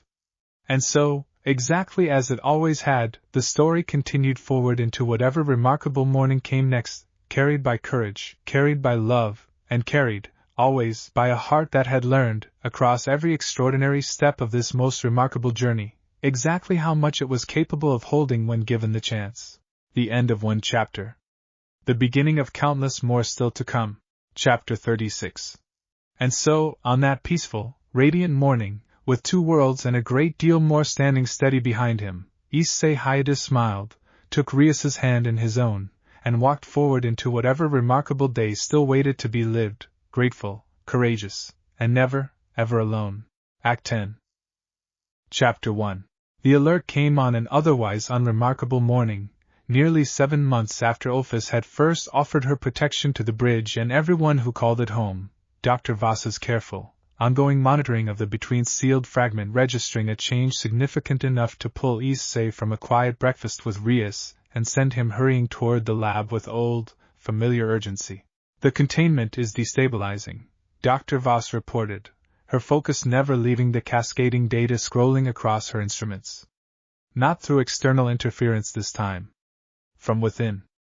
I believe the fragment has been drawing on the bridge's expanded connection to the wider dimensional structure, the very growth Ophis and Great Red's involvement helped create, and using it to slowly, patiently strengthen itself beyond what our original containment was ever designed to hold. Miriam, standing close beside her sister, carried an expression of grave, weathered recognition. "This is precisely the pattern I feared when we first discussed the risk of a permanent bridge," she said. "Connection, however carefully defended, creates opportunity as well as strength. The between learned that lesson from us, watching patiently for exactly this kind of expansion to exploit." Ophis, present for the briefing with her usual flat, unhurried attention, offered her own grave assessment. "I did not anticipate this," she admitted, an unusual note of genuine concern coloring her characteristically inscrutable tone. "My presence, and great reds, expanded the bridge's connection to the dimensional gap considerably. I did not fully consider that expansion might offer the fragment new avenues for growth, even while contained. How much time do we have?" Shifuya asked, already shifting into the familiar, focused readiness that had carried the Academy through every previous crisis. "Days, perhaps," Dr. Voss said grimly. "Possibly less, if the growth rate continues accelerating at its current pace.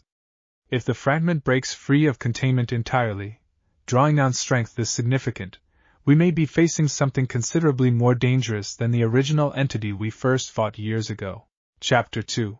The emergency briefing that followed drew together every significant voice across both worlds' considerable combined resources, Rias and Azazel joining through the resonance link with the same grave urgency that had characterized every previous confrontation with the Between's patient, ancient hunger. "We need a plan that accounts for the fragment's expanded strength," Rias said, her presence carrying focused, determined attention despite the gravity of the situation. "Whatever contained it before may no longer prove sufficient, given how thoroughly it's grown." "I believe I may have a solution," Ophis said, drawing the assembled group's full attention. "The fragment has grown by drawing on the bridge's connection to the dimensional gap, my own domain. I possess considerably more direct authority over that domain than any external containment method could hope to match.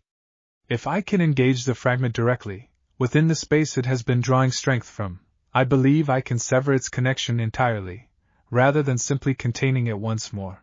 "That sounds dangerous," Issei said immediately, old protective instincts sharpening at the implication. "You'd be facing it alone, in a space where it's already found ways to grow stronger." "I would not be facing it entirely alone," Ophis said, something almost warm entering her flat, ancient tone. "I would have you, and everyone else who has taught me what genuine connection actually means, standing beside me in whatever way this confrontation requires. That is, I have come to understand precisely what makes the difference between facing danger and being overwhelmed by it." The assessment settled meaningful weight over the gathered group, and Issei felt Drake's ancient awareness stirring with focused, determined attention alongside his own. "Partner, if Ophis is correct, this confrontation will require the combined strength of everyone who has ever stood against the Between's hunger. This is not a battle for any single hero to win alone, however powerful. It will require exactly the kind of connection this bridge was always built upon. Then we face it together," Issei said aloud, meeting the eyes of everyone gathered around him, drawn now from across two worlds in the vast, previously unimaginable scope of allies this extraordinary journey had continued to reveal. "The same way we faced everything else." Chapter 3. The preparation that followed carried an urgency tempered by 2 years of hard-won experience, both worlds' considerable combined resources mobilizing with the same practiced, effective coordination that had carried them through every previous confrontation with the Between's patient, calculating hunger. Valor arrived within hours of the summons, his guarded demeanor entirely given over to focused, genuine readiness. "Whatever this fragment has become, I intend to be standing beside you when it finally breaks," he told Issei, settling into the preparation with the same fierce determination that had defined his gradual, hard-won integration into the found family's extraordinary circle. "You once told me strength without connection grows hollow. I intend to prove, alongside you, exactly how much strength genuine connection can offer in return." Nyx contributed her own hard-won expertise, working alongside Dr. Voss and Miriam to develop contingency safeguards for the confrontation ahead, her intimate understanding of exactly how the curator had once sought to exploit similar vulnerabilities proving invaluable and anticipating how the Between's fragment might attempt to turn the bridge's own strength against them. "I believe I've identified the fragment's most likely strategy," she reported during a critical planning session, 2 days into the urgent preparation. It's been studying the bridge's architecture for months, the same patient reconnaissance that characterized its original scouts. I believe, when it finally breaks free, it will attempt to sever the connection between worlds entirely, rather than simply feeding on it as before. If it succeeds, it wouldn't just threaten the bridge. It would threaten to unmake everything all of us have built together, permanently. The revelation settled grave, significant weight over the gathered group, and issei felt the full scope of what this confrontation actually represented crystallizing into sharp, unmistakable focus. Not simply another battle against a persistent, ancient threat, but potentially the final, decisive confrontation that would determine whether everything 2 extraordinary years of courage and connection had built would endure, or whether it would ultimately prove as fragile as the between had always insisted genuine connection must be. Then we make sure that doesn't happen, issei said, the familiar, unshakable resolve that had carried him through every previous trial of his extraordinary journey hardening once more into determined shape. Whatever it takes. Together. Chapter 4. The final hours before the fragment's projected breach carried the particular, focused stillness issei had come to recognize across every significant confrontation of his extraordinary journey, the found family gathering once more on the eastern field where this entire remarkable story had first begun, drawn together now by the same fierce, unbreakable resolve that had carried them through every previous trial. Hooky stood close beside him, her blade steady in her grip, the same quiet, disciplined courage that had first caught his attention in a stranger's hangar years before settling now into focused, determined readiness. Whatever happens, she said quietly, I'm glad it began here, at this exact spot. It feels right, facing this final confrontation in the same place where everything else started. I feel the same way, issei said, reaching for her hand, grateful, as he always was, for her steady, unwavering presence at his side. Rias's presence joined them through the bridge, her own considerable strength arrayed alongside her peerage, Aquino and Asia and Kiba and Kaneko and Zenobia and Rosweiss, every face that had shaped his original, extraordinary journey now standing ready to defend everything 2 remarkable years had built together. Vala and Nick stood nearby, their own hard-won places within the found family's extraordinary circle carrying the same fierce, protective determination as everyone else gathered on that significant field. Ophis stood at the center of it all, her flat, ancient expression carrying an unusual weight of focused, deliberate preparation. The fragment will break free within the hour, she said, her attention settled on the sky above the eastern field, where the faint, familiar shimmer of the bridge's containment had begun showing the first, unmistakable signs of significant strain. When it does, I will need every one of you standing ready. This confrontation will require more than simply my own considerable strength. It will require the full weight of everything this bridge has ever represented. Chapter 5. The breach, when it finally came, arrived with a violence that dwarfed every previous confrontation with the between's patient hunger, the sky above the eastern field tearing open with a force that sent visible shockwaves rippling across the assembled defenders, the fragments shifting, ancient form emerging larger and considerably more formidable than anything they had previously faced. You built strength from my own weakened remains, its voice rasped across the battlefield, carrying a hunger considerably sharper and more focused than its earlier, more patient incarnation had ever displayed. I have spent months learning exactly how to turn that strength against you. Today, I will finally claim what should have always been mine. Now!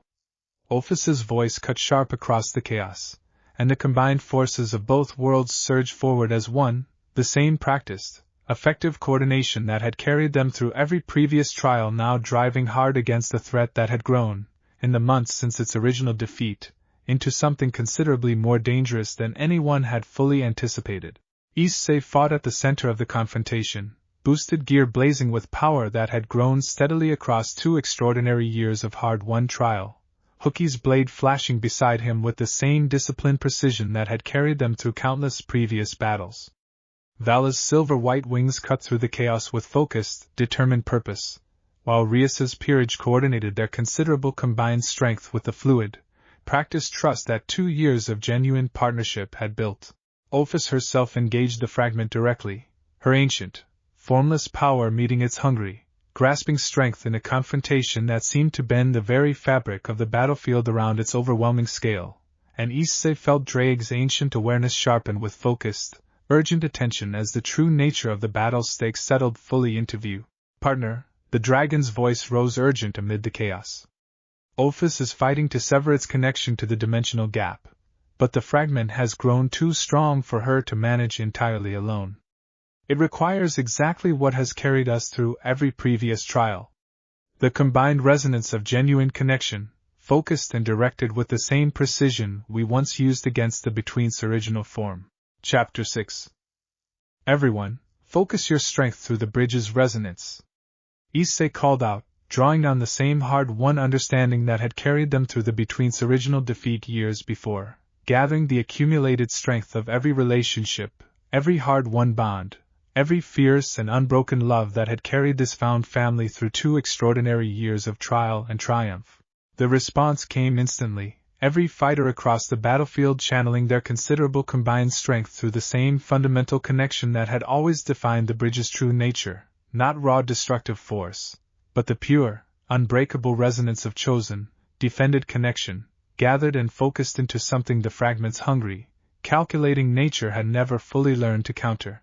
Ophis's own ancient power surged alongside the combined resonance, her formless, boundless strength finally finding the leverage it needed against the fragment's overwhelming, grasping hunger, and Issei felt the full weight of the battle's true nature crystallizing into sharp, unmistakable clarity, not a confrontation between raw power alone, but a decisive test of exactly the principle that had guided every step of his extraordinary journey since its very earliest, most uncertain days. You cannot, the fragment's voice rasped, considerably weaker now, strain evident beneath its earlier confident hunger. This connection should have been mine to consume, to unmake, to prove that all bonds eventually fracture beneath sufficient pressure. You keep making the same mistake, Issei called back, pouring everything he had into the combined resonance, every ounce of courage and love and hard-won trust that had carried him across 2 remarkable worlds and, now, an ever-expanding circle of found family both mortal and ancient. You think connection is fragile because it can be tested. You've never understood that being tested is exactly what makes it stronger. The combined resonance surged one final time, driven by the fierce, unbroken conviction of everyone gathered on that significant field, and the fragment's vast, hungry form finally, decisively fractured under the accumulated weight of everything 2 extraordinary years, and now considerably more, had built together. Ophis's ancient power severed its connection to the dimensional gap with a finality that carried none of the careful, patient containment of their earlier victory, a complete, permanent unmaking rather than a temporary sealing away. The battlefield fell into stunned, exhausted silence as the last traces of the Between's hunger, patient and ancient and finally, completely defeated, dissolved entirely from the shimmering, gradually stabilizing sky above the eastern field. Chapter 7. The confirmation came from Dr. Voss moments later, her voice carrying across the calm with overwhelmed, exhausted relief. It's gone, she reported. Completely. Every trace of the Between's presence has vanished from our monitoring entirely. Whatever that confrontation accomplished, it wasn't containment. It was a genuine, permanent end. The assembled defenders, exhausted but triumphant, allowed themselves a moment of collective, overwhelming relief, the accumulated weight of years spent watching for exactly this kind of patient, ancient danger finally, fully lifting from their shoulders. Issei felt Hookie's hand find his, steady and grateful, while Rias's presence through the bridge carried the same fierce, relieved joy that had defined so many of their journey's most significant victories. We did it, Issei said quietly, meeting the eyes of everyone gathered close around him. After everything, after every trial this danger put us through, we actually did it. It's finally over. Ophis, standing at the center of the now peaceful field, carried an expression of quiet, ancient satisfaction unlike anything Issei had previously witnessed from her characteristically flat, unhurried demeanor. I have existed for longer than measurement can properly capture, she said, and I do not believe I have ever felt quite this satisfying a resolution to any conflict I have witnessed across my considerable existence. This victory belongs to all of you, as much as to my own considerable strength. Perhaps more. It belongs to everyone who ever chose to stand beside this bridge, Hooky said, mortal and ancient alike. That's what actually defeated it. Not any single person's strength. All of us together. Chapter 8. The celebration that followed carried a depth and significance unlike anything the Found family had previously experienced. The permanent defeat of a threat that had shadowed their extraordinary journey for years finally, completely resolved, freeing the accumulated weight of years of careful vigilance into pure, unrestrained joy. Word spread quickly across both worlds, and beyond them now, to the vast, previously unimaginable scope of allies this remarkable journey had continued to reveal. Great Red himself arriving within hours of the confrontation's resolution to add his own booming, delighted congratulations to the growing celebration. I confess, he told issei, his vast, crimson presence carrying genuine, evident pride, I did not expect, when I first encountered your remarkable bridge, that it would eventually prove strong enough to permanently unmake a threat as ancient and as patient as the one you face today.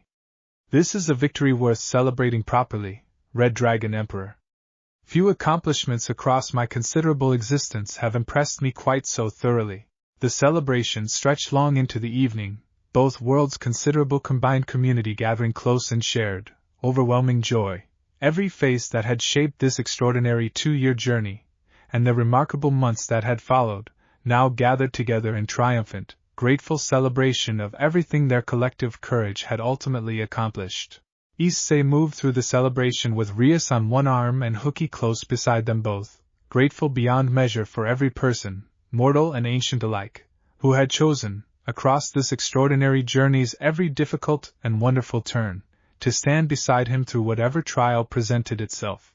I keep thinking about how this all started, he admitted to Rias during a quiet moment amid the celebration's joyful chaos. A stray cat, an artifact I should never have touched, and a fall through an unstable rift that changed absolutely everything. I never could have imagined it would lead to this. Any of it. None of us could have, Rias agreed, warmth and quiet wonder coloring her voice. But I think that's precisely what makes this victory, and this entire extraordinary journey, worth treasuring so completely. Nothing about any of it was ever guaranteed. We built every bit of it ourselves, together, one courageous choice at a time. Chapter 9. In the weeks that followed the Between's permanent defeat, both worlds turned their considerable, grateful attention toward a fitting, formal recognition of everything the past several years had ultimately accomplished, Surzix Lucifer and Shifuyu Orimura coordinating together, alongside representatives from across both worlds' significant political structures, to plan an occasion worthy of the extraordinary journey it would formally commemorate. This deserves more than simple celebration, Tadanashi argued during the planning session that followed, her usual sharp, organizational focus carrying genuine, heartfelt investment in the proposal. Issei didn't just build a bridge between two worlds. He proved, decisively and permanently, that connection built honestly can overcome nearly any threat either world's history has ever considered insurmountable. I think both worlds should formally recognize that achievement, not simply through celebration, but through lasting, meaningful acknowledgement. The proposal that emerged, refined through weeks of careful, collaborative planning, called for a formal ceremony recognizing Issei as permanent guardian of the bridge, a title carrying both symbolic and practical significance, formally charging him and the Found family who had stood beside him through every trial with the ongoing, honored stewardship of the connection between worlds they had built and defended so thoroughly. I don't know if I deserve a title like that, Issei admitted to Rias during a quiet conversation ahead of the formal announcement. Everything we built together. It doesn't feel right, having my name singled out for it. I understand that instinct, Rias said gently. But I think you're missing something important. This title isn't meant to diminish everyone else's contribution. It's meant to honor the particular role you've played, the courage you showed choosing connection over fear, again and again, from the very first uncertain days of this extraordinary journey. Let both worlds honor that properly, Issei. You've more than earned it. Chapter 10. The formal ceremony, when it finally arrived, gathered together the full, extraordinary scope of everyone who had shaped Issei's remarkable journey across these several astonishing years, both worlds' considerable communities filling the eastern field once more, this time not for battle or crisis, but for celebration of everything genuine courage and connection had ultimately built. Surzex presided over the formal proceedings alongside Shifuyu, their combined authority representing the full, historic significance of the recognition being offered. 2 years ago, Surzex began, addressing the assembled crowd with warm, genuine pride. A young man fell through an unstable rift into an unfamiliar world, carrying nothing but courage and an unwillingness to abandon a creature in need. That single, selfless choice set into motion an extraordinary chain of events that has, time and again, proven the transformative power of genuine, chosen connection. Shifuyu continued the address with her own characteristic, measured warmth. In the years since, Issei Hayado has built a bridge between worlds that scholars across both our communities continue to study with genuine wonder. He has defended that bridge against threats ranging from calculating extremists to ancient, cosmic hunger, always choosing connection over isolation, trust over fear, courage over the comfortable safety of standing alone. Today, we formally recognize that extraordinary legacy. The formal declaration that followed carried Issei's new title across both worlds with ceremonial significance, Guardian of the Bridge, a recognition that settled, he found, less like a personal honor and more like a shared responsibility, entrusted to him on behalf of every single person who had chosen, across this extraordinary journey, to stand beside him. I accept this honor, Issei said, addressing the assembled crowd with the same steady, grateful humility that had carried him through every previous significant milestone of his remarkable journey, not for myself alone, but for everyone who's ever chosen to stand beside this bridge. Huki, Rias, Ichika, Tadanashi, every face gathered here today, mortal and ancient alike. This title belongs to all of you, as much as it belongs to me. I intend to spend the rest of my life honoring that truth, every single day. Chapter 11. 10 years passed, gently and remarkably, carrying forward the extraordinary legacy that single, courageous choice had first set into motion, and Issei Hayado, standing once more at the edge of the eastern field on a bright, peaceful morning, found himself reflecting on the full, remarkable scope of everything that decade had ultimately built. The bridge stood steady and permanent, exactly as it had for a decade now, its significance grown far beyond the original, modest hope of simply reuniting two separated hearts. Scholars from across countless realities, drawn by Ophis's own careful, patient teaching, had come to study its architecture, and 3 additional bridges, each built with the same careful, deliberate attention to genuine connection that had made the original succeed, now linked previously isolated worlds together in quiet, growing partnership. Huki approached from across the field, her steady, familiar presence carrying the particular warmth of a decade's worth of hard-won, treasured partnership. Beside her walked a young girl of perhaps 8 years, dark-haired and sharp-eyed, carrying herself with the same disciplined confidence her mother had shown since the very earliest days of their friendship. "Papa!" the girl called out, breaking into an eager run across the field. "Aunt Tadanashi says the new cadets are ready for their first demonstration. Can we watch?" "Of course, Sakura," Issei said, scooping his daughter into a warm embrace, the same overwhelming gratitude that had defined this entire extraordinary journey settling, once more, into his chest. "Wouldn't miss it for anything." Chapter 12. The decade had brought its own share of quieter, more personal chapters to the extraordinary story that had begun with a desperate fall through an unstable rift. Issei's family growing steadily alongside the bridge's continued, remarkable expansion, each new addition to the found family carrying forward the same fundamental truth that had guided every step of this remarkable journey from its very earliest days. Rias and Issei's own children, twin boys named Issei and Drag in honor of the two halves of their father's remarkable heritage, had grown into thoughtful, courageous young men now approaching their own considerable independence, each carrying forward, in their own distinct ways, the legacy of courage and connection that had defined their family's extraordinary story. Vala, having settled fully into the found family's extraordinary circle, had married Nick some years before, their own unlikely partnership, born from shared trial and hard-won mutual respect, becoming another treasured thread in the vast, remarkable tapestry Issei's original, courageous choice had first set into motion. Their own children, twin girls with their father's silver-white hair and their mother's fierce, protective determination, had grown up considering the bridge and everyone connected to it simply and completely their extended, beloved family. Ophis and Great Red, too, remained steady, treasured presences within the found family's continued, expanding story, their occasional visits carrying the same warmth and wonder that had first characterized their unlikely, remarkable integration into a community either had ever expected to genuinely call home. It's strange, issei admitted to Rias one quiet evening, the two of them watching their children play alongside Hookie's daughter and Valley and Nix's twins on the peaceful, familiar field where this entire extraordinary journey had first begun. A decade ago, I never could have imagined any of this. Watching our children grow up together, surrounded by this remarkable, expanding family. It feels like more than I ever dared hope for. I think that's exactly what makes it worth treasuring so completely, Rias said, her hand finding his with the same warm, familiar certainty that had carried them through every significant chapter of their extraordinary shared history. Nothing about any of it was ever guaranteed. We built it, together, one courageous, honest choice at a time. Chapter 13.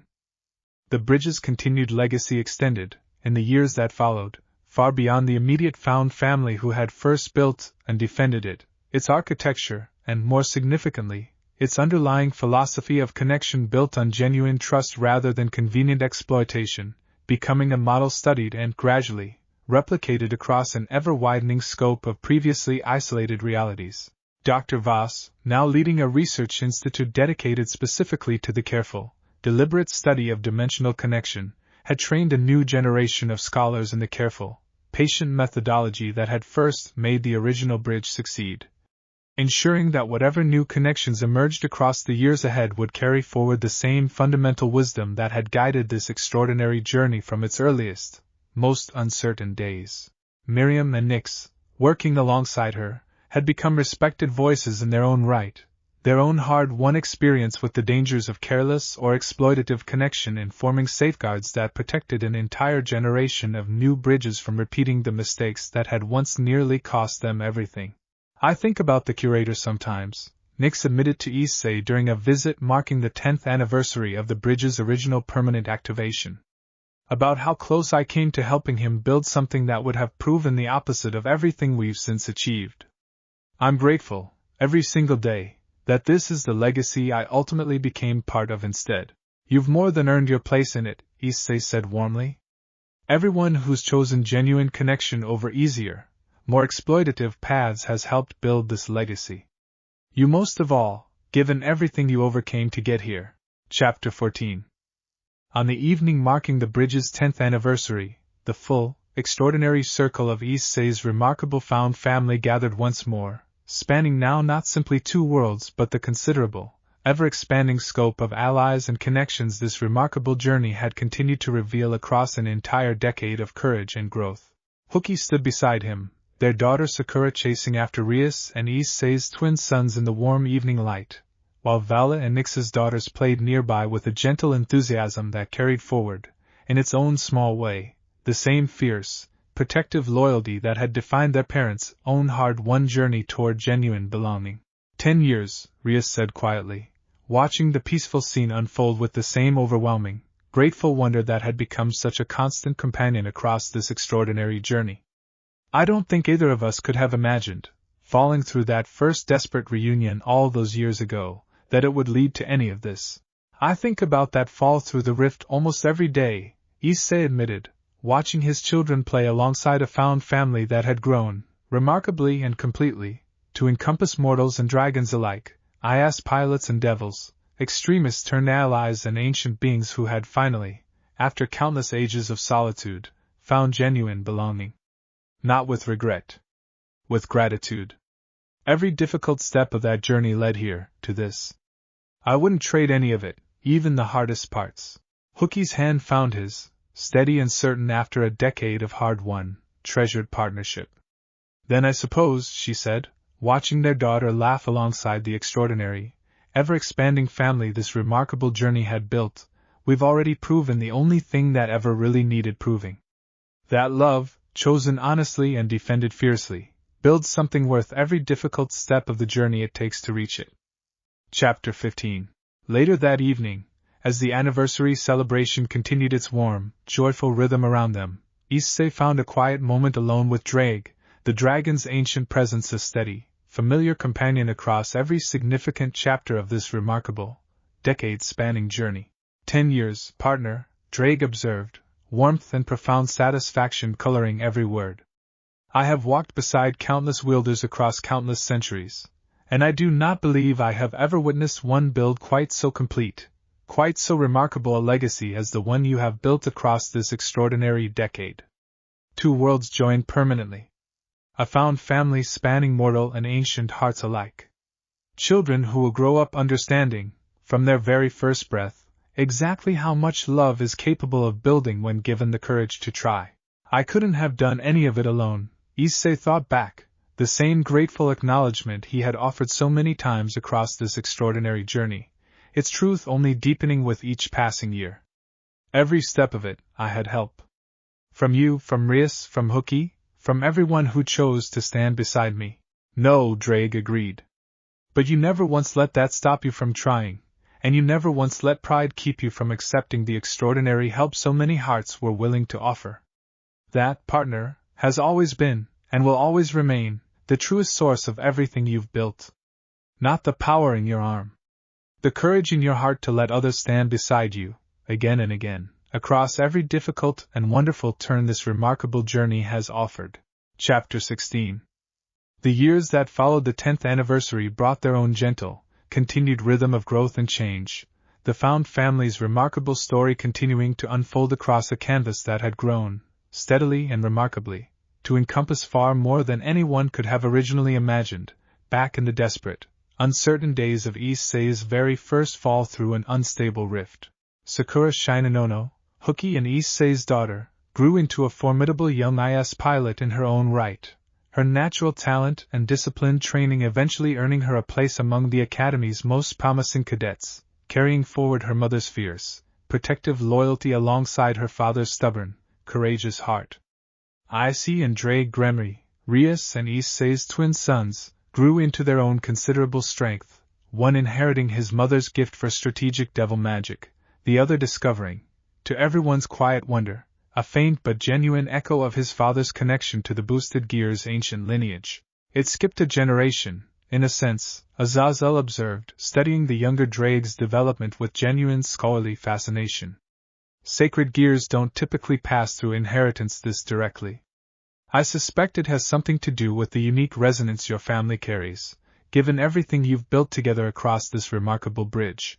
Whatever the reason, issei said, watching his son practice careful, deliberate control over a power he was only beginning to understand, I'm grateful he has people who can teach him properly. It's a strange, demanding gift to carry. I want him to have better guidance learning to hold it than I had, back when I was first figuring it out myself. Chapter 17.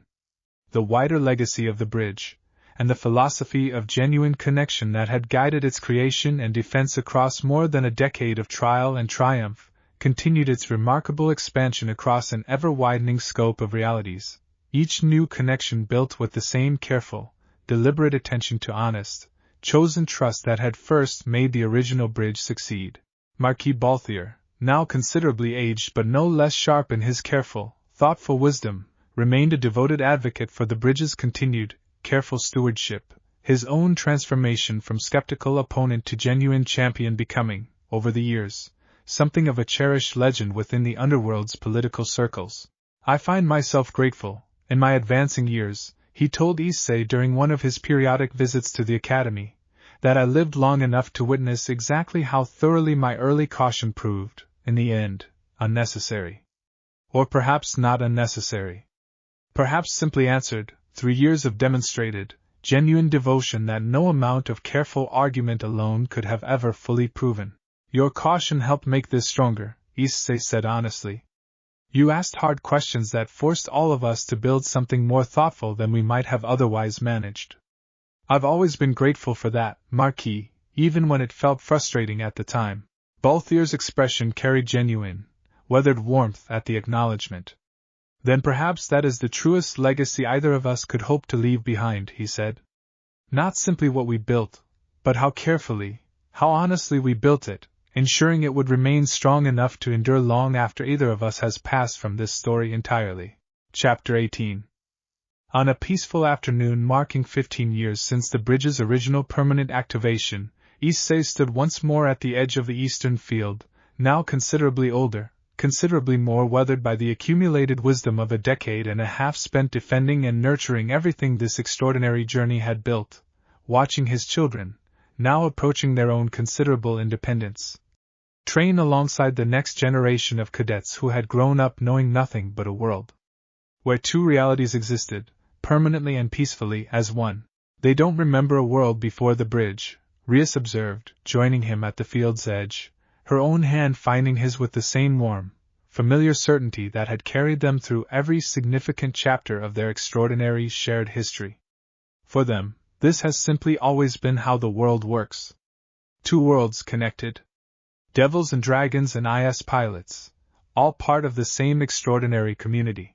I think that's exactly what we were always working toward, Issei said, watching Sakura demonstrate an advanced combat maneuver for a cluster of admiring younger cadets, his own daughter now carrying forward, in her own remarkable way, the legacy her parents had built together. Not just building the bridge itself, but building a world where connection like this simply becomes normal. Ordinary. Something the next generation doesn't have to fight quite so hard to establish, because we already did that difficult work for them. Hooky joined them a moment later, watching their daughter's demonstration with the same fierce, proud warmth that had defined her own remarkable journey across these extraordinary years. She's better than either of us were, at her age, she said, quiet wonder coloring her voice. I think that's what this legacy actually looks like, in the end. Not simply what we accomplished ourselves, but how much further the people who come after us are able to go, because of the foundation we built. Chapter 19. The years continued their gentle, remarkable passage, each one adding its own quiet, treasured chapter to the extraordinary story that had begun with a single, desperate fall through an unstable rift, and Issei Hayadu, watching his children grow into their own considerable strength and wisdom, found himself, increasingly, reflecting on exactly what kind of legacy this remarkable journey had ultimately left behind. Not simply a bridge between worlds, though that alone represented an achievement few could have imagined possible, back in the uncertain earliest days of his extraordinary journey. Not simply a found family spanning mortal and ancient hearts alike, though that too carried significance far beyond what he had ever originally dared hope for. But something deeper, something that had woven itself into the very fabric of both worlds' continued existence, a simple, unshakable truth that had guided every step of this remarkable journey from its very beginning. Connection, chosen freely and defended fiercely, was never a weakness waiting to be exploited. It was the truest strength either world would ever know, strong enough to overcome ancient hunger and calculating villains alike, strong enough to bridge not just two separate realities, but the vast, seemingly impossible distance between fear and genuine, courageous trust. Do you ever wonder, Rias asked him one quiet evening, the two of them watching their children practice together in the golden light of a peaceful sunset, what would have happened if you'd made different choices along the way? If you'd let fear guide you instead of courage? Issei considered the question with the same thoughtful honesty he brought to every significant reflection on his extraordinary journey. I think about it sometimes, he admitted. But I don't think I'd trade any of it, even knowing how difficult parts of it were. Every choice, every difficult trial, led here, to this. To you, to Hooky, to our children, to this entire remarkable, ever-expanding family. I think, somehow, everything happened exactly the way it needed to. Chapter 20. On the 20th anniversary of the bridge's original permanent activation, the full, extraordinary scope of everyone this remarkable journey had touched gathered once more at the eastern field, a celebration spanning generations now, the found family that had begun with a handful of wary students and a frightened, disoriented young man grown into something vast and remarkable beyond anything anyone present could have originally imagined. Issei stood at the celebration's center, considerably older now, his hair beginning to show the first traces of silver, though the same steady, courageous heart that had carried him through every significant trial of this extraordinary journey remained, unmistakably, entirely unchanged. Ria stood beside him, her own considerable grace only deepened by 2 decades of hard-won partnership, while Hooky, weathered and wise in her own remarkable way, completed the circle that had defined the very center of his extraordinary life. Their children, now fully grown and carrying forward their own considerable legacies, moved through the crowd with the easy confidence of a generation that had never known anything but a world where connection between realities represented simply the ordinary shape of existence. Sakura, now a celebrated instructor at the very academy where her parents' extraordinary story had first begun, addressed a new generation of cadets with the same disciplined, generous wisdom her mother had shown her, decades before.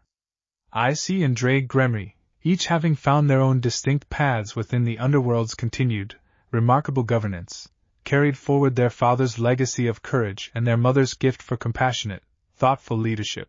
20 years, Hooky said quietly, watching the celebration unfold with the same overwhelming, grateful wonder that had never once diminished across 2 full decades of this extraordinary journey.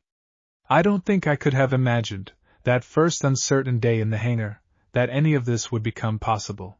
None of us could have, Issei agreed, reaching for both her hand and Rias's, grateful beyond measure for 2 decades of hard-won, treasured partnership.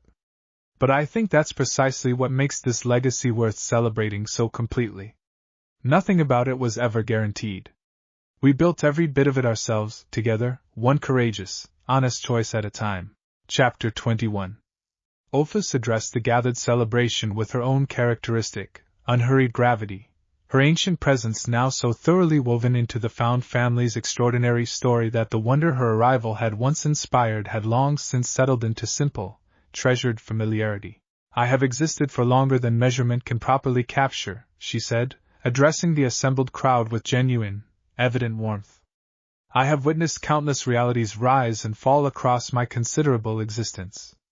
I do not believe I have ever witnessed anything quite so remarkable as what this found family has built together, across these 20 extraordinary years. A bridge that has inspired countless others across the wider dimensional structure. A legacy of genuine, chosen connection that continues, generation after generation, to prove itself stronger than any hunger or fear that has ever sought to unmake it. Great Red's own booming, delighted contribution followed, his vast, crimson presence carrying the same warm, genuine pride that had characterized his involvement across every significant milestone of this remarkable journey. 20 years, he said, and I confess, watching this extraordinary community continue to grow and thrive, I find myself more certain than ever that Issei Hayate's original, courageous choice to save a frightened stray cat represents one of the most consequential acts of genuine kindness I have witnessed across my own considerable existence. The gathered crowd's warm, appreciative laughter carried across the peaceful evening, and Issei felt, listening to 2 beings whose existence spanned scales of time and power he had only gradually learned to properly comprehend, offer such genuine, heartfelt tribute to his extraordinary journey, an overwhelming gratitude too vast and too complete to fully put into words. Chapter 22. As the celebration gradually settled into its familiar, treasured rhythm of warm conversation and easy laughter, Issei found a quiet moment alone with Dr. Voss, now considerably aged but no less brilliant in her careful, dedicated wisdom, the 2 of them reflecting on the full, remarkable scope of everything 2 decades of careful, patient research had ultimately accomplished. I still remember the first time I saw your resonance signature, she told him, warmth and quiet wonder coloring her voice. I had no idea, studying those first uncertain readings, that they would eventually lead to any of this. A bridge that has changed the shape of both our world's understanding of dimensional connection. A legacy that will continue teaching new generations of scholars long after either of us has passed from this story. I couldn't have built any of it without you, Issei said honestly. Your careful research, your patient willingness to prioritize genuine safety over reckless progress, that's what made this bridge succeed where so many other attempts, across so many other realities, ultimately failed. Dr. Voss's expression carried genuine, weathered satisfaction at the acknowledgement. I think, in the end, we built it together, she said. The same way everything worthwhile in this extraordinary story has always been built. Not by any single person's effort alone, but by an entire community choosing, again and again, to trust each other enough to keep building something worth the considerable risk it demanded. Chapter 23. Late that evening, as the 20th anniversary celebration finally began winding toward its peaceful, contented close, issei found himself once more at the exact spot where this entire extraordinary journey had first begun, the eastern field now transformed, across 2 full decades, from the site of desperate crisis into the treasured heart of a legacy that had touched countless lives across 2 worlds and, increasingly, far beyond them both. Hooky and Rias joined him there, as they so often did, the 3 of them watching the stars stretch endless and familiar above a bridge that had grown, across 20 remarkable years, to represent something far larger and more significant than any of them could have originally imagined. I keep thinking about that first night, issei admitted, looking out over the peaceful, star-filled sky. Waking up on a stranger's hangar floor, terrified and confused, with absolutely no idea what waited ahead. If someone had told me, that night, everything this journey would eventually become, I don't think I could have believed it. I don't think any of us could have, Rias said, her hand warm in his own, but I think that's precisely what makes this legacy worth treasuring so completely. We didn't build any of it by knowing exactly where the journey would lead. We built it by choosing courage, again and again, even when the outcome remained genuinely uncertain. Hooky's hand found his other one, steady and certain after 2 decades of hard-won, treasured partnership. And by choosing each other, she added quietly, even when that choice demanded more honesty, more vulnerability, than either world's original traditions had ever quite prepared us to offer. Chapter 24. Whatever comes next, issei said, watching the stars stretch endless above the extraordinary, ever-expanding legacy his single, courageous choice had first set into motion, I think we've already proven the only thing that ever truly needed proving, across this entire remarkable journey. That love, chosen honestly and defended fiercely, across whatever distance or difficulty tries to test it, will always find a way to build something worth every difficult step it takes to reach. We're proof of that, Rias said, echoing words she had offered him once before, years earlier, in the earliest days of their extraordinary shared legacy. All of us together? 2 worlds, 1 found family, and a bridge built to last far longer than any of us will ever personally witness. Hooky smiled, warm and unguarded, the same peaceful, hard-won contentment that had carried her through every complicated turn of this remarkable journey settled fully, finally into her expression. Then I suppose, she said, we'd better make sure the next generation understands exactly what they're inheriting. Not just a bridge. A legacy of choosing connection over fear, courage over comfortable isolation, love over every reasonable excuse to stand apart instead of together. They already understand it, issei said, watching their children move through the celebration's warm, contented glow, carrying forward, in their own remarkable ways, everything this extraordinary journey had ultimately taught. I think that's the truest gift we've given them. Not just the bridge itself, but a world where choosing genuine connection simply feels like the natural, obvious thing to do. Chapter 25. The celebration finally settled into peaceful, contented quiet as the night deepened, most of the assembled crowd gradually returning to their own homes across both worlds, carrying with them the warm, treasured memory of everything 2 full decades had accomplished together. Issei remained a while longer at the eastern field's edge, Drake's steady, ancient presence offering its usual thoughtful company in the comfortable evening stillness. 20 years, partner, the dragon observed, warmth and profound satisfaction coloring every word of his ancient voice. I have walked beside countless wielders across countless centuries, and I have never once witnessed a legacy quite so remarkable, quite so thoroughly grounded in genuine, chosen love, as the one you have built across this extraordinary span of years.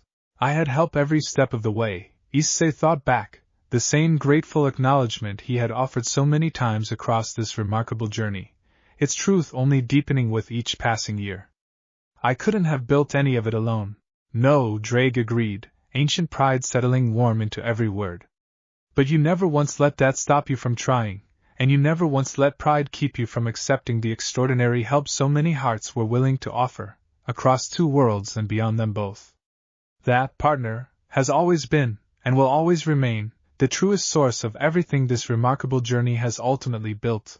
Chapter 26.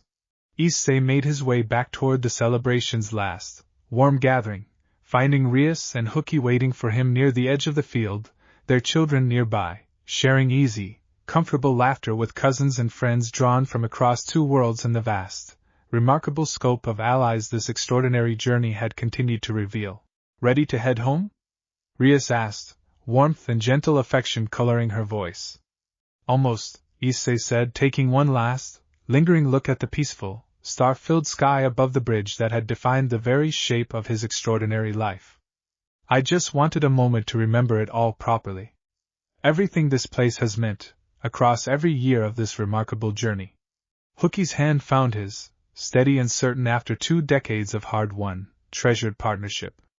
It'll still be here tomorrow, she said gently. And the day after that, and every day for as long as we're given the chance to tend it properly.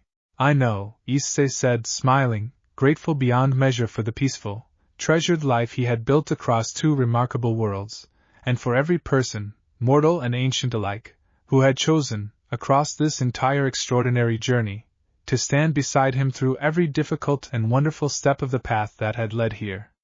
I just like remembering how it all began, sometimes. It makes everything we've built since feel even more remarkable. Chapter 27.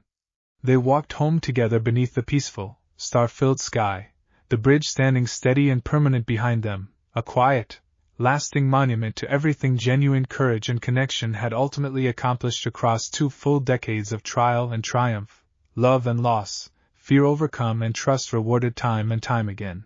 Somewhere across that extraordinary bridge, in every corner of 2 worlds now permanently, peacefully joined, the legacy of a single, courageous choice continued its steady, remarkable work, carried forward by children who had never known a world without it, by scholars who continued studying its careful, deliberate architecture, by an entire community of hearts, mortal and ancient alike, who had learned, across this remarkable journey, exactly how much genuine connection was capable of.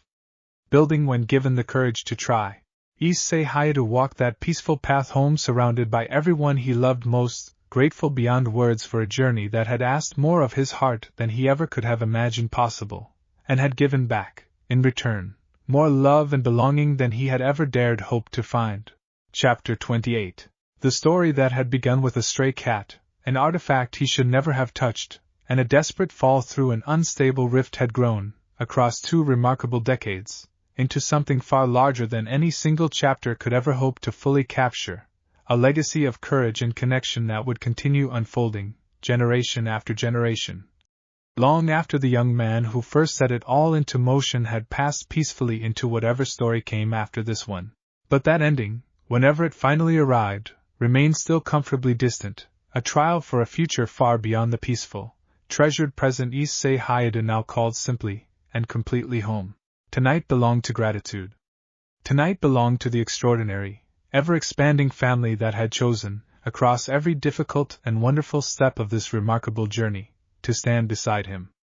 And tomorrow, and every day still waiting beyond it, belonged to the same simple, unshakable truth that had guided this entire extraordinary story from its very first, uncertain beginning. Connection, chosen freely and defended fiercely, was the truest strength any heart, in any world, would ever know. Chapter 29. And so, beneath a sky finally, peacefully quiet, 2 worlds bound together by nothing more, and nothing less, than 20 years of hard-won and unbreakable love, Issei Hayato walked home with his family, grateful for every step of the extraordinary journey that had brought him here, and ready, with the same steady courage that had carried him through every trial before it, for whatever remarkable chapters still waited to be written across the bridge his single, courageous choice had first set into motion. The bridge stood open behind him. The found family stood united around him. And the remarkable story, far from finished, simply continued onward, one grateful, courageous, ordinary day at a time, exactly as it always had, and exactly as it always would. Chapter 30. Years later, when Sakura Shinanono herself stood before a new generation of cadets, preparing to tell them the story of how the bridge beneath their feet had first come to be, she found herself, as she always did, beginning in exactly the same place her father had always insisted the story truly started. It began with a cat, she told them, watching young, curious faces lean forward with the same eager wonder she remembered feeling as a child, hearing this story for the very first time. A frightened stray cat, wandering too close to something dangerous, in a world very far from here. And a young man who couldn't bring himself to walk away and let it get hurt, even though every voice around him was telling him not to get involved. She let the story unfold the way it always had, the accident, the fall, the strange new world and the wary friendships that had slowly, carefully grown into something extraordinary. The dangers faced, the trust rebuilt, the connection defended fiercely across every trial that had ever sought to prove it fragile. My parents built this bridge together, she said, gesturing toward the eastern field's peaceful, permanent shimmer, not because it was easy, and not because they knew, from the very beginning, exactly how it would all turn out. They built it because they chose, again and again, to trust each other, and to trust the people willing to stand beside them, even when that trust demanded real courage. Chapter 31. What happened to them? One of the younger cadets asked, the same question every new generation eventually asked, curious about the fate of the two remarkable world's most celebrated found family. Sakura's expression softened into warm, treasured memory. They're still here, she said simply. Older now, considerably more silver-haired than the stories usually describe them. But still together, still tending this bridge with the same care they always have. You'll likely meet them yourselves, if you stay long enough. My father still comes by most mornings, just to watch the sunrise from this exact spot. The cadets absorbed the answer with the particular wonder reserved for legends who had, against every reasonable expectation, remained simply and warmly present, living proof that the extraordinary story they had just heard was not myth, but genuine, treasured history, still unfolding, gently and remarkably, with each new peaceful day. Will there be more? Another cadet asked. More chapters to the story, I mean. Sakura smiled, the same warm, knowing smile her mother had shown her so many times across her own remarkable childhood. I imagine so, she said. This bridge is still standing, after all. Still connecting two worlds that continue growing and changing every single day. I think that means the story isn't really finished. It's just waiting for whoever comes next to write the following chapter. Chapter 32. That evening, as the newest generation of cadets settled into their own first night at an academy whose history now spanned 2 full decades of extraordinary legacy, Issei Hayata stood once more at the eastern field's edge, watching the sunset paint the sky in the same warm, familiar colors it always had, exactly as it had on countless peaceful evenings across the many remarkable years since this journey first began. Rias joined him, as she always did, her hand finding his with the same certainty 2 decades of hard-won partnership had built. Hooky completed the circle a moment later, steady and present, exactly as she had been since the very earliest days of their unlikely, treasured friendship. Sakura told the new cadets the story today, Hooky said, warmth coloring her voice. The whole thing, start to finish. I think she tells it even better than we do, honestly. She should, Issei said, smiling. She's lived it just as fully as we have, even if she doesn't remember the very beginning of it herself. He looked out over the peaceful, star-filled sky, the bridge standing steady and permanent above the field where this entire extraordinary journey had first taken root. I hope she keeps telling it, long after we're not around to tell it ourselves. She will, Rias said, certain and warm. And so will her children, and theirs, for as long as this bridge continues standing. That's what a legacy like this actually means, I think. Not just what we built, but how far forward it continues carrying everyone who comes after us. Chapter 33. The 3 of them stood together a while longer, watching the stars emerge one by one across the peaceful, settling night, grateful, as they always were, for the extraordinary, unlikely journey that had brought them here, to this exact moment, surrounded by everyone and everything that had made 2 full decades of courage and connection genuinely, completely worth every difficult step of the path. Whatever chapters still waited to be written across this remarkable, ever-expanding bridge, whatever trials or triumphs the future still held for the found family spanning 2 worlds and beyond, Issei Hayata faced the peaceful, gathering night exactly as he always had, exactly as he always would, with gratitude, with courage, and with a heart that had learned, across every extraordinary step of this remarkable journey, precisely how much love it was capable of holding when given the simple, unshakable courage to keep it open. The bridge stood steady beneath the stars. The found family stood united around it. And the story, far from finished, simply continued onward, exactly as it always had, exactly as it always would, one grateful, courageous, ordinary day at a time. Chapter 34. And so, on that peaceful, star-filled evening, exactly as the sun had risen and set over this remarkable bridge for 2 full decades, and exactly as it would continue rising and setting for countless decades still to come, Issei Hayato stood beside everyone he loved most, grateful beyond measure for a journey that had begun with nothing more than a frightened stray cat and a single, courageous choice, and had grown, across every difficult and wonderful step since, into something far more extraordinary than he ever could have imagined possible. 2 worlds bound together forever.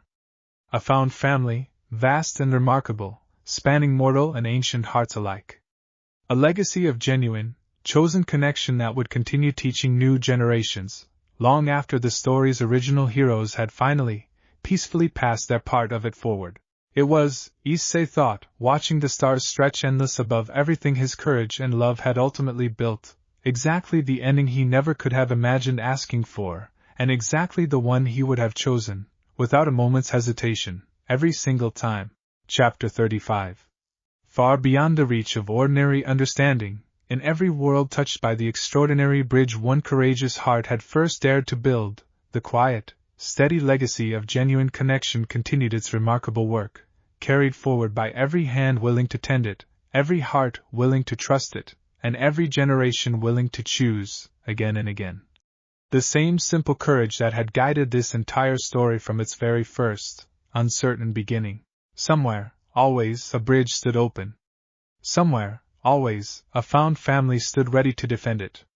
And somewhere, always, love, chosen freely and defended fiercely, continued proving itself the truest, most enduring strength either world, or any world touched by its remarkable legacy, would ever know. And so, exactly as it always had, and exactly as it always would, the remarkable story of the bridge, and the extraordinary family who built and defended it, continued gently onward, one grateful, courageous, ordinary day at a time. Chapter 36. And there, beneath a sky finally and permanently at peace, the story rested, complete in every way that mattered most, and ready, whenever the next chapter chose to begin, to welcome whoever came next with the same open, courageous heart that had carried it this far. Chapter 37. Issei Hayato closed his eyes that night, Rias on one side and Hooky on the other, and let himself simply rest in the quiet, unshaken certainty of everything 20 extraordinary years had built. Tomorrow would bring its own ordinary wonders. Tonight, gratitude was enough. It always would be. Chapter 38. Morning would come again, gentle and certain, exactly as it always did, and Issei Hayato would rise to meet it exactly as he always had, with courage in his heart, love at his side, and an entire extraordinary world, doubled now and blessed beyond measure, waiting patiently for him to greet it. And so, gently and completely, the extraordinary story came to its rest. Chapter 39. Not an ending. Simply a rest, well earned and warmly deserved, before whatever remarkable chapter came next. The bridge remained. The family remained. And love, chosen and defended across every extraordinary year of this remarkable journey, remained the truest and most lasting legacy of all. Thanks for listening.